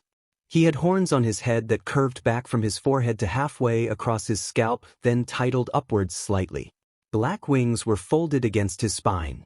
Demon/devil quirk? He wasn't full Japanese by looks of it either. "Well, F me sideways and call me Shirley. If it isn't one of my favorite little psycho beaches," he declared, walking over to them. Reiky snorted and they knocked knuckles. "Then I'm calling you Shirley. How you been, Xenos?" "Well, that was certainly a different name." "Good. What you after today?" "Not sure just yet. Just having a hunt around." "Oh, Xenos, this is my friend Bakugo." "Bakugo, meet Xenos." Reiky introduced them. "All right, man." Xenos grinned, revealing two sharp fangs and very pearly whites that stood out brightly against his black painted lips. "Not bad. I'll leave you to browse." "Oh, and Yosei should be back in a few too. How is my favorite chaotic beach?" still as crazy as ever. Which suits her, as you know. They smirked at each other. True that. She turned to Bakugo and he looked at her. What is it? He asked. You can help me pick out an outfit? Any particular reason why you want me of all people to help you? He raised an eyebrow at her. Because I said so. Do I need a reason? Good point. Let's go then. She led him over to the other side of the shop that held an abundance of clothes in all shapes, styles, and patterns. She went to one side, and he the other after she told him what size she was. Browsing through some tops, he actually saw some that he liked, so looked for his size and snagged them. They weren't expensive either, which made a nice change. Then he saw something he'd love to see Reiky in. She had the perfect figure for it. He found her size, so grabbed it. Then searched for something to go with it. He snuck a glance over his shoulder at her and she was flicking through some dresses. At least she was distracted for now. Bakugo found the perfect outfit for her, as well as boots, so snagged them. As he was passing some glass cabinets containing jewelry, one particular piece caught his eye. It was a gorgeous choker with a fire opal gem attached. He got Xenos' attention and he wandered over. What's up, man? Can I get that fire opal choker, please? Sure. He unlocked the cabinet and passed it over. It would look incredible on Reiky and match her eyes perfectly. Once Xenos had closed the cabinet, Bakugo went to the counter to pay. Due to his parents' well-paid job, as well as he barely spent any of his allowance, or money he'd gotten for some odd jobs he'd done, he could splurge a little. And Reiky was definitely worth it. Xenos started scanning the stuff before putting them into a black carrier bag for him before looking at him quick. So, got to ask, are you and Reiky purely just friends? Why do you ask? Because it's only Isuku she ever comes in here with? And yeah, we're purely friends, although I'd like it to eventually be more. You like the firecracker? Yep. And she knows it as well. I told her. Brave man. What makes you say that? Reiky is exactly that. A complete firecracker. She doesn't trust easy, but when she does, you know it. I can tell she trusts you, because she brought you here and didn't flinch away, or punch you when you touched her when you walked in. You noticed that? I did. Good for you though, man, in not backing down. And I bow to you in admitting you like her. I wasn't going to lie to her about it. I don't like liars. Preach, man. So how did you two meet? We got to UDATA together. We're in the same class. Hold on a FING minute. You mean she actually has decided on joining a school? Yeah, why is that such a surprise? As far as I know, her and Isuku for that matter, do not do well in a huge crowd. They hate it. They wanted to try it out. Or at least, that's what she told me. How much, by the way? 45 pounds? Are you sure? Positive. When I started this place, I wasn't going to rip off my customers. I wanted fair and reasonable prices. Xenos shrugged. Fair enough. Bakugo handed over the money, just as Reiky joined them. What you buy? She asked. Some stuff for me. And a surprise for you, he said with a grin. Why do I suddenly not like that grin? She smirked. Beach, you'll love what he brought you. Xenos chimed in. Really? Beach, would I lie to you? Yes. Reiky snorted. And I'm not this time. Xenos grinned at her and she rolled her eyes. Bakugo took his receipt and shoved it into the bag for safekeeping, then put his wallet away. Sure. Anyway, boo, come with me a minute, would ya? She turned back to him. He grabbed his purchases, which ended up going into 2 bags, and followed her. Xenos just watched them with that grin still in place. He followed Reiky over to some shirts. She lifted up a blood-red one and put it against him. He just stood there and let her do whatever it was she was doing. She nodded to herself. Should he be worried? Then she grabbed some black jeans and what looked like a waistcoat in black. Where the hell would he wear that? She turned it around and showed him the back. His eyes dropped to it and he instantly loved it. It had a velvet back, but a dark gray dragon skull on the back with mouth open, showing teeth, and it had the outline of fire around it, stitched in with red silk. It was FNG awesome. Yes or no? She asked. Effing yes. Try it on first so we know it fits. He nodded, put his things on the floor at his feet and took his hoodie off. He didn't wear the school blazer as he didn't like it. He shrugged into the waistcoat, and it fitted him perfectly. He glanced at himself in the mirror hanging on the wall, and even he was impressed. It rocked. He turned back to Reiky, and she was staring at him wide-eyed. What is it? He questioned. Nothing. She whirled around, but he saw that the tips of her ears were red. I'm buying you it. It'll go with what I've got you. No arguments. She snatched it from his hands, and he chuckled. I know better than to argue. Reiky turned away, and he took his chance. He leaned forward and kissed her cheek. Her head snapped around so quick that he was surprised she didn't get whiplash. What did you do that for? She grumbled. Because I could and I felt like it. He shrugged. She rolled her eyes before grabbing something else, then went to the shoes. He put his hoodie back on, grabbed his belongings and followed her. Bakugo waited patiently for her to find whatever it was she was looking for, just as his phone went off. Pulling it from his pocket, it was a text from Kirishima. Kirishima, bro, where are you and Reiky? We came out of the shop expecting to see you both waiting for us, but nope. You didn't get kidnapped, did you? Bakugo, what the F dash? No, we didn't get kidnapped, you idiot. We're in a shop a couple doors down from where you F-airs are. We'll be out in a few. Just wait for us and you'll see us when we're FNG done, moron. Kirishima, phew. That's a relief. And got it. Bakugo put his phone away and realized. Reiky was now at the checkout. That was bloody quick. And what the hell was with Kirishima? Thinking they'd been kidnapped? Did he not realize who he was with? Who the hell would be able to kidnap Reiky? She was a dragon for F's sake. He sighed before going over to Reiky, who was just paying for her things. Everything okay? She asked, glancing at him quick. Yeah, just Kirishima. The F idiots all had a panic, thinking we'd been kidnapped or some shit because they couldn't see us. He grunted. Morons. Well, I'm sorted now, let's go back to our idiots. Sure. See you soon, Xenos. And let Yosei know I'll see her next time if she's here. Reiky said. I will do. Take it easy, both of you. He grinned as he handed Reiky her receipt. Always. Laters, Shirley. They fist bumped. Laters, firecracker. Nice to meet you, Bakugo. He also knocked knuckles with the guy. You too. Reiky gathered her stuff, and they left the shop. There you are. Mina squealed as she caught sight of them. Here we are. See, not FING kidnapped. Reiky snorted as Mina grabbed her for a hug. Only the ragtags were allowed to openly hug/touch her and Isuku now. Anyone else tried, they nearly got ripped in half. One person had learned that the hard way. A third year had tried chatting Reiky up, didn't end well. He'd been face planted into the floor of the canteen faster than you could blink, and he had a bust nose too. It was impressive the speed she'd moved at. Isuku had just laughed and got her up. They'd walked to what was now known as the ragtags table, all without a backwards glance. Okay, next shop.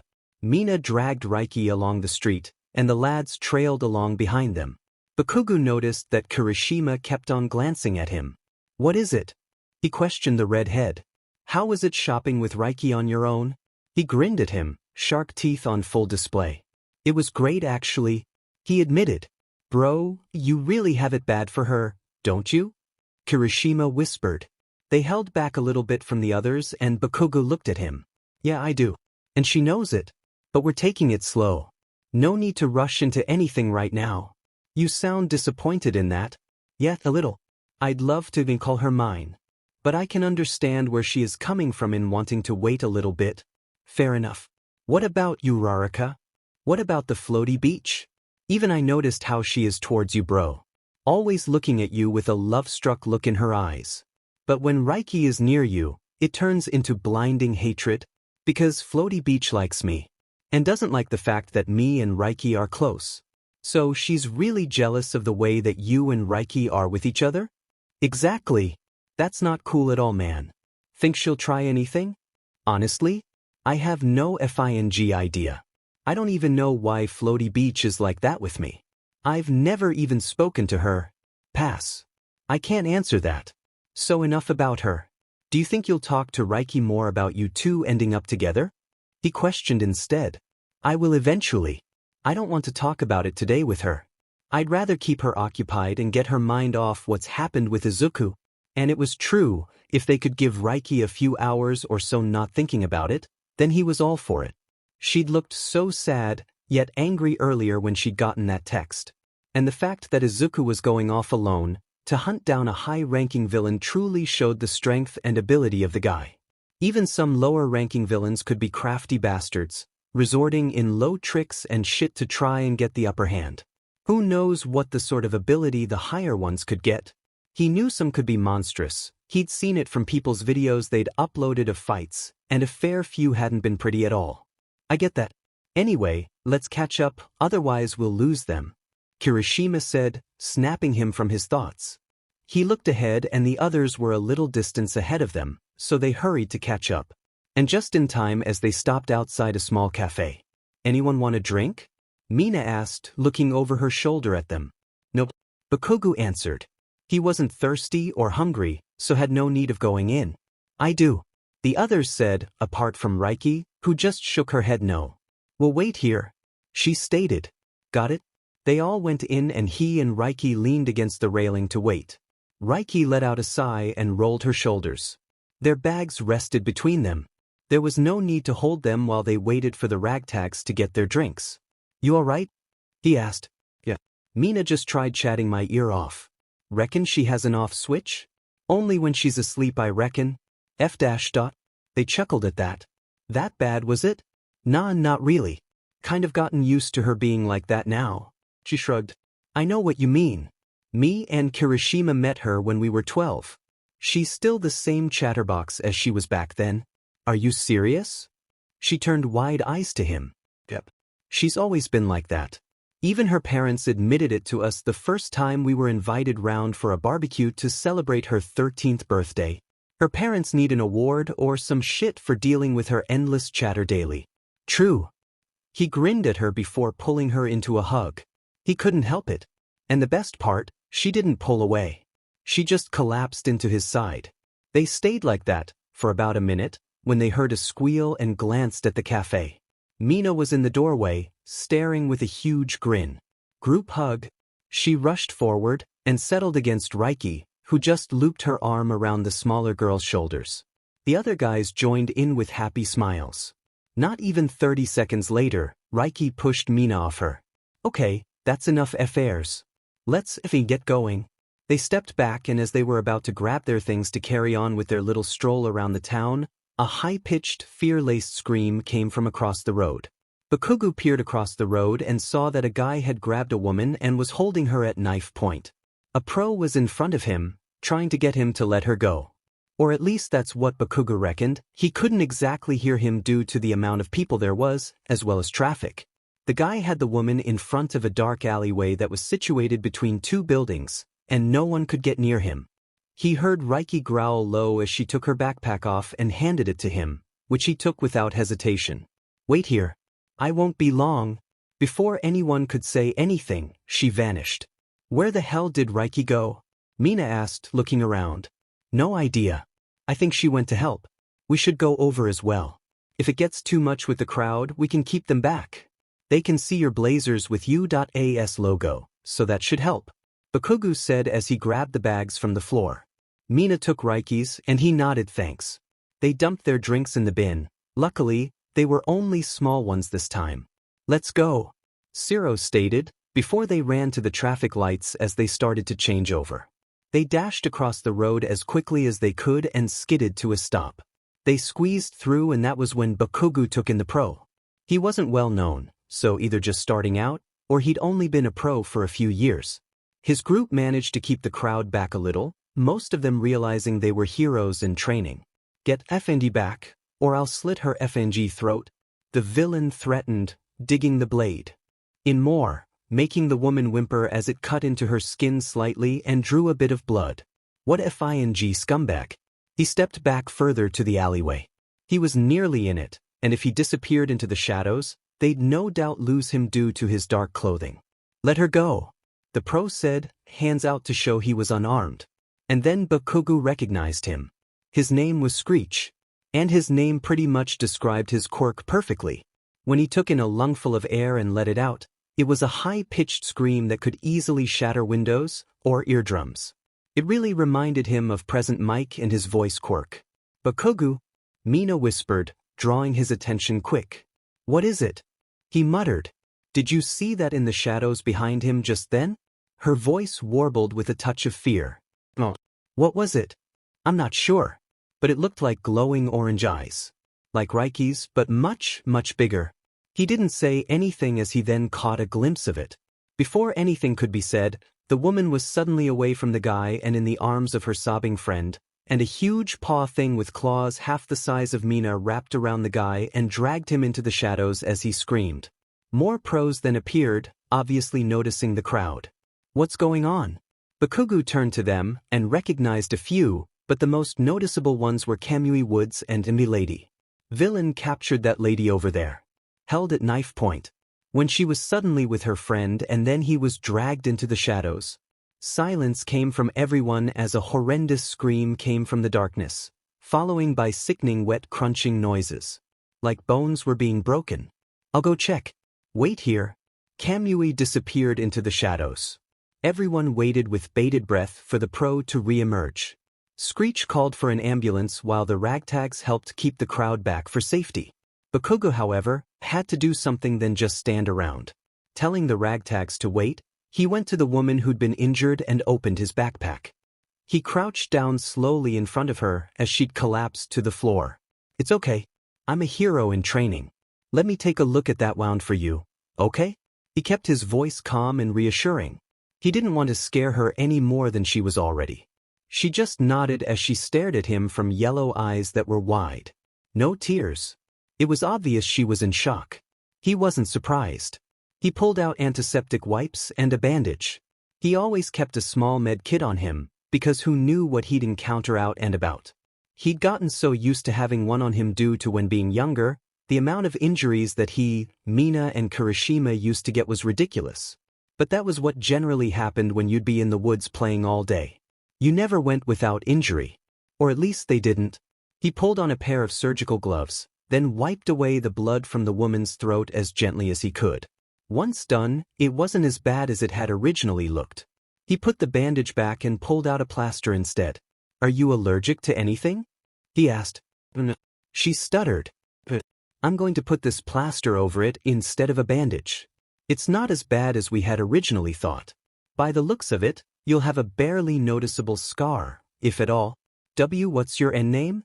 she asked. "You can call me Bakugo." Thank you." She smiled slightly at him and he returned it, just as another scream came from the alleyway. The woman flinched and grabbed his hands. "It's okay. You're safe now. If the bastard manages to somehow get away from Kamui Woods who went in after him, he'll have to go through me before he gets you again," he reassured her. "Promise?" She whispered, eyes darting from him, to the alley and back again. "I swear it on my life." "What's your name?" "Noya Luren. Call me Noya though." "Nice to meet you, Noya. So, you like the rock-type stuff, huh?" "What?" "I caught a glimpse of your spiked bracelets on your wrists just then." He motioned to what he meant, before putting the plaster on her throat as gently as he could. He didn't want to hurt her any more than she already had been. Yes, he was an arsehole majority of the time, but he knew when to be cautious and considerate. "I like it a lot." She didn't stutter that time. So it worked. He helped her to her feet and she was tiny. She barely reached the middle of his chest. Thankfully, majority of the shock had faded from her eyes as well. Progress. It also felt really good in helping someone. Isuku had been right in saying that being a hero wasn't just fighting villains. It was also about helping those affected by it. Or a simple thing as talking to someone. Maybe he'd try it more often? It definitely made him feel good though, much more than the praises and such he got growing up due to his quirk. Maybe this was a turning point for him to become better in himself? He liked it. Me and my girlfriend do as well. He couldn't believe he just said that. He hoped to that Reiky didn't hear him from wherever she'd vanished to. Really? Damn right. My favorite band is Bad Wolves. Saw them last year. Best damn concert ever. He grinned at her as she smiled slightly. Her friend just stayed quiet, realizing he was distracting her. "I know what you mean. Tommy Vexed is one gorgeous man. Well, he might be to you. I just like his vocals and the kick-ass songs the band makes." She chuckled as he scrunched his face up a little. "I can live with that. Means more for me." She winked cheekily and he laughed that time. Excuse me? They turned and a paramedic was beside them. Yeah. Bakugo asked. Are you the one who was held hostage, ma'am? She said to Noya. Yes. But Bakugo already helped with the little injury I got. She admitted. I'll still like to check you over for possible shock and anything else that might not have risen yet, okay? He told her in a calm voice. However, she just turned to Bakugo instead, like she was checking that it really was alright. Why though? He was just a student and she was the adult. It's cool. Go with him. He can help more than what I can. He reassured her. But thank you, Bakugo. You helped a lot. All part of being a hero in training. He smirked. But still, thank you. And when it's the UDA annual sports festival, I'll be watching. I'll root for you, so win, okay? I'll do my absolute best. He bowed to her in respect and she did it back before going with the paramedic. Her friends stared at him from pale lavender eyes rimmed in red from her tears. Thank you. She has anxiety, so you definitely helped in getting her mind off what just happened. No problem. Oh, and because Noya likes rock stuff, there's a shop across the road, called Xenosis. They're really good on price and have a huge variety. Say that Reiky and Bakugo recommended you go in, they're decent people and a good laugh. I will. Thank you again. She scurried off to the ambulance and Bakugo went back to his group. Just as Kamui Woods appeared, the villain was wrapped in some vines, unconscious. He was a mess. He had blood all over him. Chunks missing from his arms. Kneecaps busted and the actual knee dislocated and sticking out at the side. Feet were backwards. Bones stuck out from his calves. Wrists were bent at the wrong angle. Fingers mangled. Hair was matted with blood. It also dripped from his ears and nose. Lip was busted in 2 places as well. Jesus, he was not a pretty sight. Whoever got him worked quick considering. He'd been taken not even a minute until Kamui went after them. There you are. He turned just as Reiky latched onto his side, linking their fingers together. Where'd you go? He asked. Bathroom. I was looking for you. Then I saw you over here. What happened? Well, she certainly played innocent enough. He had no doubt that it was her that had been in the alleyway. And what was holding his hand? Was she portraying herself as his girlfriend? If so, he definitely was not going to complain about that. Villain attack. Took a hostage.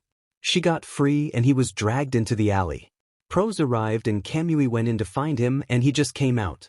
That's the guy in his branches. He motioned to the pro, who was handing the guy off to more paramedics. That looks rather painful.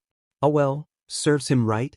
She glanced at him and he saw a gleam in her orbs, like she knew what she was doing to him from just holding his hand. He turned away before he blushed and she snickered. He glanced over at their group and they were grinning at him, wiggling their eyebrows. Mina made kissing faces at him. He flipped them off and they laughed. Bastards. He focused back on Reiky, who was watching the guy's injuries be treated, and he noticed that she didn't have her hoodie anymore. He let her hand go, opened his bag and pulled out a spare hoodie. Bakugo nudged her to get her attention and when she turned, he passed it over and she took it. Thanks. She shrugged it on, and his heart started beating erratically against his rib cage. She looked so FNG adorable in his clothes. It swamped her, going down mid-thigh. She rolled the sleeves up then rejoined their hands. Like it was the most natural thing in the world. Excuse me? Their attention was turned to the pros that were approaching them. Yeah. Bakugo replied. Could I get a word with you in private for a moment? Kamui said. Sure. He winked at Reiky, who smirked under her mask and followed the pro to the alleyway. It was out of view of the public and private for a talk. Good enough. Before he disappeared from view, he snuck a glance over his shoulder and Reiky had gone to the ragtags, but her gaze was locked firmly on him. He caught up to Kamui, who had turned to look at him. Bakugo glanced around and saw globs of fresh blood scattered here or there, as well as the usual trash. Clearly this is where the guy had been beaten the shit out of. So, I want to personally thank you for what you did today. Kamui started. It's nothing. It's what any hero in training would do if they were in my place. He shrugged. Not many would think of looking out for the victim like you did though. Really? Why? Because majority are only interested in apprehending the villain, and once done, they leave. Regardless of if someone was injured or whatever. Sure, They call an ambulance and backup, but other than that, I've seen it more times than I care to admit. Kamui sighed. I get that. I do. Was that all you wanted to say to me? Bakugo questioned. Oh. I wanted to get your side of the story. More witness statements, the better. I thought you'd have preferred it away from others. Kamui shrugged. Doesn't really bother me. Anyway, me and my group, the Ragtags, were just walking through town, hanging out after a long day at UA. Me and Reiky were waiting while the others got a drink, and when they came back, we heard a scream. Reiky disappeared, toilet break apparently, but me and the others ran across the road to try and help the situation. Keep the crowd back so that the victim, Noya Luren, wasn't hurt any more than she already was, or so no one else got injured too. Screech tried to reason with the guy to let her go, but he wasn't having any of it. Then Noya was suddenly out of his grasp, and back in the arms of her sobbing friend. Then this huge hand thing with claws came out of the shadows and dragged the guy in. Then you turned up when the first scream sounded. He took a deep breath after relaying what he knew. Thank you. We were impressed by how you managed to help calm Miss Luren down after as well. Even administering basic first aid to her injury. Well done. I'm impressed. Thanks. Well, that was shocking. It wasn't every day that you got personally thanked by a pro. Welcome. So, I also want to ask something if I can that is irrelevant to what just happened. Okay? What's your relationship with Reiky? Because I've never known her to hold someone's hand like she did with you. He looked genuinely curious. How did he know Reiky? Was this an interrogation? You don't need to answer that. A voice from behind had him whirling around. Reiky emerged from the shadows, and he visibly relaxed. She stopped next to him, keeping her gaze locked on Kamui, who actually looked amused. No hi? He asked, and Reiky smirked before launching herself at the pro. Bakugo watched, completely stunned, yet confused, as they wrapped their arms around each other in a tight hold. What was actually FING going on right now? Hi Uncle Cam. Reiky chuckled as they separated. Well, that explained what was going on. Hold on one FING minute. Did she just call him Uncle Cam? A tug on his arm had him peering into familiar orange eyes and realized he'd zoned out a little. You okay? I think so. He's your uncle? Bakugo motioned to the pro, who was full on smirking now. Adopted uncle, but still part of my family, Reiky stated. So, what's the relationship between you two? Kamui questioned. He's mine. Reiky shrugged, like it was the most obvious thing in the world. What? Kamui blinked at them. You heard me. Katsuki Bakugo is mine. I don't need to clarify in which way, but I'll leave that up to you in which way you take it. Reiky's eyes gleamed in amusement. If you say so, firecracker. So, where's that genius brother of yours? It's weird not seeing him with you. Reiky sighed, before pulling her phone out of her pocket and showing him the text. Bakugo stayed quiet, watching as the pro's eyes blew wide. Are you serious? Who's he after? And is it all right for Bakugo to know? Bakugo knows about me and Isuku. Same as the other Ragtags. And he's gone after Lycania. What? And they didn't ask for you to join him in helping hunt him down? Even I've heard of that guy. Kamui was gobsmacked. I take it he's really bad? Bakugo queried. Bakugo, bad is a vast understatement. He's a high-ranking, psychopathic villain with 60 murders on his hands. That's not including the ones we don't know actually about either. Reiky sighed and rubbed the back of her neck in clear irritation. And Isuku has gone after him, alone? Bakugo was shocked. Why the hell would they send a 15-year-old after a high-ranking villain? Trust me, if anyone can take that bastard down, it's Isuku, Kamui claimed. Just how strong is Isuku? He posed that question to Reiky. You saw the grids light up on the punching bag, yeah? Yeah. That was Isuku not even trying. If he went full out in punching, he'd beat All Might. Is that with or without his quirk? Without. If he used his quirk, he'd easily obliterate a small town within the span of a minute, tops. Just from wind pressure alone. Holy shit. Now that was as impressive as it was frightening. Thank F Isuku was on their side. If they'd had to go against him as a villain, well, they might as well just dig their own graves to get it over with. And what about you? What about me? How strong are you? I'm not as strong as Isuku, but I can definitely hold my own. She shrugged. Don't lie, Reiky. You're one of the strongest females I know. Hell, you're even stronger than some of the pro males I see around. Kamui pointed out. Maybe so, but I've never had the means or need to find out how strong my punches and such are. Maybe in the future I'll find out. Now we should head back before anyone comes to find us. Plus we've got more shopping to do. Mina's orders, Reiky said, before linking their hands together. And God forbid she doesn't get to go shopping. We'd never hear the end of it. That caused both of them to shudder, while Kamui chuckled at their antics. Is she that bad? The pro queried. Put it this way, Uncle Cam, Mina could chat the arse off a donkey and still carry on. Reiky snorted, squeezing Bakugo's hand a little. Not that he minded in the least. What's her last name? Ashido. Why? I know to avoid that name for internships. Kamui smirked and both of them burst out laughing. Sensible man, even though she's not actually that bad. Right, let's get going. Come visit soon? Sure thing. Or we can head to TG for a few hours. Yes. Reiky squealed before grabbing the man in a hug as he moved beside her. And even then she didn't let his hand go. Bakugo just watched her with a fond smile, which did not go unmissed from Kamui, who watched him with a raised eyebrow over Reiky's shoulder. Bakugo just shrugged. Sounds a plan, we'll work something out. Let's go then. They walked out of the alleyway and majority of the crowd had now dispersed, as well as the pros. Ambulances had disappeared. Ragtags were standing to the side, talking to Noya and her friend. About time. Mina hollered when she noticed them. Bakugo, I'll take your statement down to the station now.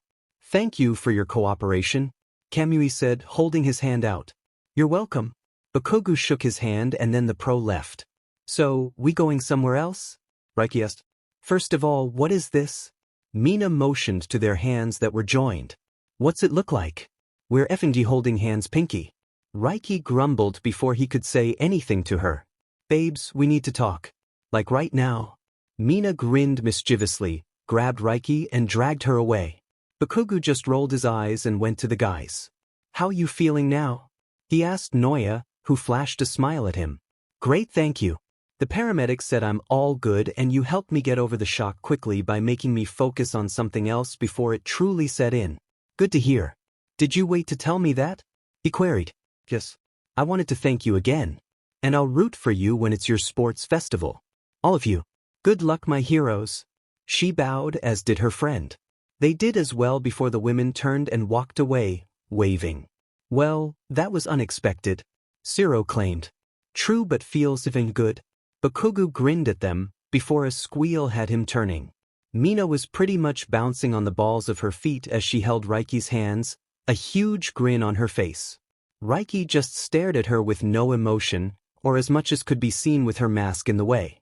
So, Bakugo, Kaminari started, drawing his gaze. What is it, Pikachu? What happened in the alleyway with you and Reiky? You both walked out holding hands? Kaminari smirked at him, and the other two were eager to hear his answer as well. Just that. I gave my statement to Kamui Woods away from inquisitive ears. Reiky joined us and linked our hands together, which is what you saw. Nothing else.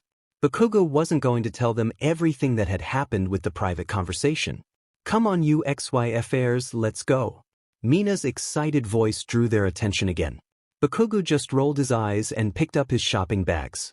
Reiky grabbed hers and took her backpack from Zero, who had been holding it for her. Thanks. She nodded to the black-haired male, who grinned. Welcome. Then he and Kaminari were once again grabbed by Mina and off they went, laughing like a pack of hyenas. Kirishima ran to join, while Reiky put her things into one hand and held her other out to him. He smirked and linked their palms together. She gave an encouraging squeeze, and he leaned over, placing a kiss to her cheek. Reiky just laughed, making Bakugo feel on top of the world. They strolled after them together, hands gently swinging between their bodies as they followed, content in their silence. Happy just being with each other. Reiky rolled her shoulders as she left training ground after an intense workout that had lasted longer than she'd thought. She'd gone there at 9 a.m. It was now 3 p.m. But that was with doing some pro work for an hour or so, plus a hot shower, so that counteracted the time that she'd spent there too. It had also officially been 9 days since Isuku had left on that mission, and she really didn't know what to do with herself.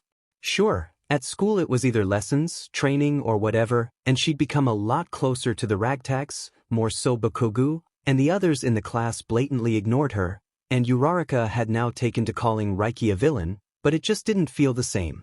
She wanted her FNG brother back already. The last bit of information that she'd gotten from Nizu had been Thursday when he'd informed her that they were close in capturing Lycania thanks to the endless hours and preparation that Isuku had put into everything. Other than that, they'd heard zilch. It was enough to drive her insane. She sighed as she put her earphones on, plugged them into her phone and selected a random playlist. The first song was Motley Crue Kickstart My Heart. She loved this song and turned it up as loud as her phone would allow. Reiky shoved her phone in her pocket on the hoodie she was wearing and shifted her backpack a bit better. As it was now Sunday, she was dressed in leggings, one of Izuku's t-shirts and his black hoodie with the flaming fox skull logo and comfortable black trainers. Instead of heading home, she went to town to get a bit of shopping before it was too late. 20 minutes later, she strolled into a food shop and grabbed a basket. Trapezing through the store, she got the basic shit needed for home. As she was halfway around the shop, someone tapped her shoulder, making her whirl around. She pulled her earphones off and draped them around her neck. "Hey Mrs. Bakugo." She smiled behind her mask at Bakugo's mum. "How you doing, hun?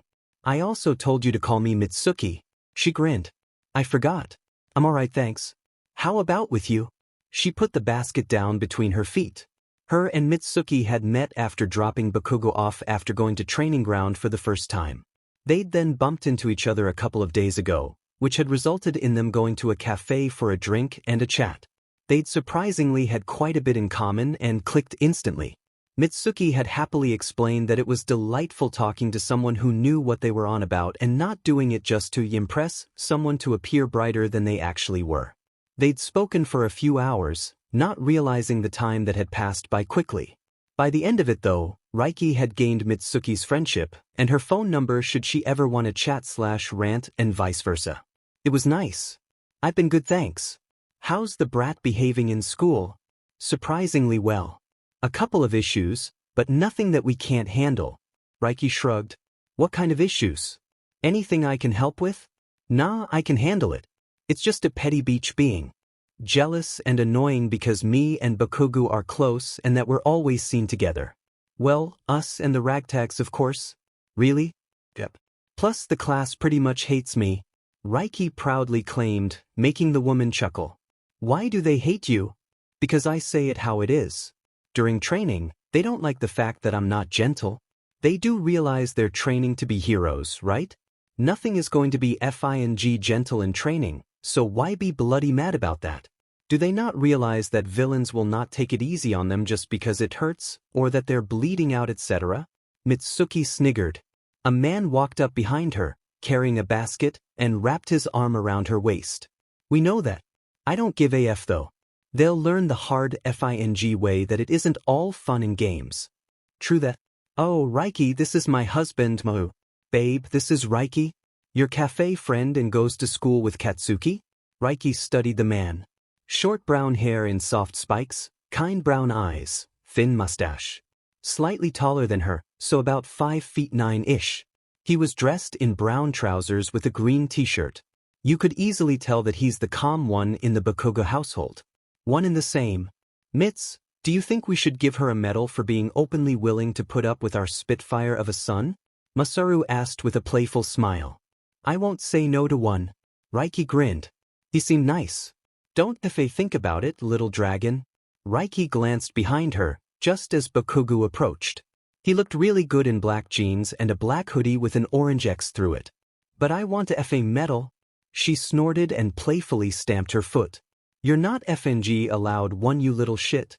Bakugo put his arm around her shoulders and she rammed her elbow into his ribs, making him gasp from the sudden assault. "Beach, if your lovely parents want to get me a medal for putting up with your loud, cantankerous arse, then let them." She looked at Mitsuki as she burst out laughing and winked at Masaru, who was trying desperately to not join his wife. "Guy, you beach." He removed his arm and shoved her a tiny bit. Not that it did anything. "Woof v woof motherfer." That did it, and Masaru starting laughing as well. This is why you're an absolute gem, and why we get on so well, Reiky. You can deal with Katsuki's bullshit easily, Mitsuki said after she'd managed to calm down. F off, old hag. Bakugo griped at her. Hey, Bakugo? Reiky said in a sickeningly sweet voice, making him instantly go pale. What? He asked wearily. Don't call Mitsuki an old hag. Reiky spun on her heel and jabbed her left fist into his side, hard. He gasped from the pain, doubling over nearly. Jesus Christ. Could you hit any FNG harder? He gasped, glaring at her slightly. Beach, please, you know I can clearly hit much harder than that. Don't be such a vain pussy. She snorted, but she did enjoy this. They always bantered together like this. When a few had seen it for the first time, they'd thought he was going to hurt her, until she'd grabbed him and introduced his back to the floor, while crouching over him. They'd gotten up, laughed and walked off with arms wrapped around each other like it was normal, which to them it now was. Whatever you say, little dragon. He stood up properly, before putting his arm around her shoulders again and hugged her. He took any opportunity to do this now. It had certainly stumped the teachers and students who'd seen him hugging her willingly and not threatening to blow her up. They already knew he was a temperamental effer, but she was worse. They just clearly hadn't realized it yet. Well, apart from her dad and such, that is. Before this gets any more boisterous, we shall leave you to your shop as we have a few things to do before everything shuts. It was lovely to finally meet you, Reiky, Masaru said, holding his hand out. Nice to meet you as well, Mr. Bakugo. She quickly shook his hand before picking her basket up. Please, call me Masaru. Sure. And I'll meet you at the usual spot tomorrow, yeah? She asked Bakugo. Sounds good to me. I'll text you in the morning, okay? Deal. Catch you later. She ducked under Bakugo's arm and walked off, waving over her shoulder. I'll text you for another cafe meetup, Reiky. Bye, hun. Mitsuki shouted and Reiky shot a thumbs up, showing she heard and agreed. She quickly went through the rest of the store, finding what she needed, and was in the last aisle when her phone binged. Pulling it from her pocket, it was from her dad. She moved to the side, so she wasn't in the way. Dad, Reiky, where are you? Reiky, at the store getting some bits we need. Dad? Great, can you pick up some jelly pouches for me? I just had the last one, sigh. Reiky, gross. Those things are fing disgusting, Dad. How you can eat/drink those things is one of life's biggest fing mysteries. But sure, I'll get you some. I won't be much longer. Dad, shut it, I like them, my problem child. And thank you. What do you want for dinner tonight? Reiky, I'll be happy with some beef ramen or something. Dad, got it. See you soon. Reiky, laters. She chuckled as she put her phone away. Her dad was like a kid throwing a tantrum when he didn't get a jelly pouch. She grabbed some snacks for later, then found the pouches. She grabbed 4 different boxes with 8 pouches in each. She didn't bother looking at the flavors as her dad liked them all. Once done, she took her purchases to the counter and also grabbed a carrier bag to put it in. When it was her turn, she pulled her backpack off as she had room to put a few things. After she'd packed and paid, Reiky left as she tugged her earphones back up, just as a new song started. Now that was fing timing. As she slowly bobbed along to the beat of the music, she headed home. Half an hour later, Reiky finally got to hers, just as it started to rain. Pushing the door open, she took her earphones off. At least she wasn't caught in that. Dad, I'm home. She hollered as she took her shoes off, sliding her feet into slippers. She wandered into the kitchen and her dad was sat at the table in pajama bottoms and a t-shirt, but he wasn't alone. He was with Naomasa Tsukachi, their police detective friend. They had paperwork spread out across the table. Welcome home. How was the walk back?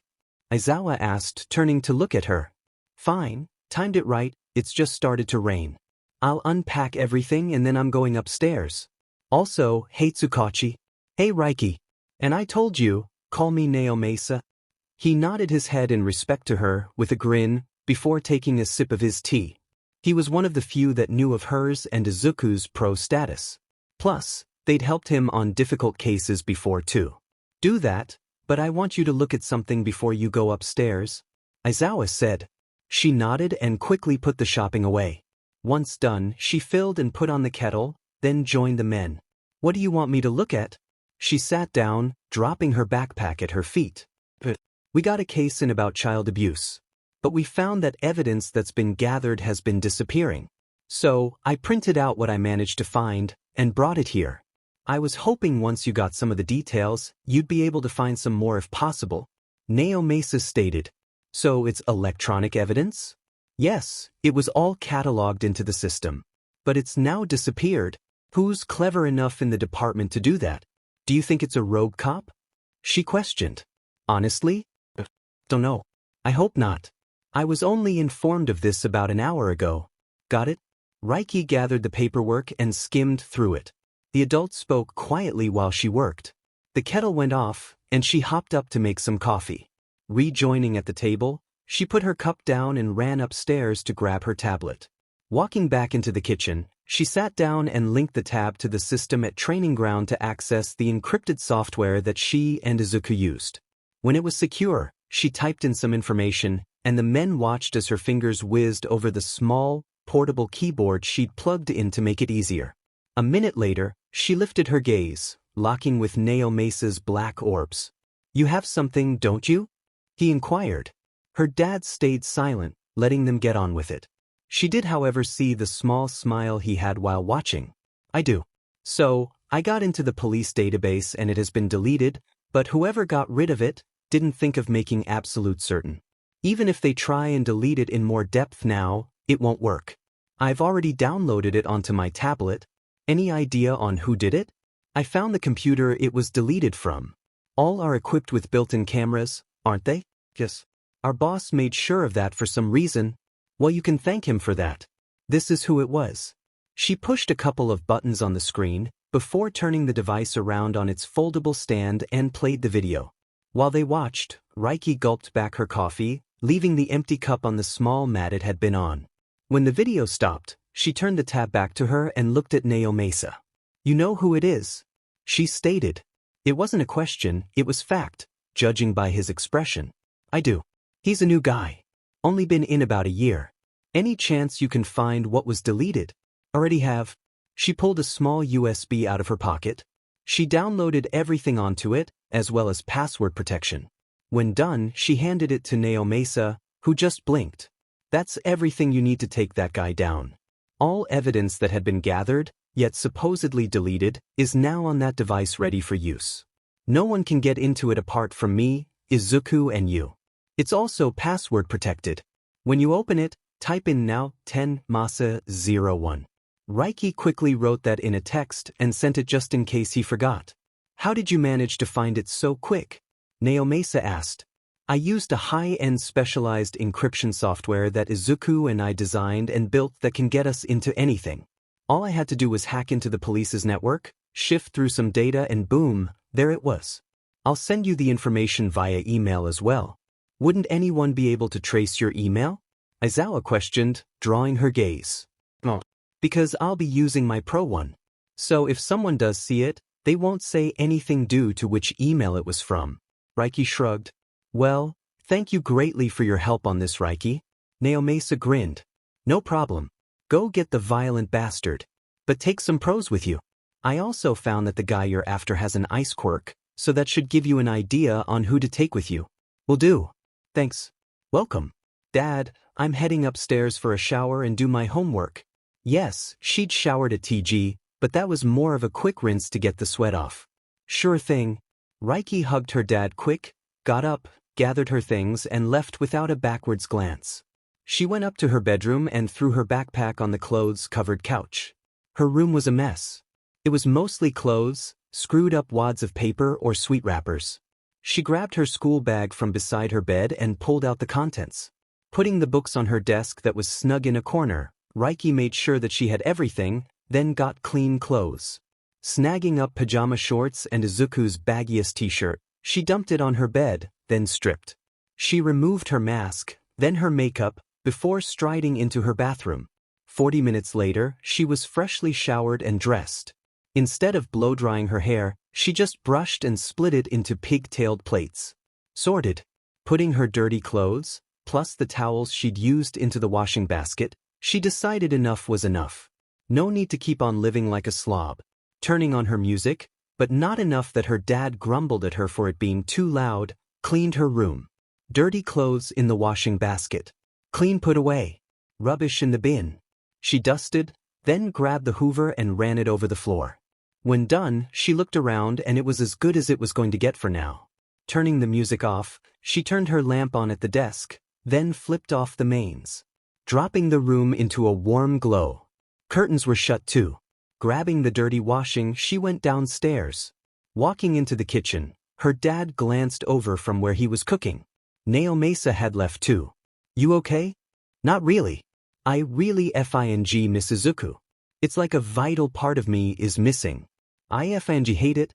She sighed, before taking her laundry into the side room and shoved it into the washing machine. She started a wash cycle, then went to her dad. Reiky wrapped her arms around his waist, burying her face into his side. He put his arm around her shoulders, hugging her. Because it was just them, she'd left her mask off too. I miss him as well. Hopefully, it won't be much longer before he's home. She felt a kiss on the top of her head, so leaned back to stare into her dad's dark eyes. I know. Doesn't mean I like this shit though. Has Nizu told you anything else? Not yet. He's as much in the dark as we are at the moment. Now dinner is ready. Can you grab 2 bowls for me? Sure. He gave her a quick squeeze before she grabbed bowls and chopsticks. He dished the dinner up and they took their food into the living room. Settling on the couch, they found a movie to watch and they quietly ate. That was the thing with her and Aizawa, they didn't need to talk all the time. They were perfectly comfortable in their silence. When they finished and dishes were cleaned, Reiky curled up into her dad's side and stayed there until the movie ended. She glimpsed at the clock on the wall and saw that it was 9:30 p.m. Where the F had the time gone? She sat up and her dad glanced at her. She was surprised he wasn't asleep. What is it? I'm going to do my homework. It's due tomorrow and I completely forgot about it. I really don't need Zashi crawling up my arse about it. Or shouting down your ear. They both shuddered at that. Don't get her wrong, she absolutely loved and adored the crazy blonde, but he was ridiculously loud, even without using his quirk. If you need me, text me as I'm gonna have earphones on, okay? Sure thing, firecracker. She kissed his cheek and went upstairs, leaving him sprawled on the couch. Grabbing her laptop from her bed, she turned it on while going to her desk. The thing was huge and dominated its space. It was big enough that it had been split in half for her and Isuku to comfortably sit without being squashed. Plugging in the laptop to the charger, she settled into the comfortable chair. She glanced to the side and sighed as she stared at the empty chair present. She missed Isuku so bad. This was the longest they'd ever been apart since they were 4 years old. It honestly sucked. Scrubbing a hand over her eyes before the tears that had sprouted fell, Reiky opened a drawer and pulled out a lighter. She lit the incense stick that was perched in a dragon skull holder on the small ledge that ran the length of the desk. Instantly the smell of warm vanilla and wood smoke surrounded her. It was calming and made her smile sadly. It was Izuku's favorite incense to burn while they did work together. Before getting comfortable in her chair, Reiky grabbed her earphones and phone from the bed. Hooking them over her ears and plugging it into the laptop, she opened her music folder and made a playlist. She didn't fancy listening to her usual really heavy stuff, so opted for light rock. Once she'd selected about 40 different songs, it started, and she knuckled down with her homework. Reiky soon lost track of time and her surroundings as she blasted through the schoolwork and sank into the music playing and jumped a little when her phone suddenly lit up with a text. She grabbed the device and opened it. Who wanted her? Dad? Turn around, firecracker. She paused the music, took her earphones off, put them down and turned. Her dad was casually leaning against the doorframe. What is it? She asked. I need you to come downstairs. Why? Nemuri is here. Is she okay? Is it Isuku? Have we finally heard from him? Slow down, firecracker. Go and see her. She's waiting for you. Just be warned, she's crying. Her dad warned. Reiky leapt to her feet, kicked her slippers off and ran to her dad. Why the F is Nem crying? Seriously, is Isuku okay? Nothing had better have effing happened to my brother or I'm going on effing rampage. Reiky growled as a bit of smoke left her nostrils. Reiky Aizawa, calm it. Go and see your aunt. Her dad kissed her cheek before shoving her out the room. She stumbled a little, then raced downstairs. Running into the living area, her beautiful Aunt Nem was standing there, looking at her as tears ran down her cheeks. Aunt Nem. Reiky jumped at the woman, wrapping her arms around her. Calm down, sweetheart. What's wrong? Reiky pulled back and stared into the familiar blue eyes. Calm down? No FING chance. Why are you FNG crying? Who's Arsum FING kicking? Is it Isuku? Have you heard anything from him yet? When's he coming home? She rattled off instead. Reiky, you don't need to kick anyone's arse. I promise these are happy tears. I heard from Isuku about half an hour ago. Nemuri reassured her, smiling gently. What? Is he okay? Never better. I have a surprise for you from him. What? She put her hands on Reiky's shoulders, before slowly turning her around. Surprise? Aunt Nem chuckled and Reiky pretty much stopped breathing as she froze. Leaning against the doorframe leading to the kitchen was Isuku. He was unmasked and smirking with his arms crossed over his chest. Her eyes ran over him, truly making sure he was okay. He had a bandage down the bottom left side of his throat and some on his hands. He was in black jeans and a muscle t-shirt. He looked really good, apart from the obvious bandages. You're finally effing home. She screamed before running at him. She leapt into his arms, wrapping her legs around his waist and arms around his shoulders. She buried her face into the unbandaged side of his neck as he chuckled. His arms locked against her back and squeezed. Hi my Ariber.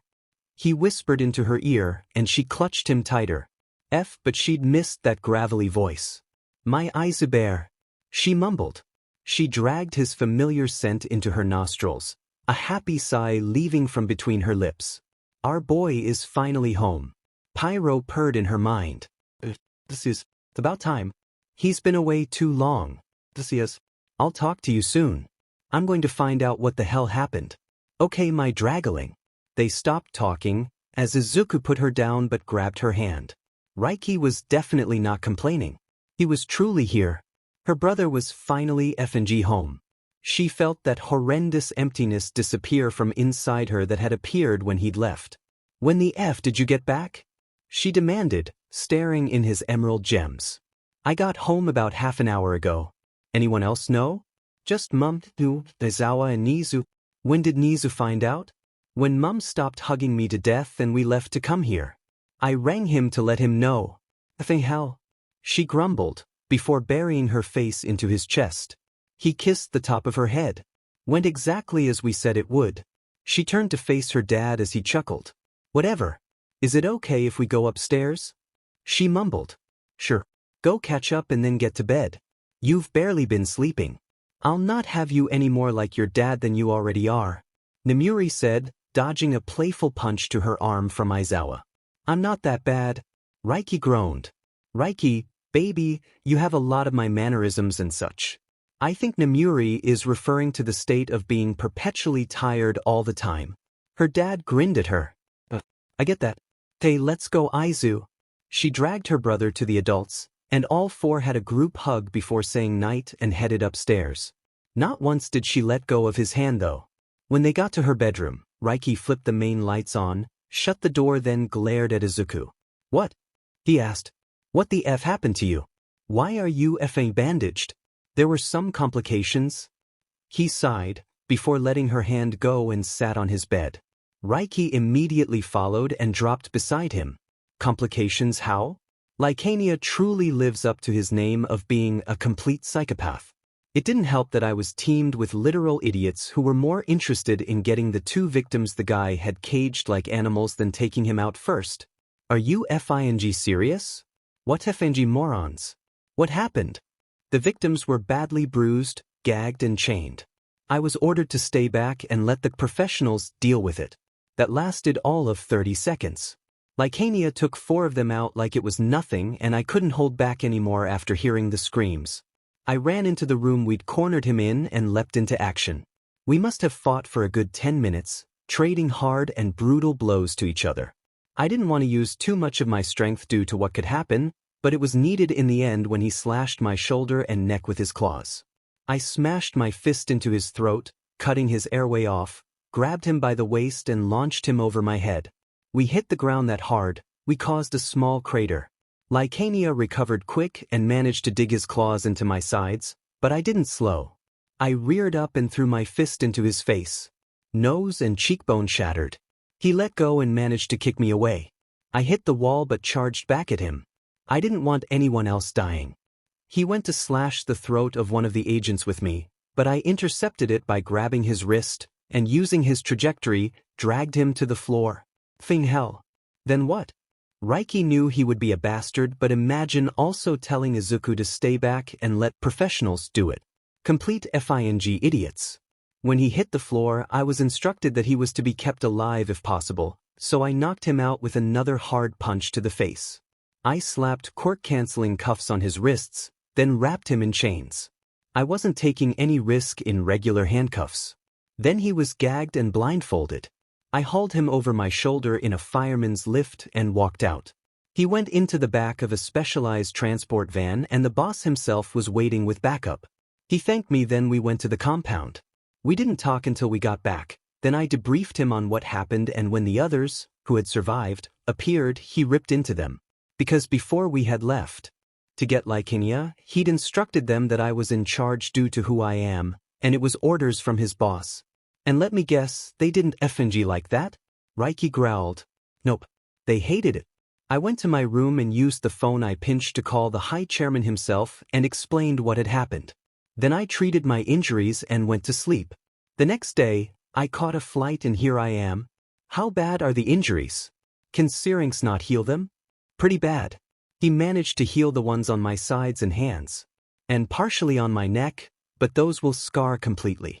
In fact, they're pretty much healed over, but just keeping the bandage on until the morning. Isuku sighed, before running his hands over his face. Want me to change them anyway? Reiky questioned, noticing a little bit of blood. Had that been from her jumping on him? Oh shit, she hoped not. Yeah, go on then. She dashed into the bathroom and grabbed the first aid box. Reiky paused, seeing Isuku without his top on. The big bandage went down the side of his throat, then wrapped around his chest and shoulders. He also had giant plaster type ones on his sides. Damn, they must have hurt. She grabbed the bin by the desk, put the kit down, then undone it carefully. When it was off, she dumped it in the bin and grabbed iodine wipes. 3 jagged claw marks went from his left shoulder blade, over his shoulder, partially on his throat, and ended in the middle of his left pectoral muscle. If this was it healed, just how bad had it been fresh? And afterwards he'd carried the villain? Her brother was a total badass. Idiot, but badass. How the F did you not bleed the F out? She grumbled, wiping a little bit of iodine over it. Syrinx and the healing quirk. Isuku mumbled. Reiky sighed before wrapping it again. 5 minutes later, everything was changed and he looked at her. I really missed you, Ariber. He squeezed her hand and she returned it. Right back at you. Get changed and we'll get some sleep, okay? He nodded and stood up. Isuku kissed her cheek before going to get some pajamas. Reiky watched him go, before she shut her laptop down. Schoolwork went into her bag ready for tomorrow and set an alarm before putting her phone on charge. Lamps turned off. Incense had long since gone out. When Isuku appeared, he wore shorts and a t-shirt. Reiky smiled at him. She pulled the duvet back on his bed and he collapsed into it with a happy sigh. She leaned down and kissed his cheek. He smiled at her and she quickly turned the lights out, plunging the room into darkness. As she went to her bed, she heard Isuku move a little. Maybe turning onto his side? Reiky? Yeah. Come here, please. She went to him and he yanked her down beside him. What are you doing? She demanded. He needed to go to sleep. So did she, for that matter. Shut up. We've been apart for 9 long days. Sleep beside me for tonight, please. Get some sleep, all right? They needed this. Reassurance that they were truly back with each other again. Promise? He was already on the verge. She put her back to him, wiggling into a comfortable position. His arm banded over her belly, and she didn't mind. She just linked their fingers together.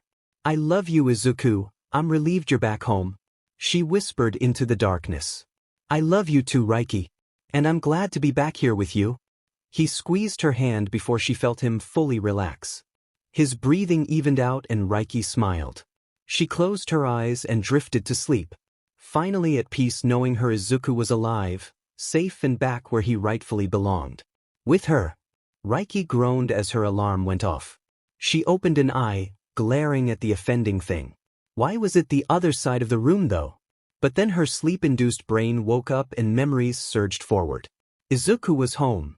She got out of bed and slapped the alarm into silence, before turning around. And sure enough, there her brother was. Sleeping soundly. He was curled up on his side, facing her. Reiky leaned over and nudged his shoulder to wake him up. Before she realized what was happening, she was flat on her back and Isuku was above her, a fist cocked. Going to hit me? She grinned as he blinked a few times.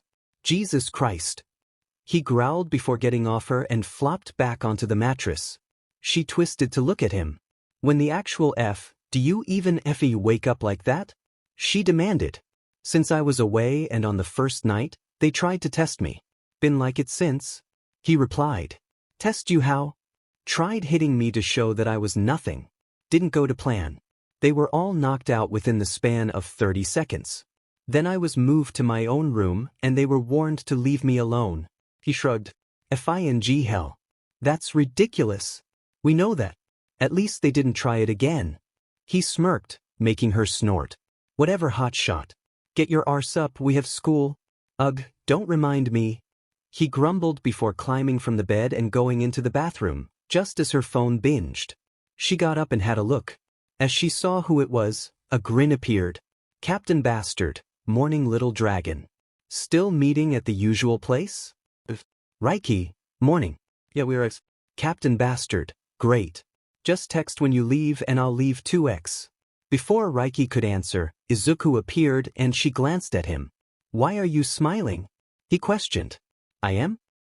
Anyway, Bakugo messaged about meeting to walk to school together. Can I tell him that you're finally back but keep it hidden from the others? Sure. Great. He grabbed his school clothes and went back to the bathroom. She focused on her phone. Reiky, sounds good to me.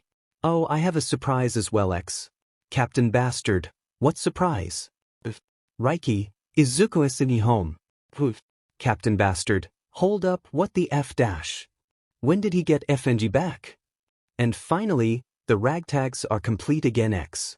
Reiky, I know. Don't say shit to the others though, it's a surprise for them. And he got back late last night. Surprised me completely. I will warn you, he isn't without injury though, X. Captain Bastard, what injuries has he got? He alright? Reiky, yeah, he's fine now. He got slashed by claws. He'll explain it better. I need to get ready. See you in a bit, X. Captain Bastard, indeed you will, little dragon XX. Reiky, later's dragon tamer winking face XX. A blush appeared on her face as she sent that. Why the F did she put that? Why are you blushing? Her head snapped up and Isuku was staring at her, a sly smirk on his face. No reason. Yeah, don't start lying to me now. Fine. I was talking to Bakugo and well, Sake here. She lobbed her phone at him, grabbed her clothes and dashed into the bathroom, slamming the door behind her. She emptied her bladder, scrubbed her teeth clean and yanked on her clothes. Doing the tie-up, she looked in the mirror and rolled her eyes at herself. She was such a FING idiot. There was definitely no taking it back now. Not that she would if she were being completely honest with herself. She liked that feisty blonde. As in liked him. They'd gotten really close over the past 2 weeks. All of the ragtags had, but more her and Bakugo. During school it had been the case of you see one, the other was there. Pulling open the bathroom door, she went into her room and Isuku was on the edge of his bed. Her phone now on her bedside table. He glanced at her when she dropped beside him. Go on, say something. She sighed. Why the hell are you two not together yet? Seriously? Out of everything, that's what you're going with? Yes it is. Now answer. Honestly? I have no FING idea. I guess we're just taking it slow. She shrugged. Don't give me that simple answer. It's clearly obvious that you two are obsessed with each other. Why else would you have smiled when he texted you? I don't know. What the F is happening to me? She shrieked, falling backwards on the bed.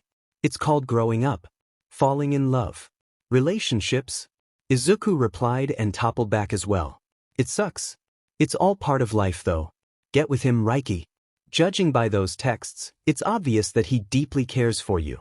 Why run from that? And what about you? She retorted. What about me? Don't you have someone you'd like to get to know better? No. Now it's your turn to not fing lie. Tell me. She rolled and curled into his side, tucking her face into his neck, careful of his injury. What's the point? Who even knows if he likes me in that way? Or is even gay or whatever? Only the family knew that Izuku was gay. Looking at him, you'd never know, but he was gayer than a rainbow. Didn't mean she loved him any less though. The world was full of harsh and bitter affairs who judged someone purely for their sexual preference, which was utter bullshit. Who is it? Kirishima? He mumbled and ran his hands over his face. She reared back to look at him. Are you serious? Yeah, why? Get with him. He's gay too. How do you know that? Because I talked to him? And I caught him out when us ragtags were all hanging out one time. She admitted, smirking at her brother. Caught him out how? Noticed him staring at some guys' arses as they walked past us. It was just me and him at the time, as the others were on their way to join us. I asked him and he admitted that he was gay. We'll see, okay? Stop trying to change the bloody subject anyway. What are you going to do about you and Bakugo? He pushed her away and sat up. I don't know. We'll have to see. She got off the bed and went to her vanity. She started putting on her makeup for the day. Sure. What else has happened since I've been away? He asked as he sorted his bag out that he'd brought with him. She hadn't even noticed that. Well, I'm now dubbed a villain by Uraraka. The class avoids talking to us ragtags. Lessons are kind of boring. We've done a couple of hero training exercises with a teacher that just started too. She rambled before putting on eyeliner. Who's the teacher? All Might. She looked at him from the mirror and snorted. Izuku's eyes were wide as he glanced at her over his shoulder. Are you serious?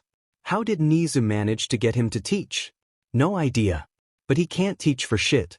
Hell, the first lesson he was reading from a FING chart. Jesus. How did that go with 20 students? Not bad actually. Teams of 5. Who were you with? Bakugo, Kirishima, Mina and Siro. Sucks for Kaminari. I know, but we didn't pick our teams. It was from a list All Might had. She was finally done with her makeup and put on setting spray. Then undone her plaits. She tied the thick mass up into a high ponytail with the curls. At least most of the ragtags were together. I take it you won. Of course we FING did. We had 5 minutes to think of a plan, which we did and executed it FING perfectly, like we'd been doing that shit together for years. The other team didn't stand a FING chance against us. She cackled before spinning on her stool. I'd expect no less. Who were you against? Yaoyorozu, Uraraka, Todoroki, Tokoyami and Jiro. Bet that was fun for you. Oh yeah, totally. Mina outright refused to let me go after Uraraka though. Said I'd get my chance. She's not wrong. Do we have hero training today? No. Normal lessons today. Hero training tomorrow. Reiky got up and sorted her own bag out. Luckily, she only had to put some books in it from her desk and she was done. She snagged up her phone and they went downstairs. Walking into the kitchen, she saw a note on the center island. Morning my problem children. I've already left for UA got called in for an early meeting. Make sure you both eat properly, and I'll see you there. Dad/Uncle. Reiky snorted before putting the kettle on while Izuku started some toast. They worked in sync, and soon their breakfast was ready. She took the hot drinks to the table and Izuku brought their food. She sat and happily dug into her toast with strawberry jam. They ate in silence, gulped back their drinks, washed their dishes and ran to get their shoes on. Izuku wore his combat boots and she did too. She took her leather jacket Izuku handed her and shrugged it on, then put her backpack on as well. Masks were the last thing to be put on. Once they were done, they left and Reiky locked the door behind her, then put her back to Izuku so he could put her keys in her bag for her. As they left, she pulled her phone out to let Bakugo know they'd left. Reiky, we've just left. Get that thing ass of yours moving. So, Captain Bastard. Calm your tits woman. I'm on my way little dragon XX. Putting her phone away, she looked at Izuku, who was quiet. What are you thinking about, brother? Just something you told me. Which is, why has Uraraka taken to calling you a villain? How did she know that's what he'd ask? Because of how close me and Bakugo have gotten. She doesn't like it. She has a crush on him, yet has barely spoken to him. Last time she tried, he grunted at her and walked off. Bet that went down well. Oh yeah. I think the real kicker about it was that he saw me with Mina and Kaminari, ran over with Kirishima, looped his arm around my shoulders, and we walked off laughing. Really? Yeah. She hated it. I could pretty much feel the malicious glare she was shooting at me. Rather childish. Oh, she is. Reiky shrugged. They walked for a few minutes in their comfortable silence when she realized that they were near where her and Bakugo would be meeting. Yo, siblings. They glanced over their shoulders and Bakugo was walking towards them. Hey. She waved and he quickly joined them. Damn man. Good to have you back. Bakugo grinned at Isuku and they fist bumped. Good to be back. They started walking and Reiky was between them. I bet. Now the ragtags are complete again. For sure. Izuku's phone binged and he pulled it from his pocket. So, Reiky said you got injured. You alright now? Bakugo asked, drawing Izuku's attention quick before it went back to the device in his hand. Yep. I'm fine now. Scars I can live with? He muttered. Well, I'm glad you're alright. Bakugo's hand grazed hers and she flicked her gaze to him. He smirked and grabbed her hand. Their fingers automatically linked together. It'll take more than that to take me down. So, how's everything been at U.A? Izuku asked. Usual shit. Jealous, petty beaches. Mostly being ignored by the class. We just focus on our lessons to be honest. Bakugo shrugged, before squeezing her hand gently. Yeah, so Reiky said. So, Bakugo, what's going on with you and my sister? Don't think I don't see you holding hands right now. Both of them looked at Isuku at that remark and he just stared back emotionlessly, well almost, his eyes had a peculiar gleam to them. Reiky really needed to not forget just how FNG observant her brother truly was. Not much to say apart from I like Reiky. And she knows it as well. Bakugo answered. Then stop dancing around each other, you're not made of glass. Grab your balls, put on your big boy pants and ask her out already, Izuku stated, before walking off as they stopped dead. When he was a short distance away, Reiky turned to Bakugo. So, she started. What the F was she meant to say to that? Damn her brother. Izuku's right. Dancing around with each other like this. I can't do this shit anymore. So, Reiky, would you do me the honor of being my girlfriend? He asked. I accept. She yanked her mask down and pulled him to her. Their lips locked, and he wrapped his arms around her tightly. They separated a minute later and grinned at each other. She pulled her mask back up and their hands relinked. So, I feel I should also let you in on a secret too. Reiky started. Oh, yeah, I trust you. And it's about who my dad is.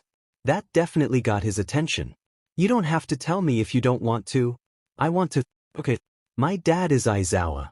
Hold on, you mean our homeroom teacher is your dad? His eyes went wide in shock. One and the same. FING hell. I take it you want it to stay secret for now? As long as possible at least? I won't say shit. Promise? He kissed her cheek, making her smile under the mask. Thanks B. Call me Katsuki at least. You're my girlfriend now. He proudly exclaimed, beaming wide. I can do that. Let's go Katsuki. She winked at him and his cheeks went a pale red.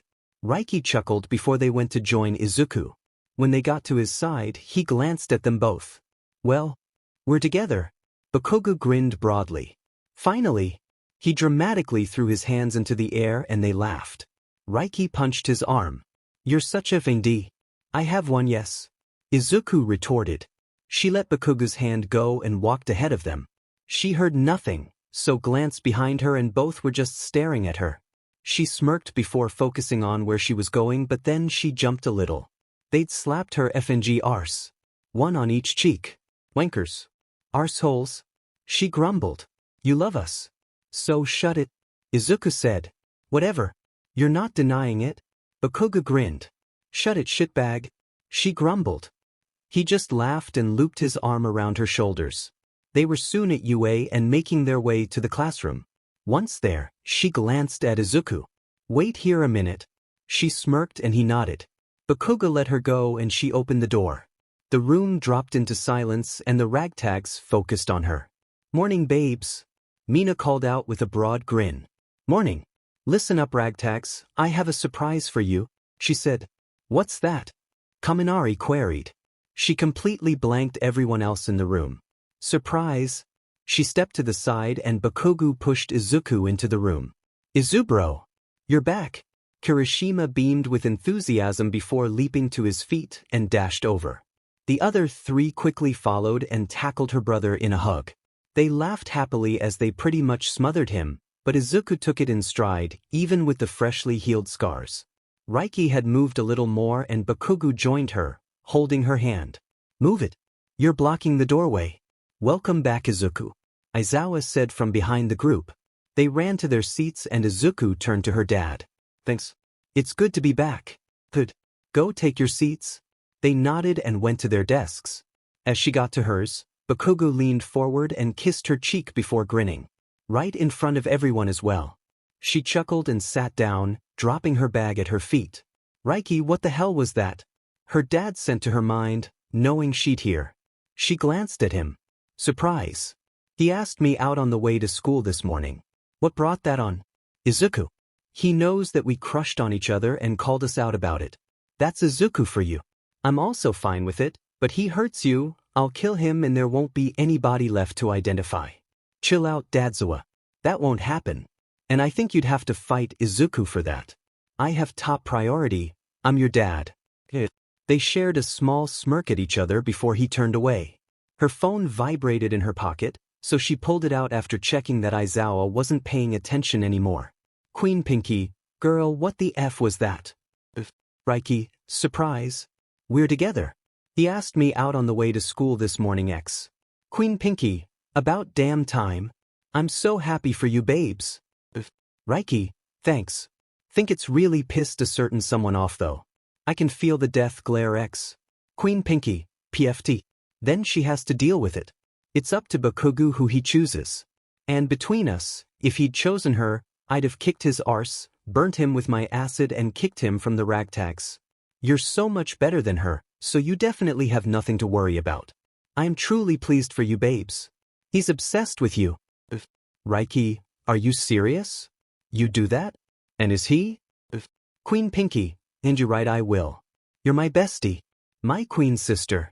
No one hurts you, babes. And very. I'll tell you more later, X. Reiky, I'll hold you to that.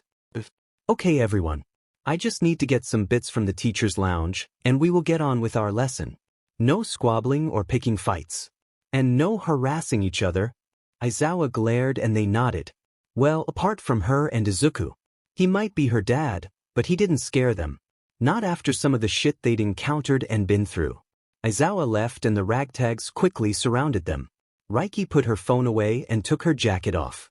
Where the hell have you been? We've missed you, Isuku. Mina cried. I was at home healing.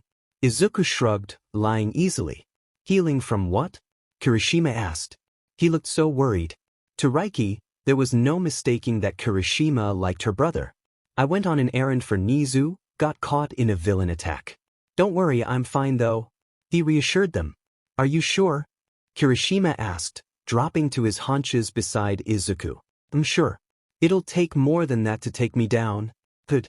So, how about we all hang out later? Kirishima asked that to both of them. I don't mind. Be good for all of us ragtags to hang out. Isuku grinned and Kirishima got up before hugging him quick. Then that's what we'll do. Siro said with his own smile as he side-hugged Mina, who was pretty much bouncing on the spot in excitement.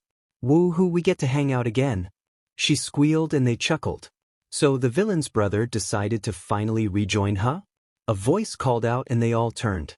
Uraraka was glaring right at her, and completely ignoring everyone else.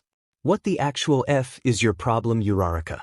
I've done F all to you and you decide on suddenly calling me a villain? She fumed.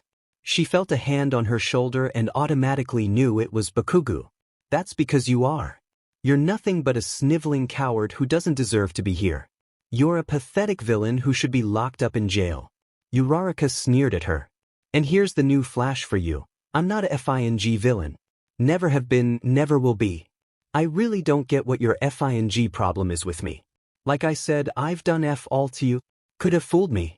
You're nothing but he's scum at the bottom of my shoe. No idea what they all see in wanting to hang around with you. You should just leave and not come back. You're nothing. You're not strong, intelligent, or anything of the sort.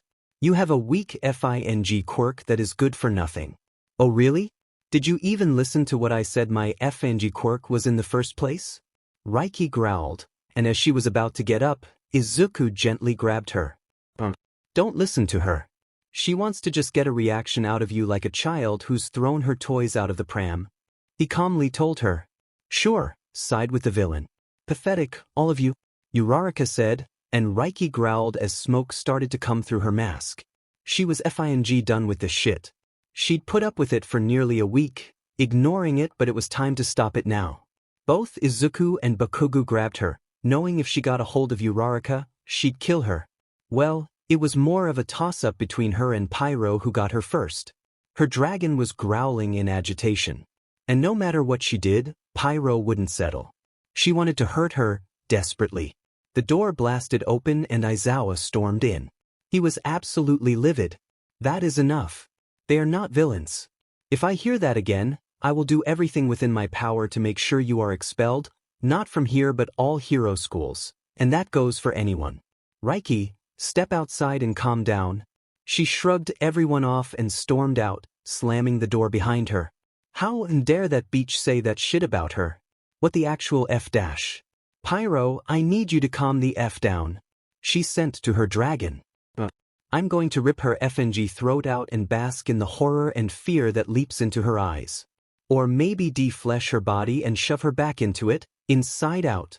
Pyro roared, before slamming against Reiky's mental barrier. F dash, that shit hurt. Reiky? She turned and Nizu was walking towards her. Yeah. She tried calming down, but it wasn't working. She was losing control over the furious Pyro and that wouldn't be good for anyone. She had to get out of the building before it was destroyed and possible lives lost. What happened? Why are you letting smoke out? She dropped to her knees and he put his paw on her shoulder. Am I really like a villain, uncle? She whispered. God no. What has made you think of that? She looked into his eyes and saw nothing but concern. Uraraka has taken to calling me a villain. Apparently, I should just leave and not come back. Then let me ask you here and now, what is the essence of being a hero, Reiky? Save those in which need help. Be it from a villain attack, to simply not being able to cross the road quick enough. It varies day to day, as well as reassuring victims that they are not alone, and that heroes are there to protect them, even at the cost of our life. She stated without hesitation. And just like that, I know you are no villain, Reiky. You're far from that. We know you're not a villain. You have the heart of a hero and the fiery soul of a dragon, and I'm not saying that because of Pyro. Be yourself. No one can tell you any different. She latched onto her uncle and hugged him, trying desperately to calm down. But it wasn't working. She shook from fighting to keep Pyro at bay, and she knew that Nizu could feel the tremors going through her.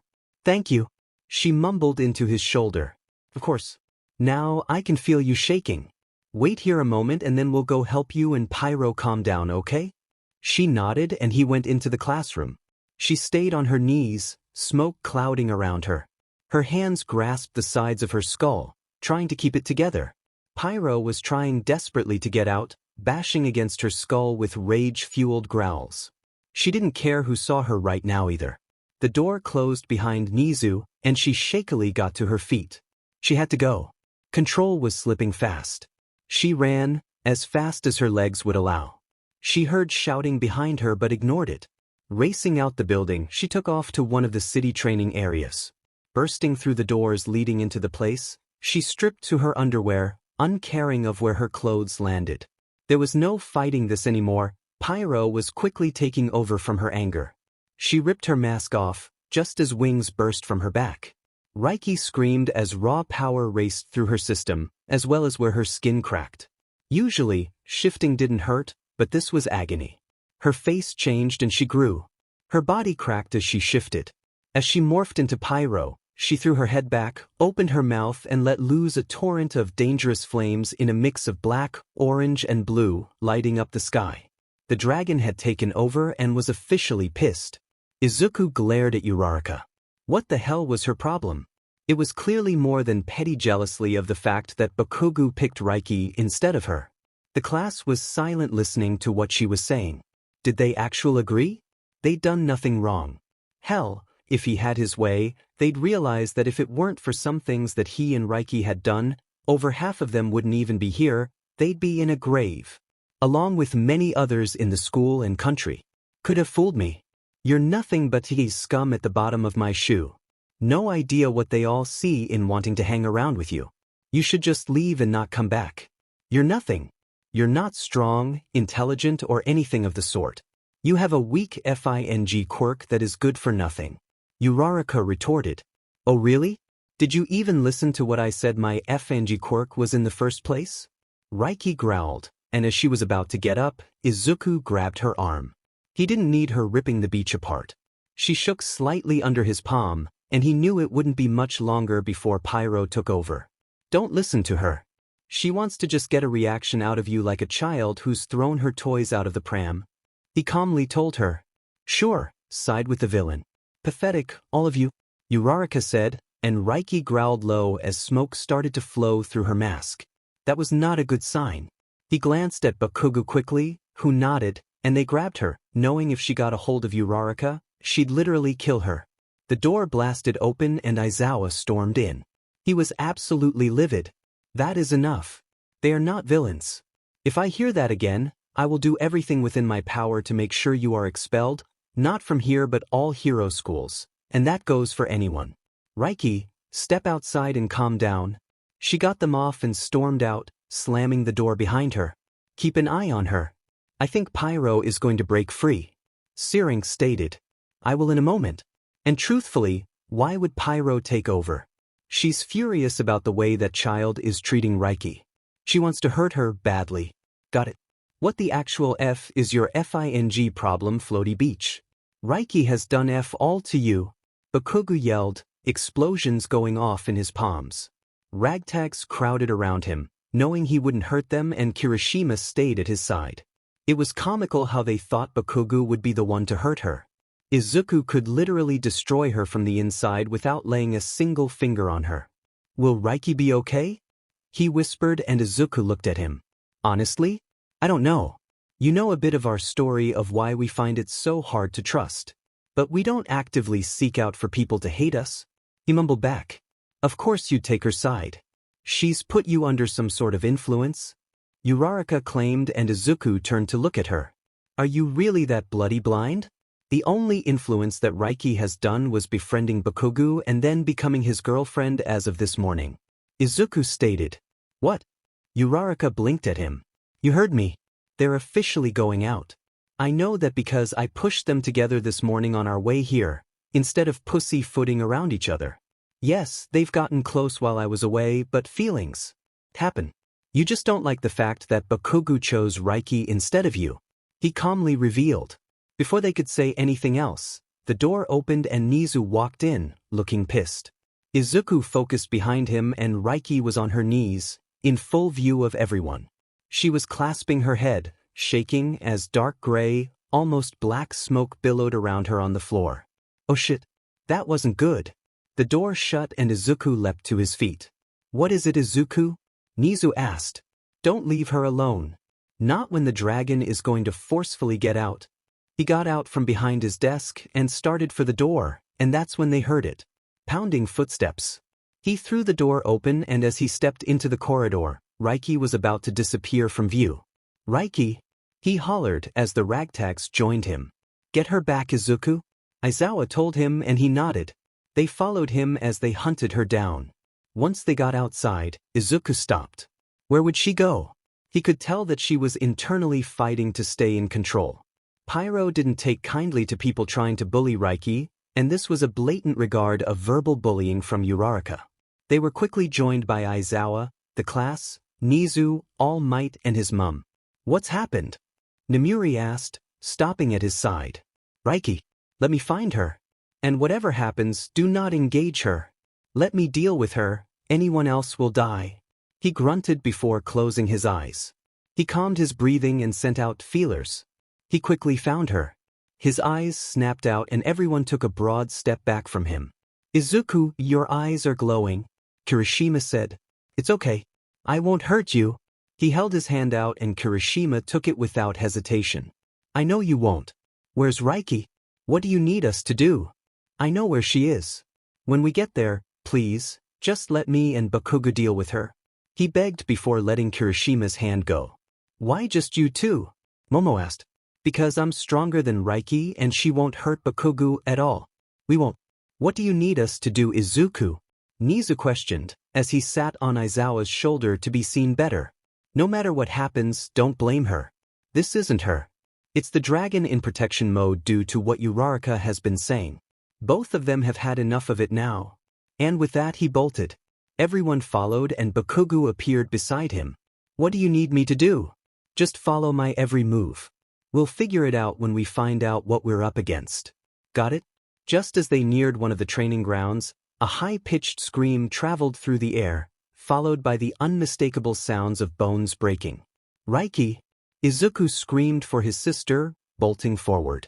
As he neared, vibrant flames lit up the sky, followed by an ear-pounding roar and thundering footsteps. This wasn't good. It meant Pyro's taken over entirely. Running for the doors, instead of slowing to open them normally, he ran right at them. Izuku, wait. Those doors are reinforced. Nemuri called out, but Izuku ignored her and threw himself into them. They burst open from the impact. Bakugo immediately followed and he turned. Everyone was staring in shock. He didn't care. His sister was more important. Wait here. And remember, none of this is Reiky's fault. Nizu, watch the cameras as I know you'll want to see what happens. And with that, he closed the heavy doors with the big dent in the middle from his body. The last thing he saw was Nizu nodding, pulling his phone out. Once the doors were shut, he faced Bakugo. Are you ready? Yes. Are you sure we won't get hurt? We won't. I might get some claw marks, but the dragon won't hurt you at all. How can you be so sure? Because you are with Reiky, and the dragon deems you as theirs too. Her name's Pyro, by the way. Bakugo nodded and they took off, but not before grabbing the clothes scattered near them. Racing through the makeshift town, following the deep clawed grooves in the floor, and avoiding partially damaged buildings that were around, they finally found Pyro. She was near the back of the constructure, partially hidden in shadows, vibrant orange eyes locked firmly on them. Smoke trickled from her mouth, like it would from a fog machine starting up. Izuku handed the clothes to Bakugo, who took them without complaint.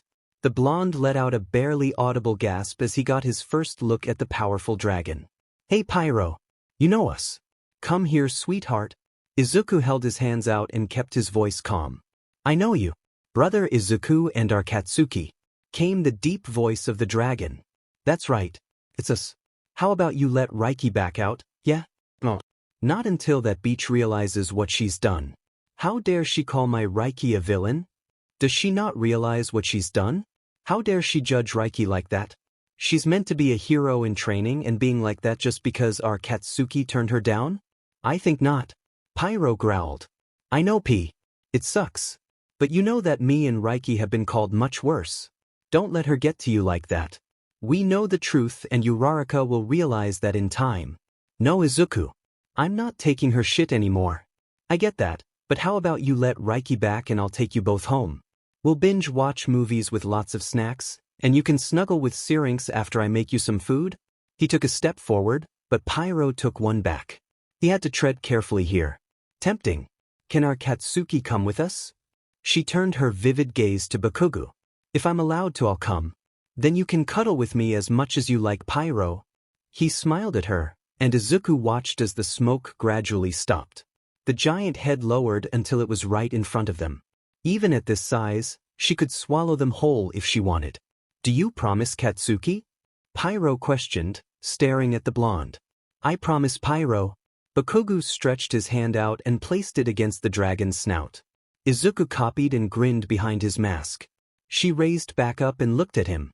Tell them we have gone. Gather our things and meet at TG instead. We will come back tomorrow. We can't be around that beach today, or I'll eat her alive. Pyro proclaimed. What are you planning on doing? Bakugo queried. Trust me. She curled her thick claws around Bakugo gently and lifted him up in between her shoulder blades. He settled between two thick spines and held on for dear life. Reiky's clothes squashed in front of him. You know I trust you, Pyro. Wait until I'm with everyone and I'll let you know when it's clear, okay? Pyro nodded and Isuku looked at Bakugo. You'll be fine up there. She won't let you fall. I'll come and meet you both soon, okay? Got it? Bakugo answered. He looked tiny sitting there. She wasn't in her full size though. At the moment she was only just slightly taller than a two-story house, but still just as vicious. Isuku nodded and sprinted back to the others. About 5 minutes later, he slowed to a walk and got to the main entrance. He opened the door, and everyone turned to look at him. Where's Reiky and Bakugo? Aizawa asked, looking for his daughter and her boyfriend. We managed to calm the dragon down, well enough for her to talk to us and no injuries. But she won't return Reiky to us just yet. They're leaving. She's taking Bakugo with her, which is why he's not with me. I'm going to gather our stuff and meet them. Why won't Reiky return yet? Nizu questioned. Dragon won't allow it right now. In fact, she wants to take Reiky away from here for today. More so after what Uraraka said and has been saying since I was away. They've both had enough of it. Which was? Nizu's gaze frosted, like he had a good idea about it.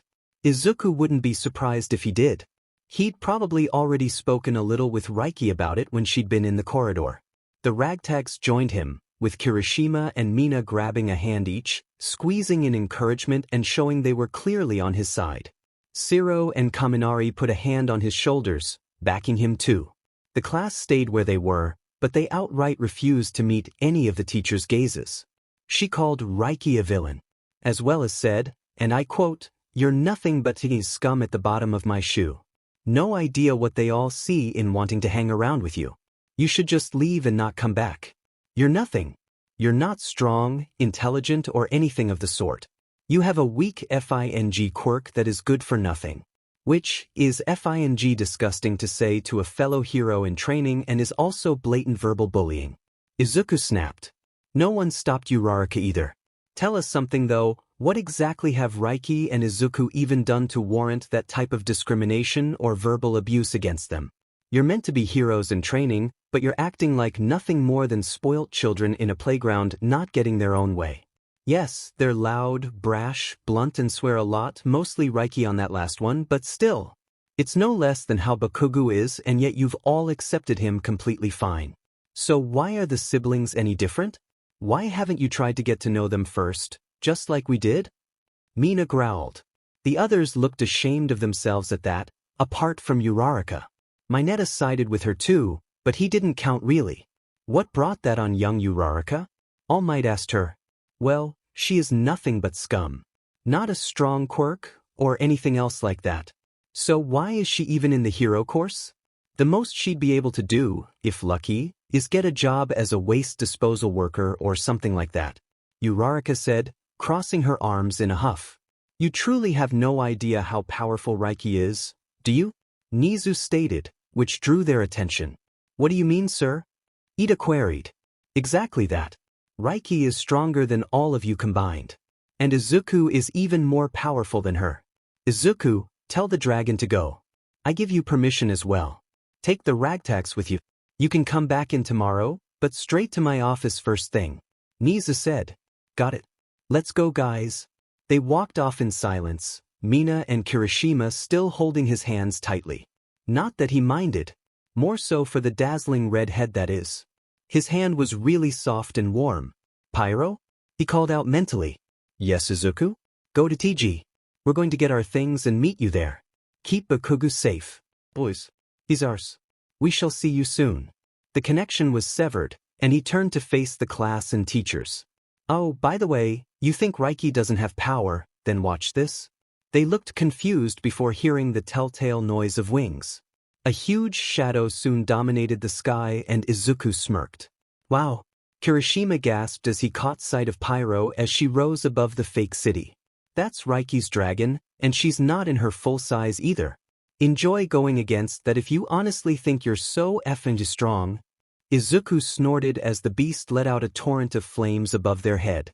The class gulped, realizing they really didn't stand a chance. Not against an actual dragon. The ragtags burst out laughing, hearing Bakugo cackling like a maniac. You could just make him out from between the spines. Yeah. Bakugo screamed as the dragon rose higher. A broad grin appeared, showing razor-sharp teeth that gleamed in the sunlight. Much sharper and deadlier than Kirishima's ever could be. With a guttural roar and a hard flap of wings, she shot off. Bakugo's laughter trailing behind them. Izuku just rolled his eyes, knowing he'd be safe with Pyro. He caught a tiny smirk on Aizawa's face as he stared at the quickly disappearing dragon. Izuku turned and went to the classroom. Ragtags were silent until they got there. Then he let Mina and Kirishima's hands go so he could get his and Reiky's things. Reckon Bakugo will be alright? Kaminari asked as he shrugged into his backpack. He couldn't be with anyone safer. Reiky's dragon thinks of him as hers as well. Izuku replied as he slung Reiky's backpack over his shoulder after stuffing her coat inside. God help anyone who tries to hurt him. Siro snorted and they shared a grin. True that. Hey, Izuku? He turned to Kirishima. Yeah. What did Nizu mean by you're much stronger than Reiky? Exactly that. My quirk is the Elemental Kitsune. Really? Yeah. I'll show you. Syrinx? Yeah, kid? Come out a minute, can you? Officially meet the ragtags. Sure. They looked at him and he stepped to the side, showing Syrinx behind him on his desk. Ragtags, meet Syrinx, my kitsune. Oh god. He's adorable. Mina squealed in excitement. And you're beautiful yourself, Miss Mina. Syrinx grinned at her. Mina dashed over with eyes wide in awe. The others looked surprised. Izuku snorted, knowing what they saw. A small fox, jet black with the undertone of red in color, with big ears. Eyes were blood red and looking in them, you could tell he was ridiculously intelligent. Paws held razor-sharp claws when he let them out, that is. He had all of his tails out, each a different colored tip representing different elements. Thank you. Can I please hold you? Mina asked politely, and it was obvious that she was pretty much itching to hold him. Of course. She carefully picked him up and got super excited. You're so soft. Guys, you need to stroke him, like your life truly depends on it. Izuku chuckled as the guys started to pet Syrinx, who let out a happy rumble, tails slowly swishing from side to side. Come on, let's go. They started to leave, with Mina happily cuddling Syrinx. The class appeared from the other end of the corridor, trailed by Aizawa. What's that you have, Mina? Karo? So you asked. This is Syrinx, he's a manifest of Izuku's quirk. Mina kissed the top of Syrinx's head, and the fox licked her cheek in return, earning a delighted squeal in delight. So that means Izuku's essentially quirkless right now? Pathetic. Uraraka sneered and Izuku's eyes narrowed. Syrinx went rigid and glared at the zero-gravity user. Izuku, go make sure your sister is fine. I'll handle everything here, Aizawa said, and he nodded. As they left, Izuku looked back. Oh, and Uraraka? I'm not quirkless, he said and lifted his hand. Electricity in a bright yellow danced around his hand. He snuffed it out and walked off, taking in the satisfaction of seeing her in shock. The ragtags left the school grounds, happily chatting while Mina smothered Syrinx in hugs, pets and kisses. Izuku quietly trailed behind them. Kirishima peered back at him, before whispering something to Siro and stopped until Izuku was at his side. What is it? He asked the redhead. Just making sure that you're truly alright. More so after everything that just happened at school. Yeah, I'm fine. Just eager to get to Reiky. Don't blame you for that. Did you see Bakugo's face though? I did. He looked positively ecstatic being on the dragon. Sure did. I think Uraraka realized that she'd has no chance against Reiky now. You've seen some of Reiky's strength when we took you to training ground. If she truly went for Uraraka, there would literally be no one to stop her. Apart from me, that is. And would you have stopped her? Eventually. Can't have Reiky killing anyone. They shared a grin at that. True that. They fell into a comfortable silence until they neared training ground and Mina turned to look at them. Syrinx stared at Izuku, who just nodded. The fox jumped gracefully and as he landed on Izuku's outstretched palms, vanished. Oh, I was enjoying that cuddle. Mina sulked and Izuku chuckled before putting his arm around her shoulders. He then realized how much smaller than him she was. But that was the bubbly pinky for you. Tiny yet mighty. I'll let him back out when we're in training ground, okay? Okay. She instantly perked up at that and they chuckled at how easy it was to please her. But that was their pinky for you. She cuddled into Izuku's side and looped her arm around his waist. As they went into training ground, he let her go and took the card from the security guard. Thanks, Kara. Reiky here? He asked. Yes, Master Isuku. She's in main room with Mr. Bakugo. Thanks. They went to the elevator and down to main room. Once the doors opened, they saw Bakugo sprawled on one of the couches, Reiky next to him. Both glanced over as they stepped out. Reiky! Mina cried before dropping her bag and ran. Izuku smiled at his sister, who wrapped her arms around Mina as she cried happily. Shiro grabbed Mina's discarded bag and they went over. You okay? Izuku asked, running one hand through Reiky's hair. Yeah, I'm fine now. She replied. Good. He hugged her gently. So, how was the experience of flying on the back of a dragon, Bakugo? Kaminari questioned, dropping onto one of the other couches. Amazing. We were so effing high. It was effing fantastic. Bakugo grinned, the excitement and adrenaline still in his eyes. They chuckled as Mina joined Kaminari and Shiro, while Reiky moved into Bakugo's side. So what happened after we left? Reiky questioned. Words were spoken. Nizu is pissed. Oh, and the ragtags met Syrinx? Izuku stated as he sat next to his sister. Kirishima plopped down next to him. He refused to acknowledge how that made him feel. At least for now anyway, but he knew he liked it. Who's Syrinx? Bakugo asked him. My Kitsune. Can you let him out again, please? Mina begged. Sure.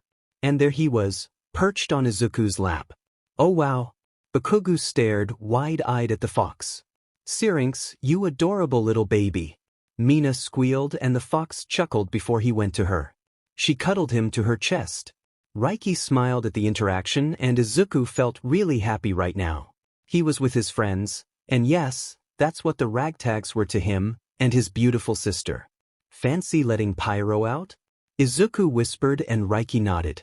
Hey guys, she said, and Kirishima sat on the edge of the couch so that he could see her. Yeah, Reiky?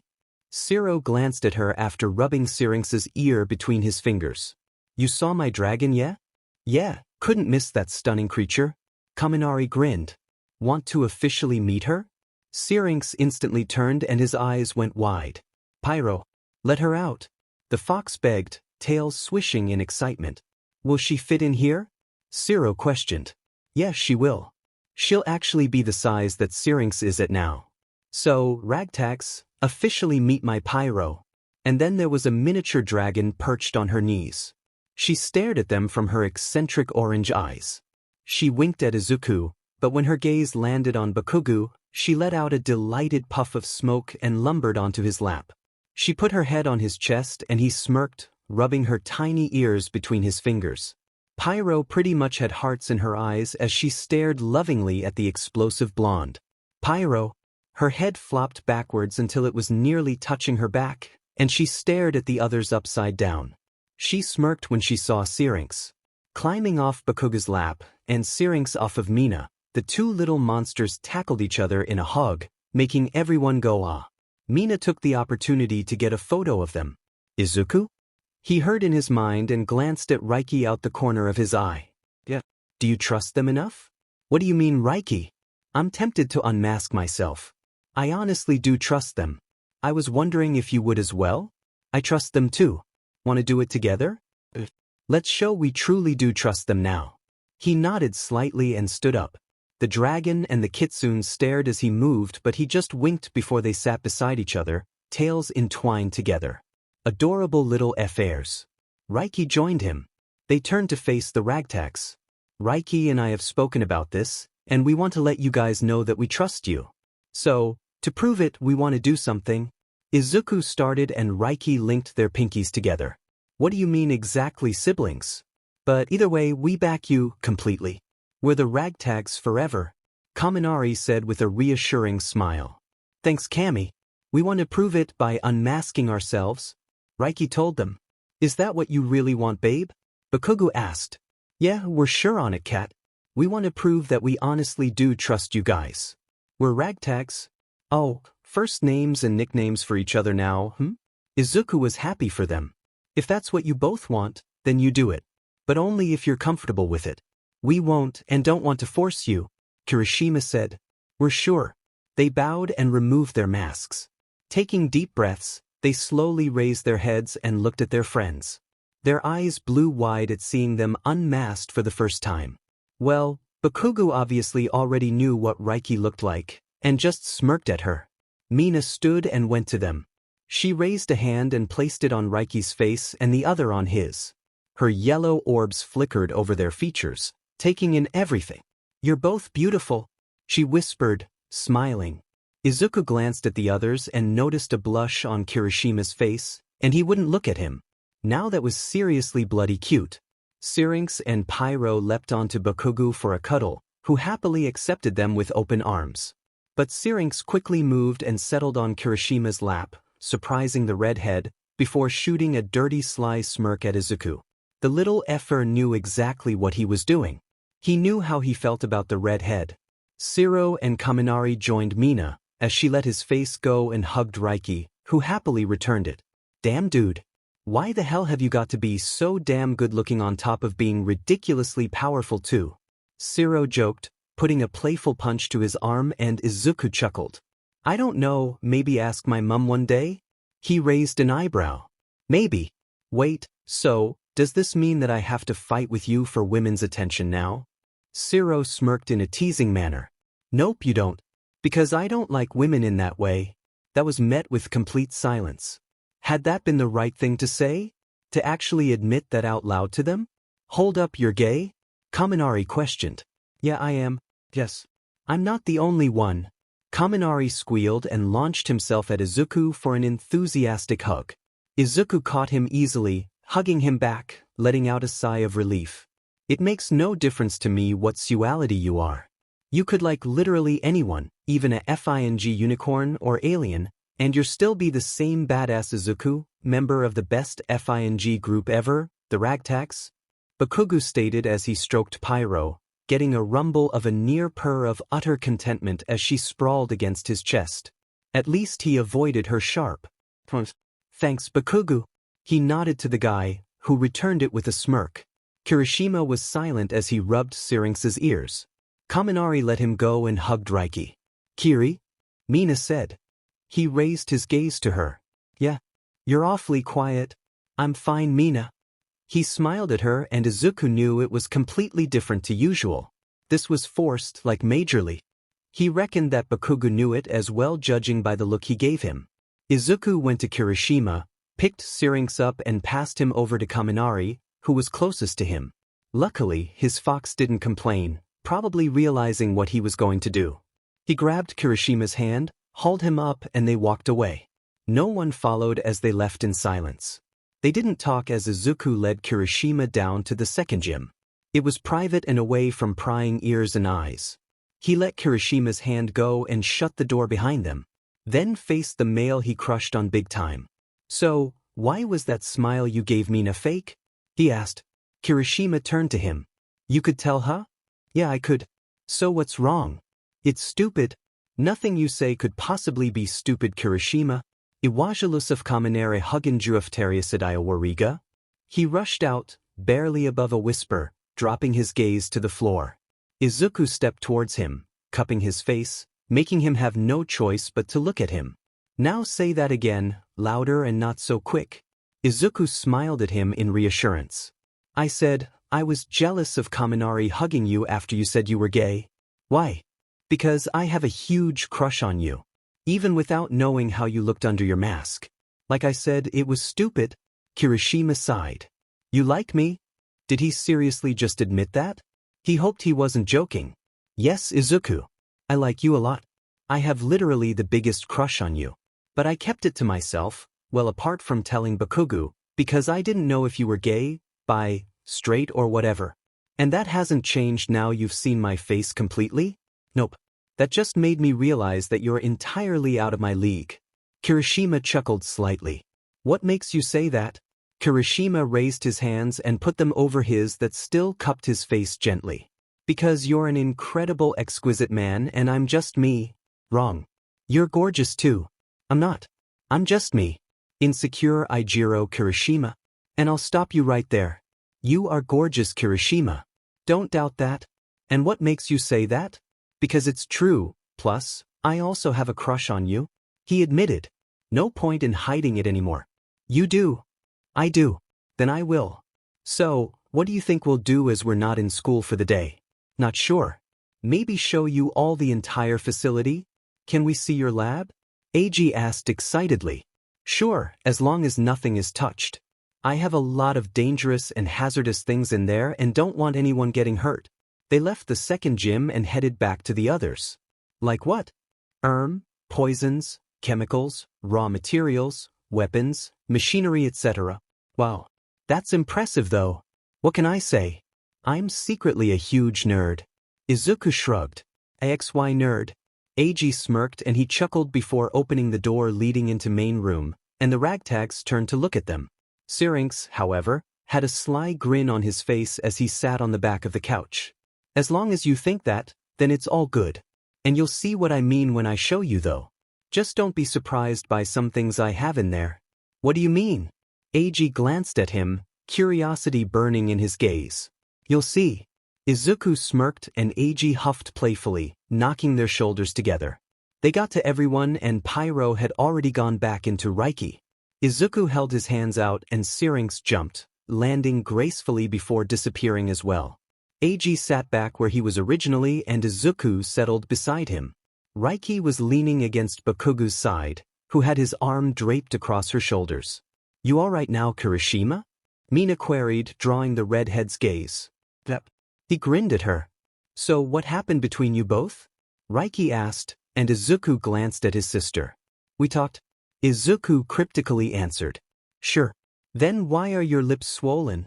Reiky smirked at him. No idea what you're on about. Izuku turned away and Eiji chuckled. He settled back into the couch more, and his boyfriend cuddled into his side. He immediately wrapped his arm around him, hand resting on his hip. He fits so well against him. That doesn't look like nothing. What happened? Kaminari chuckled, motioning to how they were. This delicious male is now officially mine. Eiji proudly claimed. No way. Mina gasped. Yes way. They watched as she got up and approached them. I'm so happy for you babes. She cried before tackling them both in a hug. Izuku put his other arm around her, returning the cuddle. Soon they were in a group hug, and all of them congratulated him and Eiji. Eventually they were let go, and everyone was back in their seats. So, what should we do? Considering Nizu has given us permission to skip today? Siro questioned, slouching a little into the comfortable cushions. Well, Izu said he'd show us his lab. Eiji said, getting excited. You did? Reiky questioned, looking shocked. He wasn't surprised, usually it was off limits. Yeah, I did. But you have to promise to not touch anything in there unless I say it's fine. He replied, glancing at them one by one to let them know he was serious. Ragtag's promise? They said at the same time. Then let's go.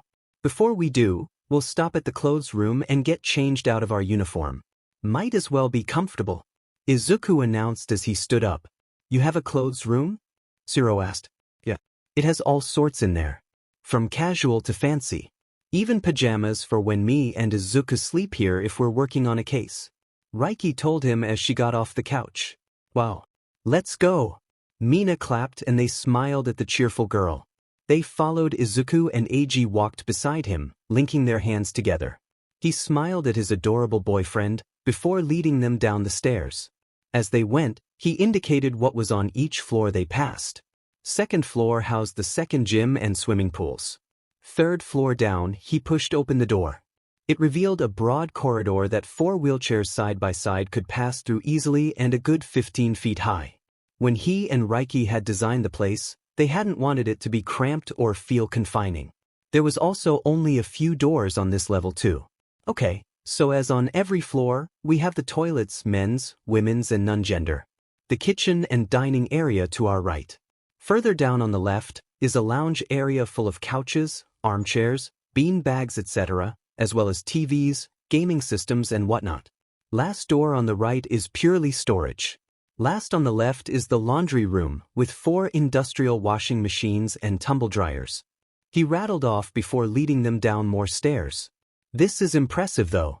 You two really have thought of everything for this place, haven't you? Bakugo questioned, as he trailed behind them with Reiky. Yeah, we have. We wanted it as safe as possible, as well as kind of a second home in a sense. So a shit ton of planning went into it, Reiky informed her boyfriend. Isuku opened the next door and they stepped through with Bakugo shutting it behind him as he was last. They were now on the floor of bedrooms. Opening the first door on their left, he turned. This floor is the bedrooms. The one opposite is mine and next is Reiky's. When here and you stay over, you can choose a bedroom for yourselves too. Apart from the one next to us, and after that, those are for our parents. Strictly off limits, hence the bolted doors. They glanced to see what he meant. All the bedrooms had bolts and padlocks for when not in use. But even then, on the inside, they had them as well if they wanted total privacy. They nodded before focusing back on him. Okay, this is the clothes room. Feel free to help yourselves. It's been recently restocked, so pretty much everything is brand new. You'll know what is as they'll still be in plastic coverings. What isn't new gets washed once a week, even if it hasn't been worn. He stated as he flipped on the lights and they went in. Isuku stayed at the doorway with Reiky as the ragtags browsed in a flurry of excitement. Every single wall was covered in shelves, full of different things. There was even a section of undergarments that Reiky and his mum oversaw. To their right, at the back of the space, was a separate room, with cubicles so people could change if they wanted. He watched as his boyfriend picked up a t-shirt and glanced at him. What is it, AG? He asked. Where did you find this? It's a limited edition Crimson Riot t-shirt. They only made 100 of them. His eyes pretty much shone in a fanboy type of way. I know people. Take it if you want. Are you sure? Isuku walked over to him. I'm sure, AG. Take it. No one wears it. At least I know you'll wear it. He smiled gently at the male. Thank you. He hugged him quick before dashing to the changing area. AG, wait.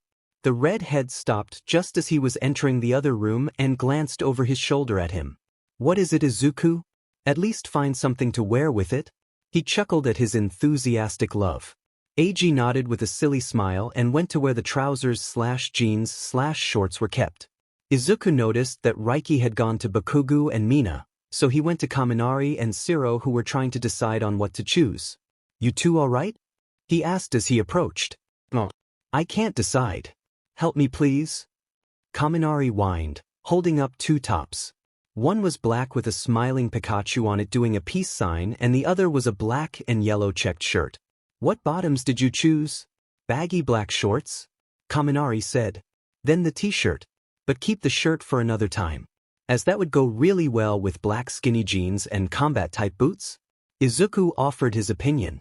I don't have any of those type of boots though. Out of my price range. Kaminari looked down in embarrassment. He was definitely the baby of the group, there was no doubt about it. Don't worry about it. I'll sort you out. Shoe racks over there, I'm sure your size is there. If not, I'll get you some. Oh, I can't ask you to do that for me. Kaminari tried to protest. Kami, it's cool. It won't make me out of pocket. Relax, dude. Enjoy this, okay? He reassured the electricity user, wrapping his arm around his shoulders. Okay. He smiled shyly but hugged back. Good. Go try it all on, see how it fits and if you feel comfortable enough, yeah? Okay, Isuku. He beamed and bounced over to the changing area, happy again. Isuku shook his head, amused before turning to Siro. How about with you? I picked Converse, normal jeans, but I can't decide on the top. He shrugged. Anything you don't like? Not really. I'm pretty easygoing. He grinned. Good to know. Let's have a look. Isuku returned the grin. Sure. They spent the next few minutes searching for something for the tape user. A certain top caught his eye and he grabbed it. Siro? He called out. Yeah, dude? Funny slogans, all right? Hell yeah. Good. Here. He passed it over and Siro glanced at the top. He promptly burst out laughing when he read it. It was black with white writing saying, I'm so lazy even cats are jealous. This one. Definitely. He hurried to where Kaminari was changing, followed by Eiji, Bakugo and Reiky. Isuku searched for something to wear himself. Settling on black skinny jeans with a black and green checked shirt, he changed where he was. No one else was there, so it was fine. As he finished tying up the laces of his combat boots, he heard shuffling behind him, so glanced over. Eiji had completely froze in the doorway and was openly staring at him. "Well dem," he mumbled, as his gaze racked over what Isuku was wearing. Isuku also stared at his boyfriend. He looked fantastic in ripped jeans and the Crimson Riot t-shirt that clung to his muscular body perfectly. Eiji dashed over and he stared into those beautiful red eyes. "Like what you see," he teased. "God yeah, you're gorgeous." Eiji sighed. "Not as much as you love." Isuku chuckled as he blushed, before hiding his face in his neck. The others appeared then as well. "Isuku, you were right." Kaminari skipped over to him with a gigantic grin. Such a sunshine boy. He looked great though. And he'd found a pair of black Converse that looked great with the outfit. "You're welcome." They fist bumped. "Thanks Isuku for helping," Siro said as he nodded in thanks. "No problem." He glanced at his sister. She'd changed into black skinny jeans and a black tank top that had Baddest Beach written in orange across the chest. Black Doc Martens covered her feet. Mina was now in black shorts with a black t-shirt with pink writing that just said Queen with a gold crown over the cute black Converse covered her feet, and she swapped the laces for hot pink ones. Suited her. Bakugo had selected normal black jeans and a burnt orange t-shirt but had a black hoodie on as well that was unzipped. Down the arms was Explosion Murder in black over orange stripes. Combat boots covered his feet. He looked pretty awesome too. "You guys look great. You can leave your uniform here and we'll get them on the way back up. I'll show you the lab now," Isuku said as he walked over to the door. "Aizu, you look great," Reiky called out and he flashed a grin over his shoulder. "Thanks. Not bad yourself, Firecracker." She chuckled as she held Bakugo's hand. "Firecracker?" Mina asked. "One of the nicknames the family calls me," she told the Pinkette, who nodded. They followed Isuku down the next flight of stairs and he opened the door. As they stepped in, they were in a space that could hold about 20 people comfortable. But that was it. Walls were painted a rustic red with dark wooden flooring. In front of them was a huge steel frame holding a circular, reinforced black painted steel door that could withstand a nuclear blast. It had a decent-sized wheel in the center that was connected to a giant hinge-type mechanism. To the right, on the wall, was a high-class scanning system he'd built. He went over and leaned forward. A faint red light came out and scanned his features, but predominantly his eyes. Then he put his hand inside and didn't even flinch as a needle shot out, drawing a drop of blood, then scanned. Once it registered it was indeed him, he put in the code. Stepping to the door, he pulled out his ID, put it in the middle of the wheel, heard a click, removed it then twisted it to the left. The door hissed slightly as it released and opened. As he pulled, the ragtags gasped as they saw the width of the heavy metal. "How bloody thick is that thing?" Siro gulped. 5 feet thick and 10 feet high. He replied. "Damn, and how much does it weigh?" "A ton or so," he shrugged. They turned wide eyes to him. "Are you FING serious?" "A ton." Bakugo blinked at him in complete shock. "Yeah, why?" Isuku leaned against the door that was now fully open. "Aizu, you just moved a ton of high-pressured metal like it was nothing." Eiji gasped. "I'm used to it," he shrugged. "Don't bother trying to get through to him, it won't work. He's a stubborn bastard." Reiky chuckled. "Tell me something I don't know?" Izuku sassed at his sister. "Pff." He just smirked at her reply. He motioned for them to go inside and they did. He followed, letting the door shut quietly behind him. Once it had closed fully, a click noise sounded and then lights flared to life. Now they'd see his lab where he spent majority of his time when free. Isuku watched as the ragtag's eyes blew wide as they took in everything presented to them. It was about the size of main room, but half on top of that too. The walls were solid steel, with soundproofing then explosion/shockproof lining that was of Izuku's own making. Then it was painted white. Easier to manage that way, plus reflected the light to make it easier to see, more so if he was in here for hours at a time. The floor was simple wooden flooring with some areas made up of tiles. There was about 30 steel tables that could sit 3 people comfortably, loaded down with a wide variety of things, ranging from burners, microscopes, petri dishes, scales, pipettes/droppers, beakers, etc. He also had high-end stuff, including mixers, pressers, rolling mills, drying machine, filters, shakers, analyzers, etc. It was, in other words, every top scientist's dream to own what he had in this room. Glass-fronted cabinets against the walls held tubes, chemicals, dishes, and other things. There was a few scattered whiteboards with loads of mathematical formulations, diagrams, or other things scrawled on them. One desk held nothing but an abundance of notes with hastily written formulas, diagrams, research, things he'd mixed together, etc. He had many tools ranging from electric meters, forceps, solders, wire cutters, wire strippers, tweezers, files, hammers, pliers, screwdrivers, saws, wrenches.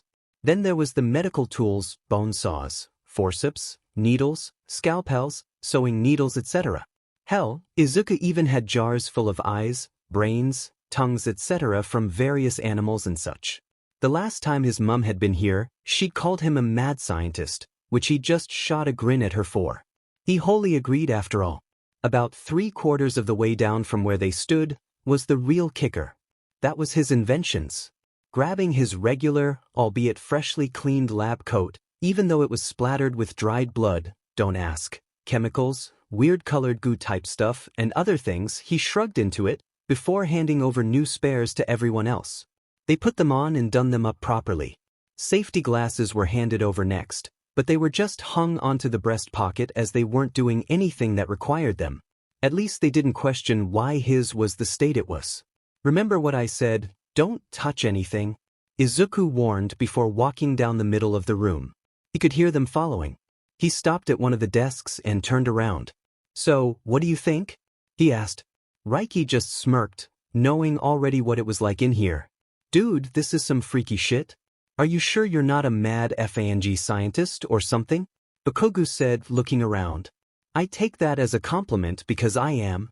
If I wasn't dead set on being a hero, then this would be the next thing I'd do. Along with inventing gear. He shrugged. Gear? Eiji looked at him. Gear for pros. Support items. Costumes, etc. Really? That's impressive. Who have you designed stuff for? Mina asked, linking her arm with Ciro's. Kemui Woods. Lady. Backdraft. Gunned. Eraser Head. Present Mike Midnight. Plus others. Holy shit, that's impressive. Kaminari whispered, in complete awe as he stared at Isuku. Thanks. You've probably heard of that side of me. I'm known as Creator. No way. That's you? Dude, I've heard of Creator's legendary work. It's literally top-notch that even the high-end scientists/inventors on Island beg to work with Creator. Ciro's eyes pretty much sparkled in amazement.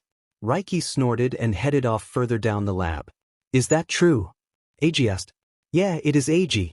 But barely anyone knows the identity of Creator.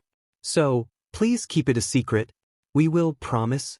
Eiji took a hold of his hand, squeezing reassuringly. Aizu. Reiky hollered and he glanced over his shoulder at her. What?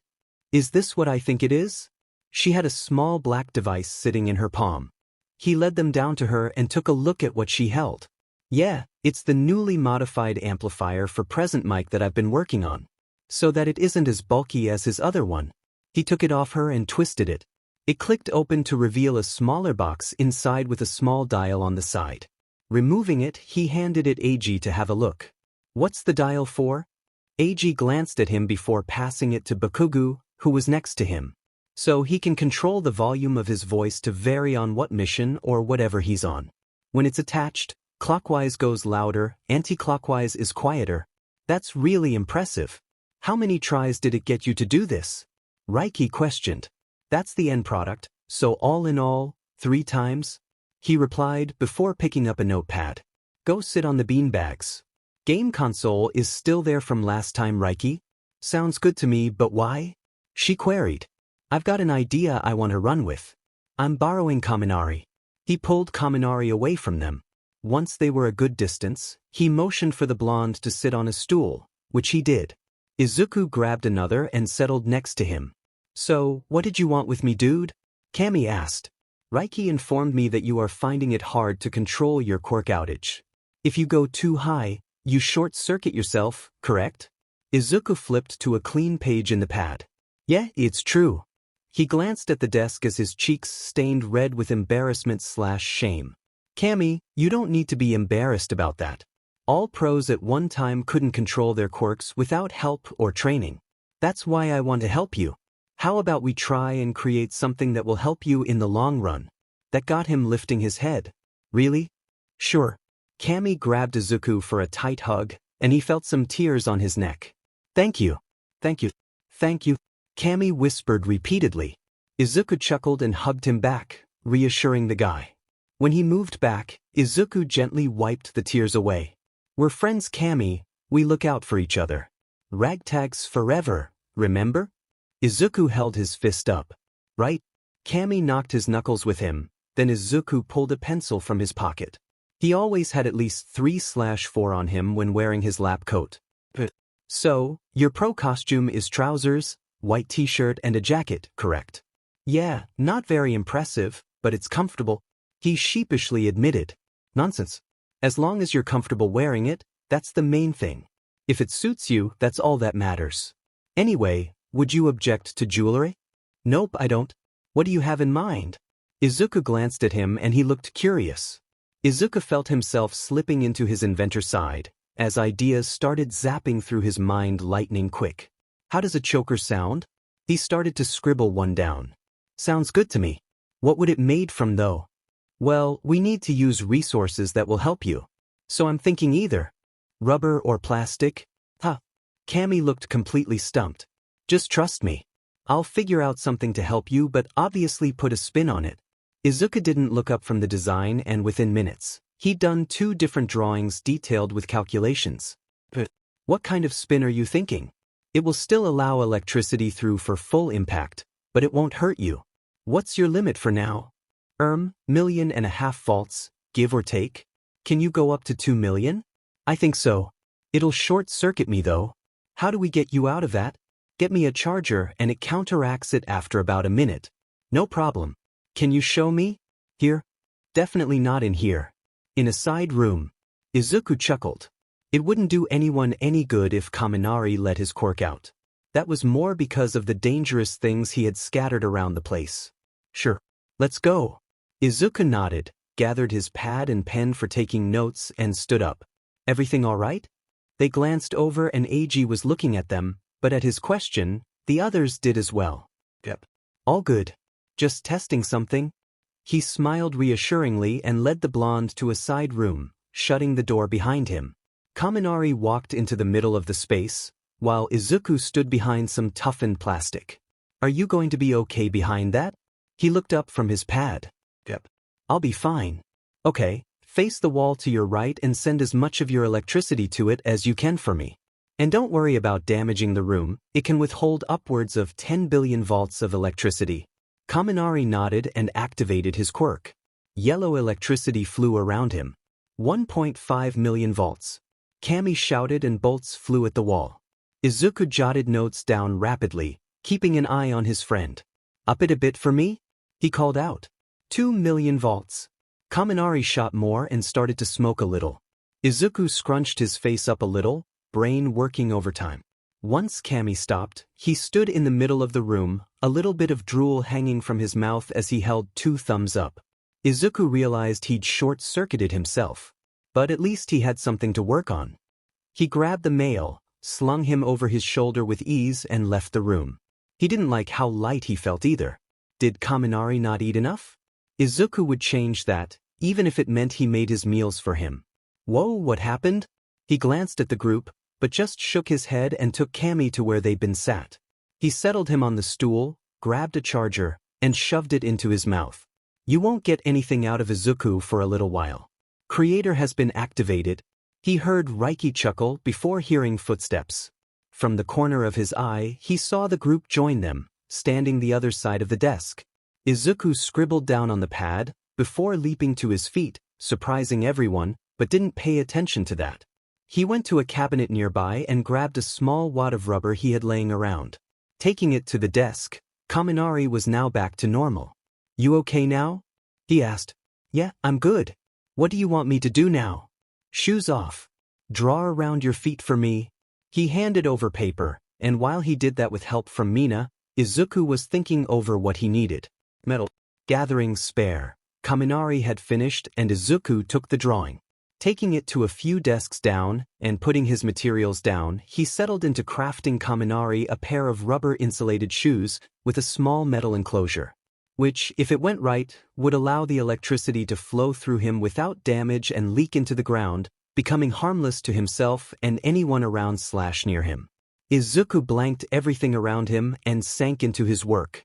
A while later, Isuku was gently tapped on the shoulder, causing him to glance up from where he was sewing in the shoe soles.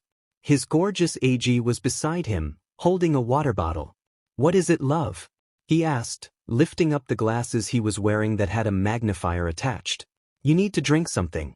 You've been working non-stop for about 3 hours now. Really? Isuku was stunned.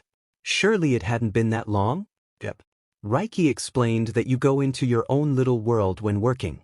She wasn't kidding when I glanced at you now and again, seeing you completely focused. How's it coming along? He handed over the water, which resulted in Isuku quickly opening and drinking pretty much all of it, then wrapped an arm around his boyfriend's waist. Nearly done actually. What have you created? They look like normal Converse-type shoes to me. That was the idea, so Kaminari can wear them pretty much every day if he wanted to. I'll explain it all when I've finished, okay? He picked the glasses up and put them on. I'll sit here with you. AG pulled up a stool and settled beside him, just silently watching him work. 15 or so minutes later, Isuku straightened up, pulled the glasses off, put the needle and thread down that was in his hand and stretched. His shoulders cracked from being hunched, but it was nothing he wasn't used to. He looked over his work before smiling at AG. All done. He stood up, grabbed AG's hand and they went to the ragtacks. They were sprawled on the beanbags that Reiky had insisted on having in the lab for when she visited, watching a movie. He was surprised they weren't huddled on the double bed in the far corner. Reiky realized they were approaching, so paused it. Bakugo got up from where he was laying on her lap, and they faced them. He knelt in front of Kaminari. Take your shoes off for me? He asked, and the blonde nodded. Once off, Isuku handed over the two he'd created. They fitted perfectly. They were all black with a thick yellow outline of a lightning bolt on either side. Laces were bright yellow. He helped him stand up. How do they feel? He questioned. Perfect. They're actually really comfortable and look awesome. Good. They also have a memory foam layer in the sole. Want to try them out? Yes. Kaminari giggled happily. What did you do? Mina asked as she clambered to her feet. I'll show you. Follow me. They trailed behind him to the side room and Kaminari went to where he'd been previously. The others stood with Isuku behind the plastic. Ready? Kami asked, glancing over at them. Go for it. Isuku shot him a thumbs up and the blonde activated his quirk. 1.5 million volts. A bit more. Isuku hollered. Eyes locked entirely on him, calculating everything. 2 million volts. Kaminari shouted. Everyone flinched as the electricity flew. Smoke happened again, then the vibrant yellow streak stopped, following by a shriek. Isuku darted from behind the safety plastic and dashed over to Kaminari, disappearing into the smoke. In the middle of everything, stood Kaminari, completely fine and grinning like an absolute buffoon. It worked. He squealed before jumping on Isuku. He wrapped his arms and legs around him, laughing. Isuku chuckled and held the delighted blonde. It's okay, guys. You can come out now. He called and they walked out. Isuku held out a hand and the smoke quickly disappeared. Kaminari got off him and went to the others. Guys. Izuku's invention worked. I can go to 2 million volts and I'm completely fine. He started to cheerfully dance on the spot in victory, with Mina and Siro joining in. Eiji joined him and Isuku wrapped an arm around his waist. Bakugo and Reiky just watched them with amused smirks. You've made him really happy? Eiji smiled. That was the aim. I'm glad it worked. He sighed, grateful it had indeed worked. If it hadn't, then he'd have redesigned it without hesitation. What exactly did you do? Reiky questioned, drawing his attention. Rubber soles with a metal closure, resulting in some of the electricity to flow into the ground beneath his feet, rendering it harmless. Which therefore also doesn't make Kaminari short-circuit due to the power of it as it surges through his body. I'll create those chokers for you as well, Kami. Thank you. He was met with a blinding smile. That was why he did what he did. It made the long hours worth it, seeing those who he invented for become ecstatic when what he made work perfectly. Isuku ushered them out the room. They turned the TV off and went to the lab door. They hung the coats up, made sure they had everything, then Isuku opened the door, as Reiky turned the lights off. Once outside and it had shut, he led them up to the kitchen. The lights automatically went on when they entered, and the ragtags settled at the table while Isuku went to make the food. How come we don't make our own? Shiro questioned. Because Isuku is a FING demon in the kitchen. We just get in his way. Reiky shuddered as Isuku glanced over at her. I'm not that bad. Don't you effing lie to me. Last time you cooked and I tried helping, you nearly effing stabbed me. She growled. You got in my way. He retorted. I was going to chop the vegetables for you. She countered. Well, now, is there anything anyone doesn't like? He asked. I'm easy. Bakugo replied. We know. Reiky chuckled. Shut it, little dragon. He grumbled, hooking his arm around her shoulders and pulling her into his side. She just cuddled into him with a smug look. As long as it isn't too spicy, I'm good with most things. Eiji answered with a smile. What he said, the other three replied. Isuku nodded and set about making food. He hooked his phone to the speaker and started a random playlist. The ragtags chatted amongst themselves while he settled on making donburi with oyakodon, as well as tonkatsu drizzled in a fruit and vegetable-based tonkatsu sauce with shredded cabbage and other salad bits. Once done, he glanced at the ragtags, who were laughing at something. He stopped the music, turned the speaker off and pocketed his phone. Reiky? He called and his sister looked over at him. Yeah. Come here. She got up and rushed over. When she realized why, she smiled big. Oh yeah. She pretty much drooled over the food that was on the side. He shook his head at her with a smirk and they tag-teamed to carry everything over. As they put the food down, everyone instantly got excited. Once the food was distributed with chopsticks, Isuku settled beside Eiji. Thanks for the food. They chirped and Isuku nodded. He watched as they took their first bite, and as one all of their heads snapped up to stare at him wide-eyed. This is so good. Mina cried happily. Glad you like it? He mumbled before starting to eat himself. They quietly ate, just enjoying the food filling hungry stomachs. Isuku was the first finished, so took his stuff to the sink to start washing up, along with what he'd used, but he was pulled away by Eiji. What are you doing? He asked his boyfriend. You cooked, so we'll wash up? Mina answered instead, stepping where he'd just been. I can do it. He grumbled, but Eiji was having none of it. Nope. You're not. Follow me instead. Isuku didn't really have a choice considering he had a tight grip on his hand. Sure, Isuku could get out of it, but he wanted to see where Eiji led him. He glanced over his shoulder and Reiky was full-on smirking at him while giving a sarcastic finger waving. He rolled his eyes, then focused where he was going. They went to the bedrooms and Eiji turned to him. Open your door, babe. Isuku pulled his keys out, undone the padlock, and they went in. He flipped the lights on and shut the door. Even with the lights on, the room was still quite dark because of the black and red walls. But that is how Isuku wanted it. Considering that he only ever slept in here when exhausted from working in the lab or putting his body through brutal training, it was definitely ideal. So why are we here? He asked. I just wanted you all to myself for a little bit. Eiji smiled, holding his hand out. Isuku linked their fingers together. I won't object to that. He was dragged over to the queen-sized bed that dominated the middle of the room and they collapsed into it. He grabbed the small control on the bedside table, pushed a button and the lights dimmed to a warm glow. He pulled Eiji into his side and cuddled him. Now this, he could happily get used to. Arms wrapped around each other as they lay on top of the covers. So you wanted me all to yourself, huh? He whispered. I want to be greedy.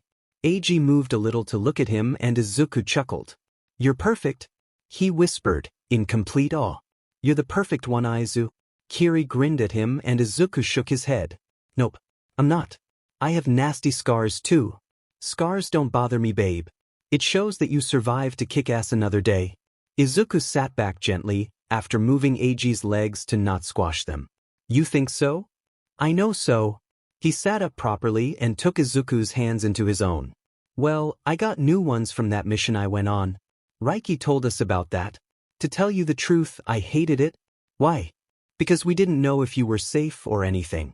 Honestly, it worried the hell out of me. I wanted to pretty much lock myself around you and keep you with me at all times. As incredible as that sounds, unfortunately you can't. I can dream though. I know you told us that you and Reiky are already pros, but a few days ago when we were hanging out, she mentioned that you both work for the High Chairman of the World Hero Association, and you only take orders from him. Yeah, that's right. We've gone after some truly horrendous people that didn't deserve to live. You killed them? Yes. He mumbled, looking down at their hands. Hey, it's all right. It won't make me leave you, Izuku. I want to grow old with you. His head lifted and stared into those red eyes he adored. They held nothing but sincerity, adoration, honesty, and something else that he wasn't entirely sure on. At least not yet anyway. One thing was for sure, it definitely wouldn't take him long to fall entirely in love with Eiji. He was already on his way there. Could anyone blame him though? You just have to look at the guy. I don't deserve you. He was in awe of this male. I could say the same about you, but there we go. You're stuck with me for life, babe. Eiji chuckled. I'm not complaining. Izuku grinned. His heart was close to bursting with the emotions he already felt for his incredible boyfriend. It definitely took a special someone to not be put off in knowing he'd killed before. But, so, you say you got new scars, can I see? Eiji asked, albeit hesitantly. Okay. Izuku undone his shirt and took it off, letting it drop to the floor. Eiji's eyes widened as he got his first proper look at the scars. Across the left shoulder and down to his left pectoral, as well as some just under his ribs, was the evidence of his brutal fight against Lycania. He barely stopped the shudder as Eiji lightly traced the jagged scars. Still beautiful, Eiji whispered, was all he could reply, as he ran his fingers through the spiky hair. Aizu. Yes, love? This might sound a little weird, but can I take a photo with you? Topless? He couldn't resist asking with a smirk. Hell no. That's just for me to see. Izuku snorted as Eiji stuck his tongue out playfully. He leaned over and snagged his top from the floor. Once he'd put it on, Eiji got his phone from his pocket and Izuku moved, until he was settled behind his boyfriend, partially hiding his face in his shoulder. Eiji took the photo and showed him the result. It was a great shot of them. Eiji was smiling broadly while Izuku was peeking over his shoulder. He grabbed the phone and held it up to take another. Once he took the shot, he focused more on his boyfriend's mouth, but before they could really get into it, his own mobile went off. Pulling back with a grumble, he got it out of his pocket. Before he unlocked it, he glanced at Eiji. Check your photos, was all he said, and then checked who had messaged him. Reiky. Izuku, we're all going for a nap. I've got Katsuki with me, while the other three are sharing a room per Mina's demand as she wants a cuddle sandwich. So, you two get a nap in as well. Set your alarm for 2 hours from now. See you when we wake up X. Izuku, sounds good to me. Enjoy the nap X. Reiky, we'll do X. He set an alarm and put it on the bedside table. Eiji looked at him. Who was it? Reiky. They're all going for a 2-hour nap, which sounds like a good idea right about now. He let out a yawn, hiding it behind his hand. Then we'll have a nap. Eiji got off the bed and so did Izuku. They took their shoes off, then climbed in under the covers. Hauling his love up against him, they shuffled into a comfortable position. Settling down with Eiji's head partially on his bicep and shoulder, arm over his stomach and leg twisted with his, Izuku was comfortable. His own arm was curled down his back, with his hand over his hip. Even at the expanse of his own black soul, he'd happily sell his soul to the devil to keep that smile on Eiji's face, within a heartbeat. Enjoy your nap, Aizu, Eiji whispered, putting his head back where it had been. And you as well, love, he replied, closing his eyes.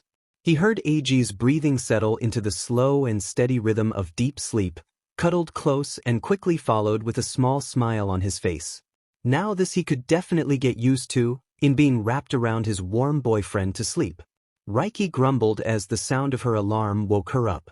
Shuffling a little, she reached out from under the duvet and turned it off. Stupid FNG thing.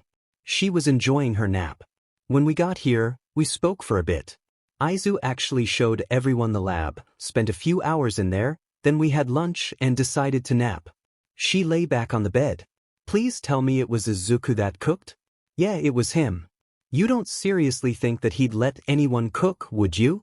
She snorted. He should know better than that. Good point.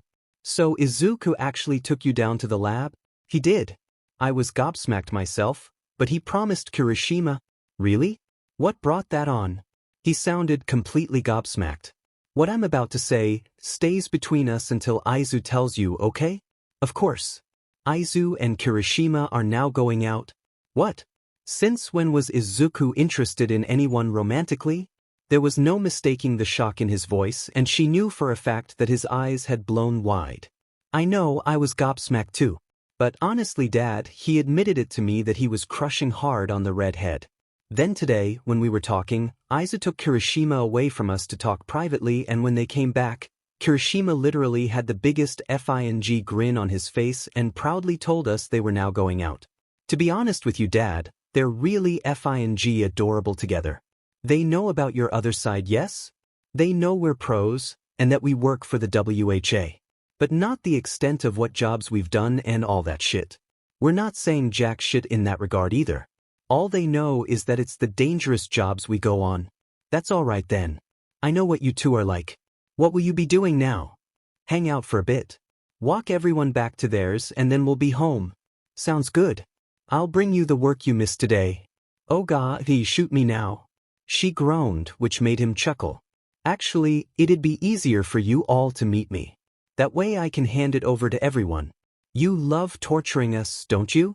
That's why I'm a teacher. Her dad sassed. Of course he was FNG amused by it. Whatever. I'll text when we're leaving and we'll meet you, okay? Sounds good. I'll see you later. Yep. Love you, Dad. I love you too, Firecracker. She smiled as she hung up, just as someone knocked on the door. Come in. She called out and it opened, revealing Mina. Can I talk to you privately for a few minutes, babes? Of course. Mina walked in, but before she could shut the door, her handsome Katsuki appeared. We'll be in the kitchen when you two finish talking, okay, babe? He said when she looked at him. Sure thing. We shouldn't be too long. No problem. She grinned at her man, who softly smiled, then left. Mina shut the door, then joined her on the bed. It was still messy from where her and Katsuki had woken, but they got comfortable against the pillows. So what's up? She asked the pinkette, who was staring at her hands. When she didn't answer, Reiky reached out to touch her face, making her look at her. Talk to me, Mina. Something happened? She whispered. What? Not hurt, are you? If you are, I'll kick whoever's arse I need to. She growled. Oh. Nothing like that. Mina reassured her, grabbing her hands. Then what?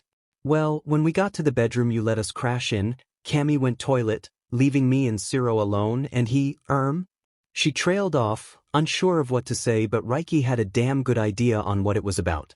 He confessed to you, didn't he? What? How did you know? Girl, who do you think he FNG spoke to about it? She chuckled as Mina's eyes blew wide.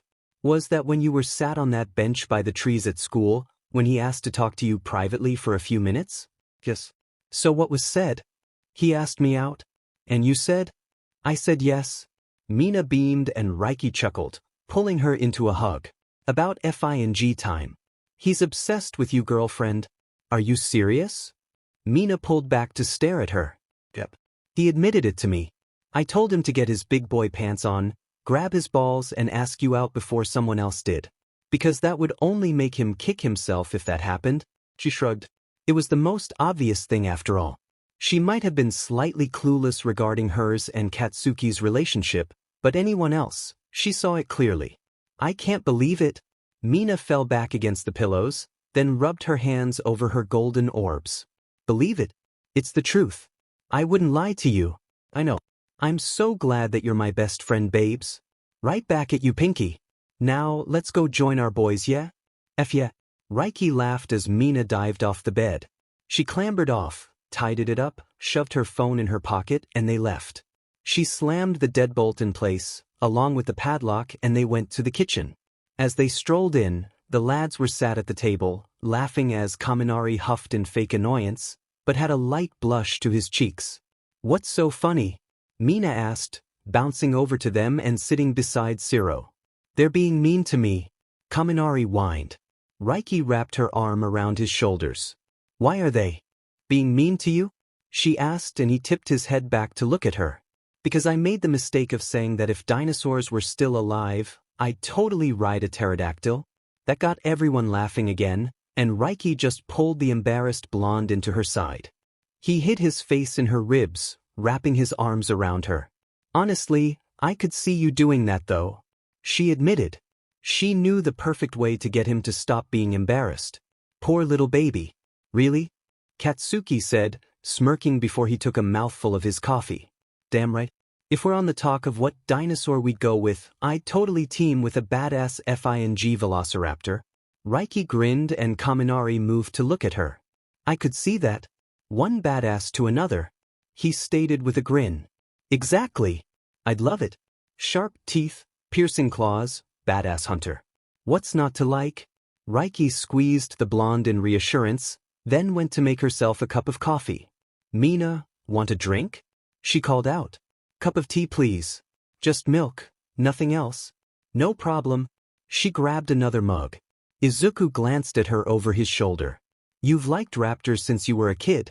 So, they're effing awesome," she retorted. "I know. I think you still have the raptor teddy, don't you?" He smirked at her. "Yep. That was the first thing you brought me for Christmas." She shrugged, before bringing over the drinks and handed Mina hers. "Thanks, babes." "Welcome." She settled next to Katsuki. "So, what will we be doing now?" Kirishima asked before taking a sip of his drink. "Well, I spoke to Aizawa while Katsuki made sure you were all up. He said he's going to meet us soon for the work we missed today. Just so we aren't missing anything." She cuddled into her boyfriend's side, linking their fingers together from where his hand lay on her thigh. "Why did Aizawa ring you?" Kaminari asked curiously. "Because of that FING thing this morning with Floaty Beach. Making sure that I was all right." "Did he say what happened to her about that?" Isuku questioned. "No, he didn't. I'm sure we'll find out when we see him later." She gulped back her coffee. "Do you think she'll be punished for what she said?" Mina queried. "Honestly? I have no FING idea. Either which way, that beach better tread carefully or I'll rip her throat out." Reiky growled. "I'd pay if he see that happen." Katsuki chuckled and Reiky glanced at him. "See it happen? Beach please, I'd have you even hold her." She smirked. "No one is killing anyone. I don't want you out of UA. I'd be lost without you," Mina stated, slamming her hands on the table and mock glaring at her. "Girl, you know I won't. Accidents happen though." She shrugged nonchalantly and Izuku snorted. "How about you just get your own back in training? We're not allowed to train together. All teachers have been warned." "Not all," Siro announced, linking his fingers with Mina's, causing the pinkette to beam at him. "Oh." Izuku looked at the black-haired male. "All Might hasn't been warned. And we've got him for training tomorrow. I've heard that apparently he's going to set the battles by lottery or something. How will that work with 21 students?" Kaminari thought out loud. "Maybe one student has to go alone?" Kirishima answered, from where he was happily leaning against Izuku's arm. "I'd fight alone," Reiky claimed. "I'd love to see that. Imagine the effing laugh it would be if All Might actually put you against Floaty Beach," Katsuki said, before his phone binged. He pulled it from his pocket, but Reiky didn't pay attention to who messaged him. "I'd love to see what you'd come up with if that happened." Mina smirked and Reiky returned it. "So, you cheer for me?" she asked her best girlfriend. "Oh damn right. I'm fed up with her calling you a villain and causing shit. I can't wait to see her face when she finds out that you and Izuku are already pros. Talk about a big F." She cackled and hugged Kaminari, who happily returned it. They were definitely the huggers of their group, that was for sure. "As much as I want to stay here talking and relaxing with you guys, we should really get our stuff and head out. Meet Aizawa for the work we've missed today and get a decent sleep in for tomorrow," Izuku said, getting to his feet. The others groaned but followed, but she could understand where her brother was coming from. They washed their mugs up, leaving them on the draining board, then Reiky led them to get their stuff. Uniforms were shoved into bags after Isuku told them to just keep the clothes they were wearing, which resulted in the ragtags hugging him in thanks. Her phone started ringing, so pulled it from her pocket. It was Nizu. What did he want? Izu, I've got to take this. I'll meet you at main room. Sure. She dashed from the room and answered the call. Hey Nizu. Hey little love. How are you now? She went up the stairs, heading to main room. I'm not bad. Better than I was, that's for sure. Good. So, I wanted to talk to you about something. Oh. Tomorrow in training, due to your class having 21 students, one of you will have to be on your own. I've requested that all might lets that be you. Why me? Now that wasn't what she was expecting. Because if anyone is capable of working on their own, it's you little love. Touch of favoritism there Nizu. She chuckled as she opened the door and went into main room. Tia, I'm allowed. It's no secret that you and Isuku are my favorites. Nizu sassed. That's because we're your family. Damn right. But that aside, are you truly all right now? I'm fine. Promise. Ragtags helped me a lot to be honest. How so? Just got my mind off it. Oh, and Isuku completely stunned me today too. What did he do? He showed the ragtags his lab and admitted that he's creator. What? Really? There was no mistaking the shock in her uncle's voice. It was exceedingly rare that they shocked him. I know, shocking isn't it? But he did. And between us, he helped Kaminari out a bit too. What did that genius nephew of mine do? Nizu chuckled. Well, as we know, Kaminari doesn't really have much control over his quirk at the moment and he was talking to Isuku about it. You know what my brother is like when he gets that brain of his working.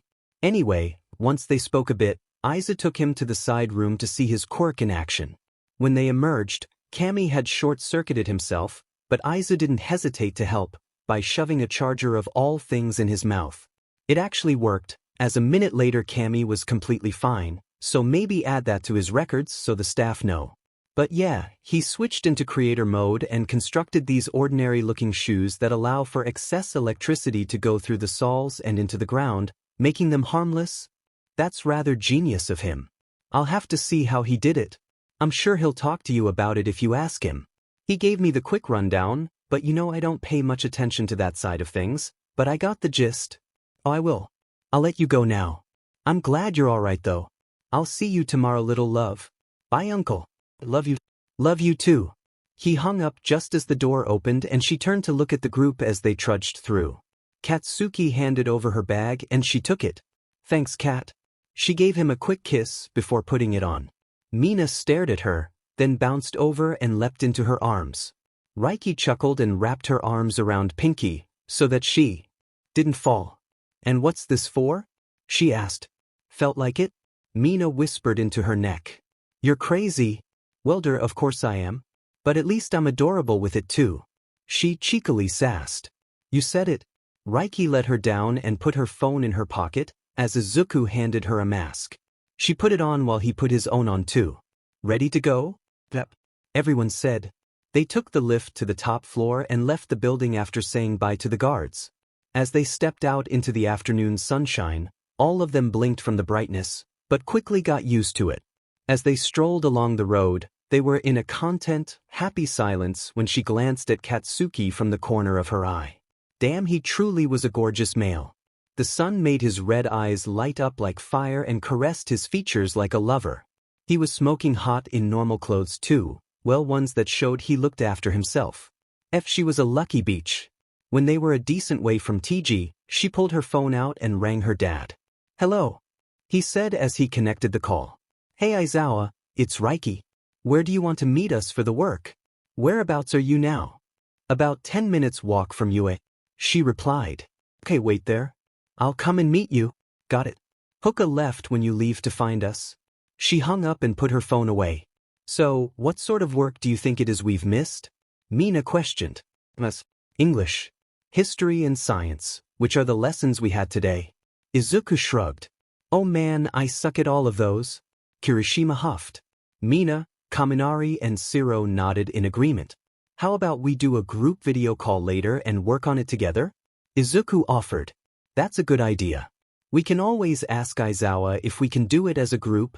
Zero said. Sure. Should we say about 6 p.m.? Reiky inquired, staring at her group. That's doable. We can tell our families when home that we have a video group session, so dinner will be early or something. Kirishima grinned at her. It's a date. Mina cackled, before flashing a broad grin. They all chuckled at that remark. Well, we are ragtags, we look out for each other. Isuku claimed, glancing at Kirishima with a loving look. Reiky smiled beneath her mask at that. It was so good seeing her brother happy. And the way that Kirishima was looking at him back, she knew the feeling was returned wholeheartedly. Ragtags? She glanced over her shoulder and her dad was walking towards them. Paperwork clasped tightly in his hand. They moved to join him. Hey Aizawa. Kaminari grinned and waved, like the adorable and precious bean he was. How you all doing? Reiky informed me that you helped calm her down, he said as he got to them. We're good. And of course we'd help. We're ragtags, we stick together. Zero told him, which resulted in him getting a fist bump with her. That's good. Here's the work you all missed. You might have gotten out of school for today, but Nizu said you guys need to do this. No rush in getting it back, but it has to be by the end of the week, Aizawa stated, handing out the packets. Are we allowed to work in a group with it? Isuku queried. I don't see any problem with it. The male shrugged. Video group session is a go. Mina cheered. You're such a effing idiot. Katsuki muttered and Reiky elbowed him in the ribs. He shot her a dirty look, but she was unfazed. She just winked at him instead. Right, I'll leave you all to it. I'll see you tomorrow at school, Aizawa stated, spun and walked off. Reiky inwardly smirked at her dad. Well, let's get going home and message in the group chat when ready for the video chat, yeah? Zero said as he stashed his work into his bag. Want us to walk you home? Isuku asked. Nah, it's cool. It's not late, so it'll be no hassle. Catch you later, siblings. Zero, Mina and Kaminari hugged them, before walking off. Kirishima turned to Isuku, and Reiky pulled Katsuki away. What about you? Going home? Yeah, might as well. Get a shower, some food and get ready for the video chat. He shrugged before pulling her into his arms. Reiky wasn't complaining. He might be built nicely, but he was damn fang huggable. A gentle tap on her arm had her pulling back a little and Kirishima was looking at them with a smile. I'm heading home. I'll talk to you both later tonight. Get home safe. He held his arms open and they hugged him. Isuku just watched with a happy grin. Talk later. Let us know when you get home safe. She told the redhead, who nodded. He gave Isuku one last kiss and walked off with a wave. Then it was just them three. Walking the trek home, they soon split at the usual place, and Isuku was busy on his phone. Reiky turned to Katsuki. She lowered her mask and yanked her boyfriend in for a kiss. He didn't object. He was addictive. When they separated, she put her mask back into place. Catch you later, siblings. Katsuki walked off. Reiky stepped beside Isuku, who put his phone away. Who are you messaging? She all right? Yes, she's fine. Asked if you and we were all good. She's still pissed at you, Rarika, for earlier. I'm not surprised. Nizu gave me a snippet of what's happening tomorrow. That got his attention. Oh, yeah. We're doing team training, but he's requested to All Might that I go on my own. Whatever for? He said if anyone is capable of working alone, it's one of us, but decided it was me this time. Did Nizu say what kind of training it was? Nope. Either which way, I'll own it, she said confidently. I don't doubt you at all, sister. Isuku knocked shoulders with her and she chuckled. Thanks. Anyway, which house are we going to? Mine. Sounds good. Did Aunt Nem say when she'll be home? In about an hour. Gives us time to shower and for me to sort out dinner for us three, then get ready for the chat with ragtags. Awesome. What you thinking of doing for dinner? Miso caramel chicken wings sound good? Please do. Your caramel wings are to die for. She begged, fluttering her eyelashes at him. As long as you stop with that look. It doesn't suit you. He glanced at her with a playful eye roll. Fine. I can do that. Want to get a shower first? She asked as she kicked her shoes off. Sure. They bounded upstairs and dropped their bags on the couch. Isuku grabbed pajama bottoms and a t-shirt, then disappeared into the bathroom. She set up the desk, ready for later. It was going to be a long evening, that was for sure. She sighed as she fell backwards onto the bed. Reiky let out a yawn as her and Isuku trekked over to Nizu's office. They'd stopped the group chat at 11:30 p.m. last night after completing all of the work they'd missed. It had been a mixture of laughter, groans, and silly comments, but they'd done it. The group had been amazed by how much she and Isuku knew. Once they'd gotten to the classroom, her dad had been waiting, minus his sleeping bag, and notified that they had to go to Nizu, so off they went. Isuku knocked on the door and Reiky snapped to attention. They were here already? Fing hell. She was too tired for this shit. Come in. They went in, shutting the door for privacy, and Isuku also put up a soundproof barrier. No chances of anyone overhearing then. They collapsed into the chairs opposite their uncle and pulled off their masks. You wanted to see us? Isuku started the conversation off. Reiky reached into her bag and got out 2 energy drinks, handing one to her brother. Nizu knew not to offer them tea, they rarely drank it, and it would just be a waste. Isuku nodded his thanks and she opened her can, chugging back at least half in one go. She'd be alright as the day went on though.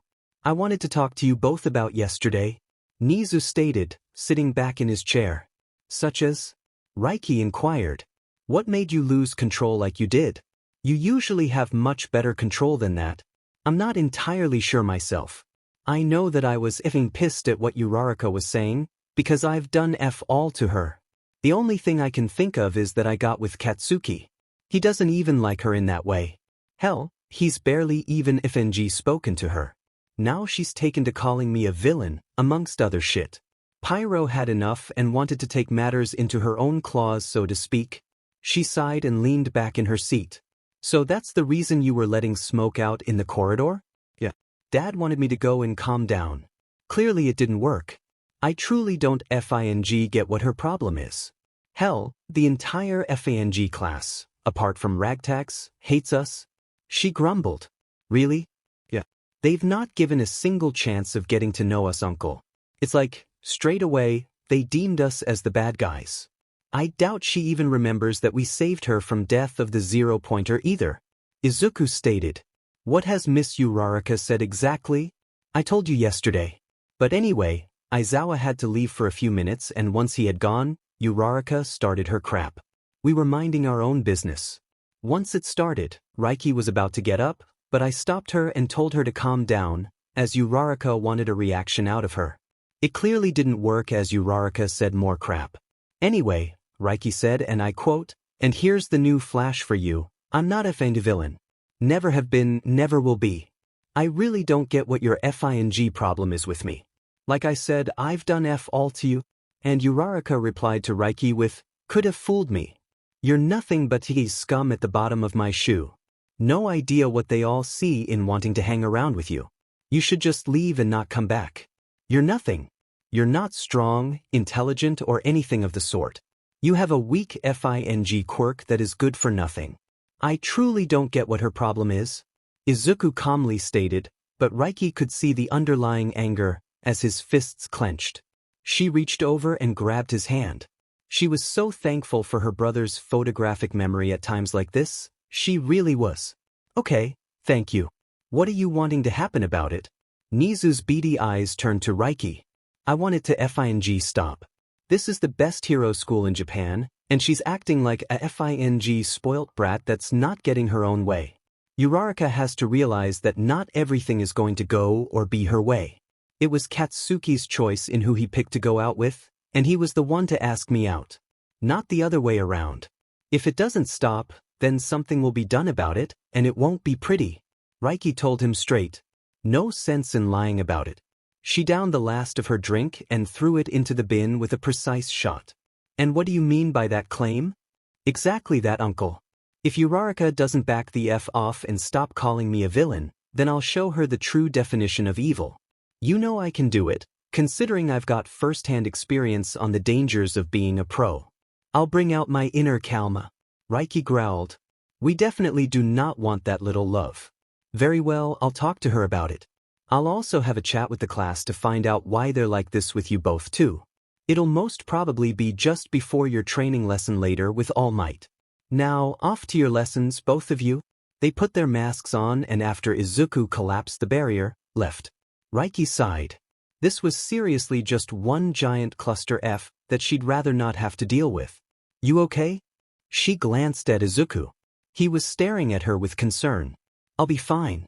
I just want this bullshit to end. I can understand that. Let's hope Nizu will sort out before you result in bringing out Kalma. She'd definitely shit herself if that happened. Reiky chuckled, and it wasn't a nice one either. This was maniacal. It was facts though. Uraraka would definitely shit herself if Reiky resorted into bringing out her inner goddess of death. The persona she slipped into when she hunted down vile villains with Izuku. What are you two doing out of your lesson? They peered behind them and Hisashi Yamada was walking towards them. We had to talk to Nizu about yesterday. Reiky shrugged. I saw the end part of that when Pyro made an appearance. What actually brought it on? He asked. Achiko Uraraka has taken to calling me a villain, because Bakugo refuses to acknowledge her and now we're in a relationship. He motioned them into the teacher's lounge, so they followed him in. It was empty, apart from Recovery Girl, who glanced up and smiled when she saw them. Hello, sweeties. Hey, Grandma.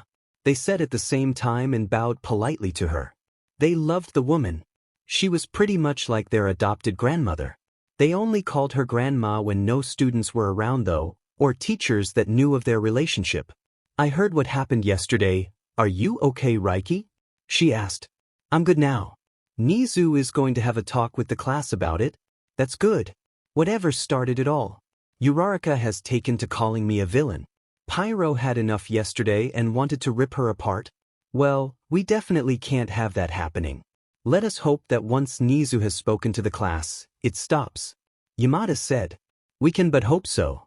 I told Nizu straight that if it doesn't stop, then I'll show her the real FING definition of evil and bring Kalma out to play. Please don't. Chio calmly stated, gathering some paperwork. I'm just saying that's the resort I'm willing to go, Grandma. I'm fed up with it.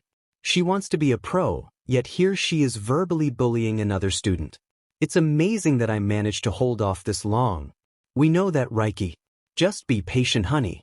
Show her the real meaning of being a pro hero. Yamada said, drawing her gaze. I know, Zashi. But some days, it's really FING hard too. Anyway, we're going back to our lesson. See you for English? Definitely. She hugged the pro, who was pretty much her second dad, then went to hug Chio, who happily returned the display of affection. Her grandmotherly hugs were the best. Izuku also hugged them both before waving bye and went to their classroom. Opening the door, the students turned to look at them, and they went to her dad.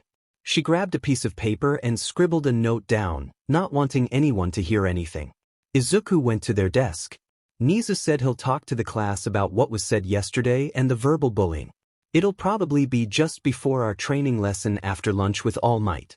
Just giving you the heads up, X. She passed it over and went to her desk. Settling in her seat after winking at Katsuki, who smirked in reply, she stared at her dad, who nodded once for the note and put it in his pocket. Take out your homeroom books, we're doing laws. He told them and they quickly got the right books needed. What a way to start a day, learning on the laws of the pro heroes. They knew the shit. It was also déjà vu for her, considering this is what they'd been starting when Izuku had been summoned to Nizu's office and sent to America to hunt down Lycania. It approached the final 2 hours of the day, and Reiky was perched on Katsuki's lap, talking quietly about different battle strategies with him as they waited for the teacher to arrive. Kirishima was with her brother, talking about different support items to potentially add to Kirishima's pro gear in the future. She caught a flash of pink out the corner of her eye and turned, just as Mina was about to poke her cheek. Her hand flew up and caught the offending digit, and Mina let out a surprised squeak. Katsuki just rolled his eyes at her dramatics. Nice try, Pinky. Damn it. I never get to catch you unaware. She grumbled. You nearly did. But I caught the flash of your hair. Stay back a little more and you'd have got me. Really? Yeah. I'll have to remember that. What are you two chatting about anyway? Battle strategies. Again. Obviously. It's something we're both really interested in, Reiky said as she let her go. True. What one are you talking about at the moment? If we were a tag team and went against a flame quirk, in a deserted yet built-up area, How would be the best approach to quickly neutralize the threat? What would you do? Siro questioned as he joined them with Kaminari. One would act as the decoy, keeping the villain's attention on them, while the other sticks to the shadows to creep around behind them, then take them unaware, resulting in keeping the flames down as well as damage. Katsuki replied this time. That's pretty smart actually. Kaminari chimed in. Before they could say anything, Aizawa walked in. Students ran to their seats to pay attention. Good, you're learning, right? Next lesson is battle training with All Might. Grab your gear, change and head over to Ground B. If you're not there within 10 minutes, instant fail. Yes, sensei. They replied as he pushed a button and their suits appeared from the walls. Grabbing her case, Reiky linked arms with Mina as usual and off they went with their boys following. Ignoring the class as they changed, Reiky slipped on the last of her outfit.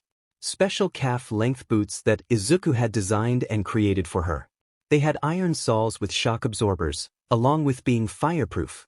No laces, but a zip at the side with tight black buckles and straps, 3 on each. They went with her jet black bodysuit that had tiny dragon-like scales imprinted on it. Knives were strapped to her thighs, forearms and upper arms. Katana strapped across her shoulder blades, going over the lighter black dragon skull that was in the middle, surrounded by blue stitching to resemble the outline of flames.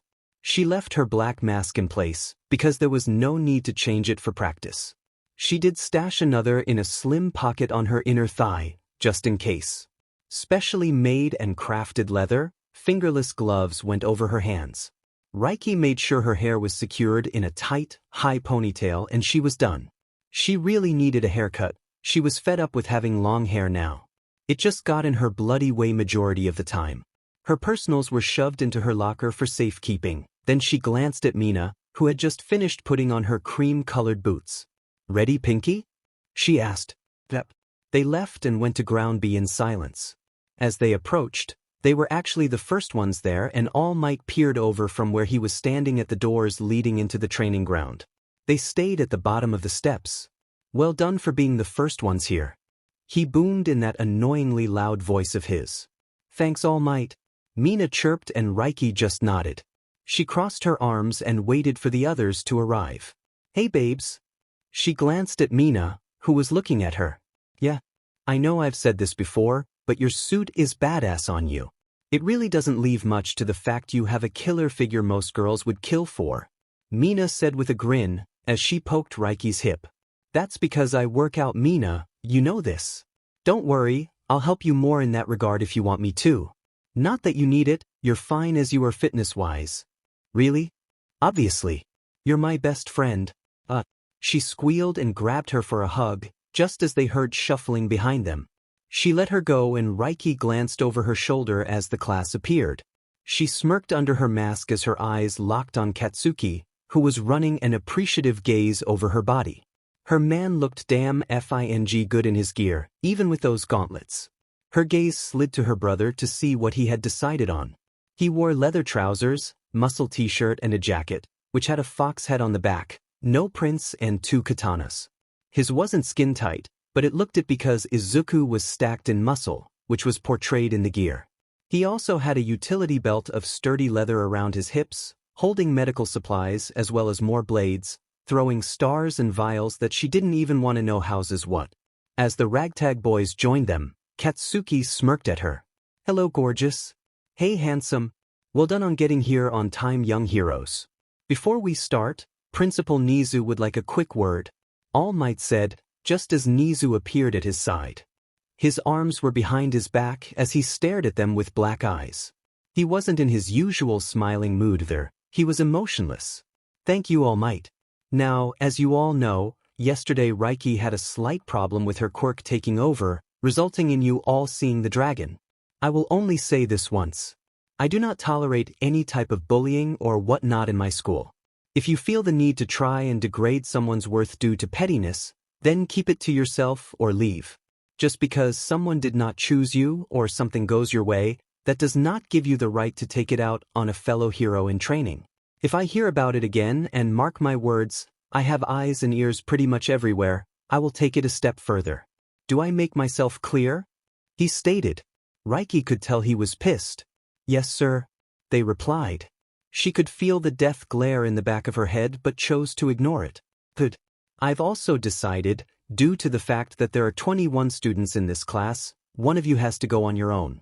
I've delegated that role to Reiky. So, you get to choose, do you wish to be hero or villain for this exercise? He turned to her, as did everyone else. Reiky smirked at her uncle. I'll go with villain. Why would you openly choose to be a villain? Ida questioned and she glanced at the idiot. Easy. Because I can. It's for training, so it's fine. She retorted and turned away. You've heard it. Reiky will portray a villain for this exercise. Everyone else's teams will be drawn up in lottery. I will watch for a while, so let's go, students. All Might opened the doors, and they followed the teachers inside. A few feet from the door was a seating area with a huge screen placed in front of them, and a table with some sort of box thing on it. Everyone settled into a seat. Ragtags stuck together, of course, right at the back. Nizu stood on the table to see them all. Okay, everyone. To begin, I'll draw up the teams. Once decided, we will find out who will be the heroes and who will be the villains. Apart from Reiky, who's already decided, All Might called and everyone started to get nervous. Reiky, however, just slouched in her seat in the middle of Katsuki and Mina. Kat took his gauntlets off until it was his turn. They watched as All Might drew up names. The teams are Isuku and Ijiro Kirishima. Beat Katsuki Bakugo and Mina Ishido. Siege Hanta. Siro and Mashireo Ojiro. D. Kyoka Jiro and Denki Kaminari Dash. And so it went down the list until last but not least, it was Uraraka teamed with Momo Yaoyorozu. We're together, Aizu. Kirishima grinned at her brother, who chuckled lightly. Indeed we are AG. First up is Team G as the heroes against Team E as villains. Villains have 5 minutes to hide the target. Heroes have 20 minutes to complete your mission of capturing/hindering the villains to get the bomb safely. Good luck! All Might cheered and the teams got into position at the intended building a little way down from them. All Might turned the screen on, and it split into many different views of the cameras situated inside. Downside, no hearing in what was said. Only All Might could hear it. Shame. Reiky would have loved to scare the students as well when it was her turn. Katsuki reached over and linked their fingers together, and she leaned into his arm. And begin! All Might boomed into a mic, and the hero team went in. Reiky didn't bother paying much attention to what was happening. Kaminari went down to Nizu. He muttered something to him, and they walked off quickly. Not focusing on that, she glanced at Mina. Got any idea on what you'll do? Not yet. All depends on who we're against, I guess. She mumbled. Scared? Little. It's quite nerve-wracking, but I'll be all right. Of course you will. You're teamed with Katsuki. You'll be fine. She reassured her. He's not much of a team player though. Mina turned to look at her. Pinky, he'll work with you, as you are Ragtag.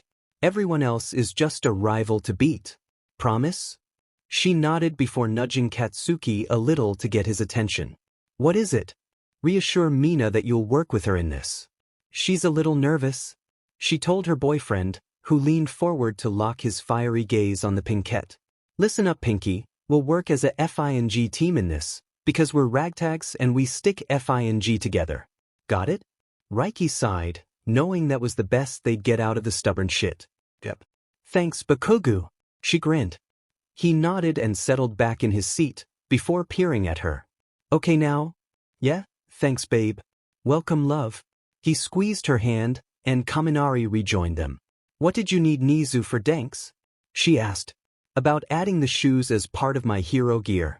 He motioned to his feet and he was wearing the shoes that Isuku had created for him. I take it he said yes? Yeah, he did. I can't wait.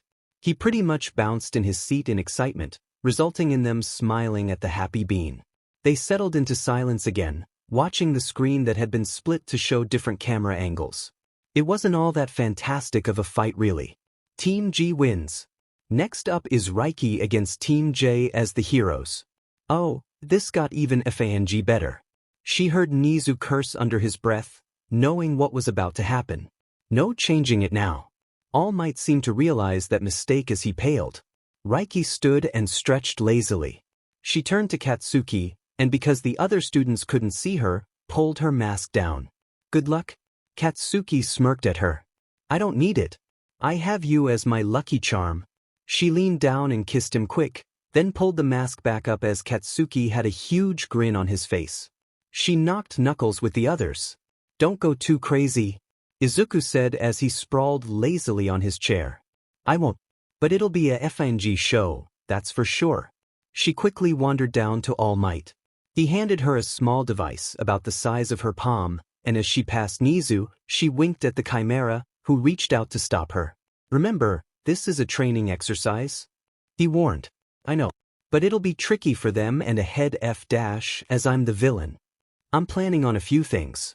Think yourself lucky that Isuku installed the cameras on another network. But what do you have planned? He asked dubiously. Wait and see. Reiky cackled as she walked off without a backwards glance. She soon entered the building that was being used and went up to the attic. Throwing the device to the floor, it split, and a fake bomb emerged. It looked so real. But peering around the room, there were 2 doors to enter, so she blocked one using all of the garbage that was lying around. She wasn't going to make this easy, not on anyone. Once the door was barricaded, she moved the nuke to the furthest corner from the only way in, leaving it partially hidden in shadows. And begin heroes. She heard All Might boom through the speakers. Reiky cracked her knuckles as she heard the 2 girls enter the building. What's happening, my Dragaling? Pyro questioned. We're in a team exercise. Heroes versus villains. I'm playing a villain on my own. But who are we against? Floaty Beach and Momo Yayorozu. What's that one's quirk? Creation. She uses the fatty lipids in her body to create things, as long as she knows how to make it, that is. Shall we give them a show? That's what I'm aiming for. As well as a head effed and scare. Good girl. Let's do this. Pyro went quiet after a short chuckle and Reiky smirked. She left the room without a sound and headed down. She could hear them still on the first floor. To her right, she caught sight of a box and opened it. Circuit board. Her gaze snapped up to the camera pointed at her and winked before reaching out to the live wires. Curling her glove-covered hand around the wires, she pulled, snapping them. Lights flipped out and the girls screamed in shock at the sudden darkness. Reiky chuckled menacingly. It was now time to play with her prey. Bring it on. The beginning. How it all started. Night had long since descended over the beautiful country of Japan. Stars blazed in the velvet sky, silhouetted by a voluptuous full moon. Nothing but silence. Okay, sadly the chapter is over. And if you enjoyed the video, just leave a like and subscribe with post notification, so when the next chapter is ready, you will be notified. Okay, see you in the next video. Bye.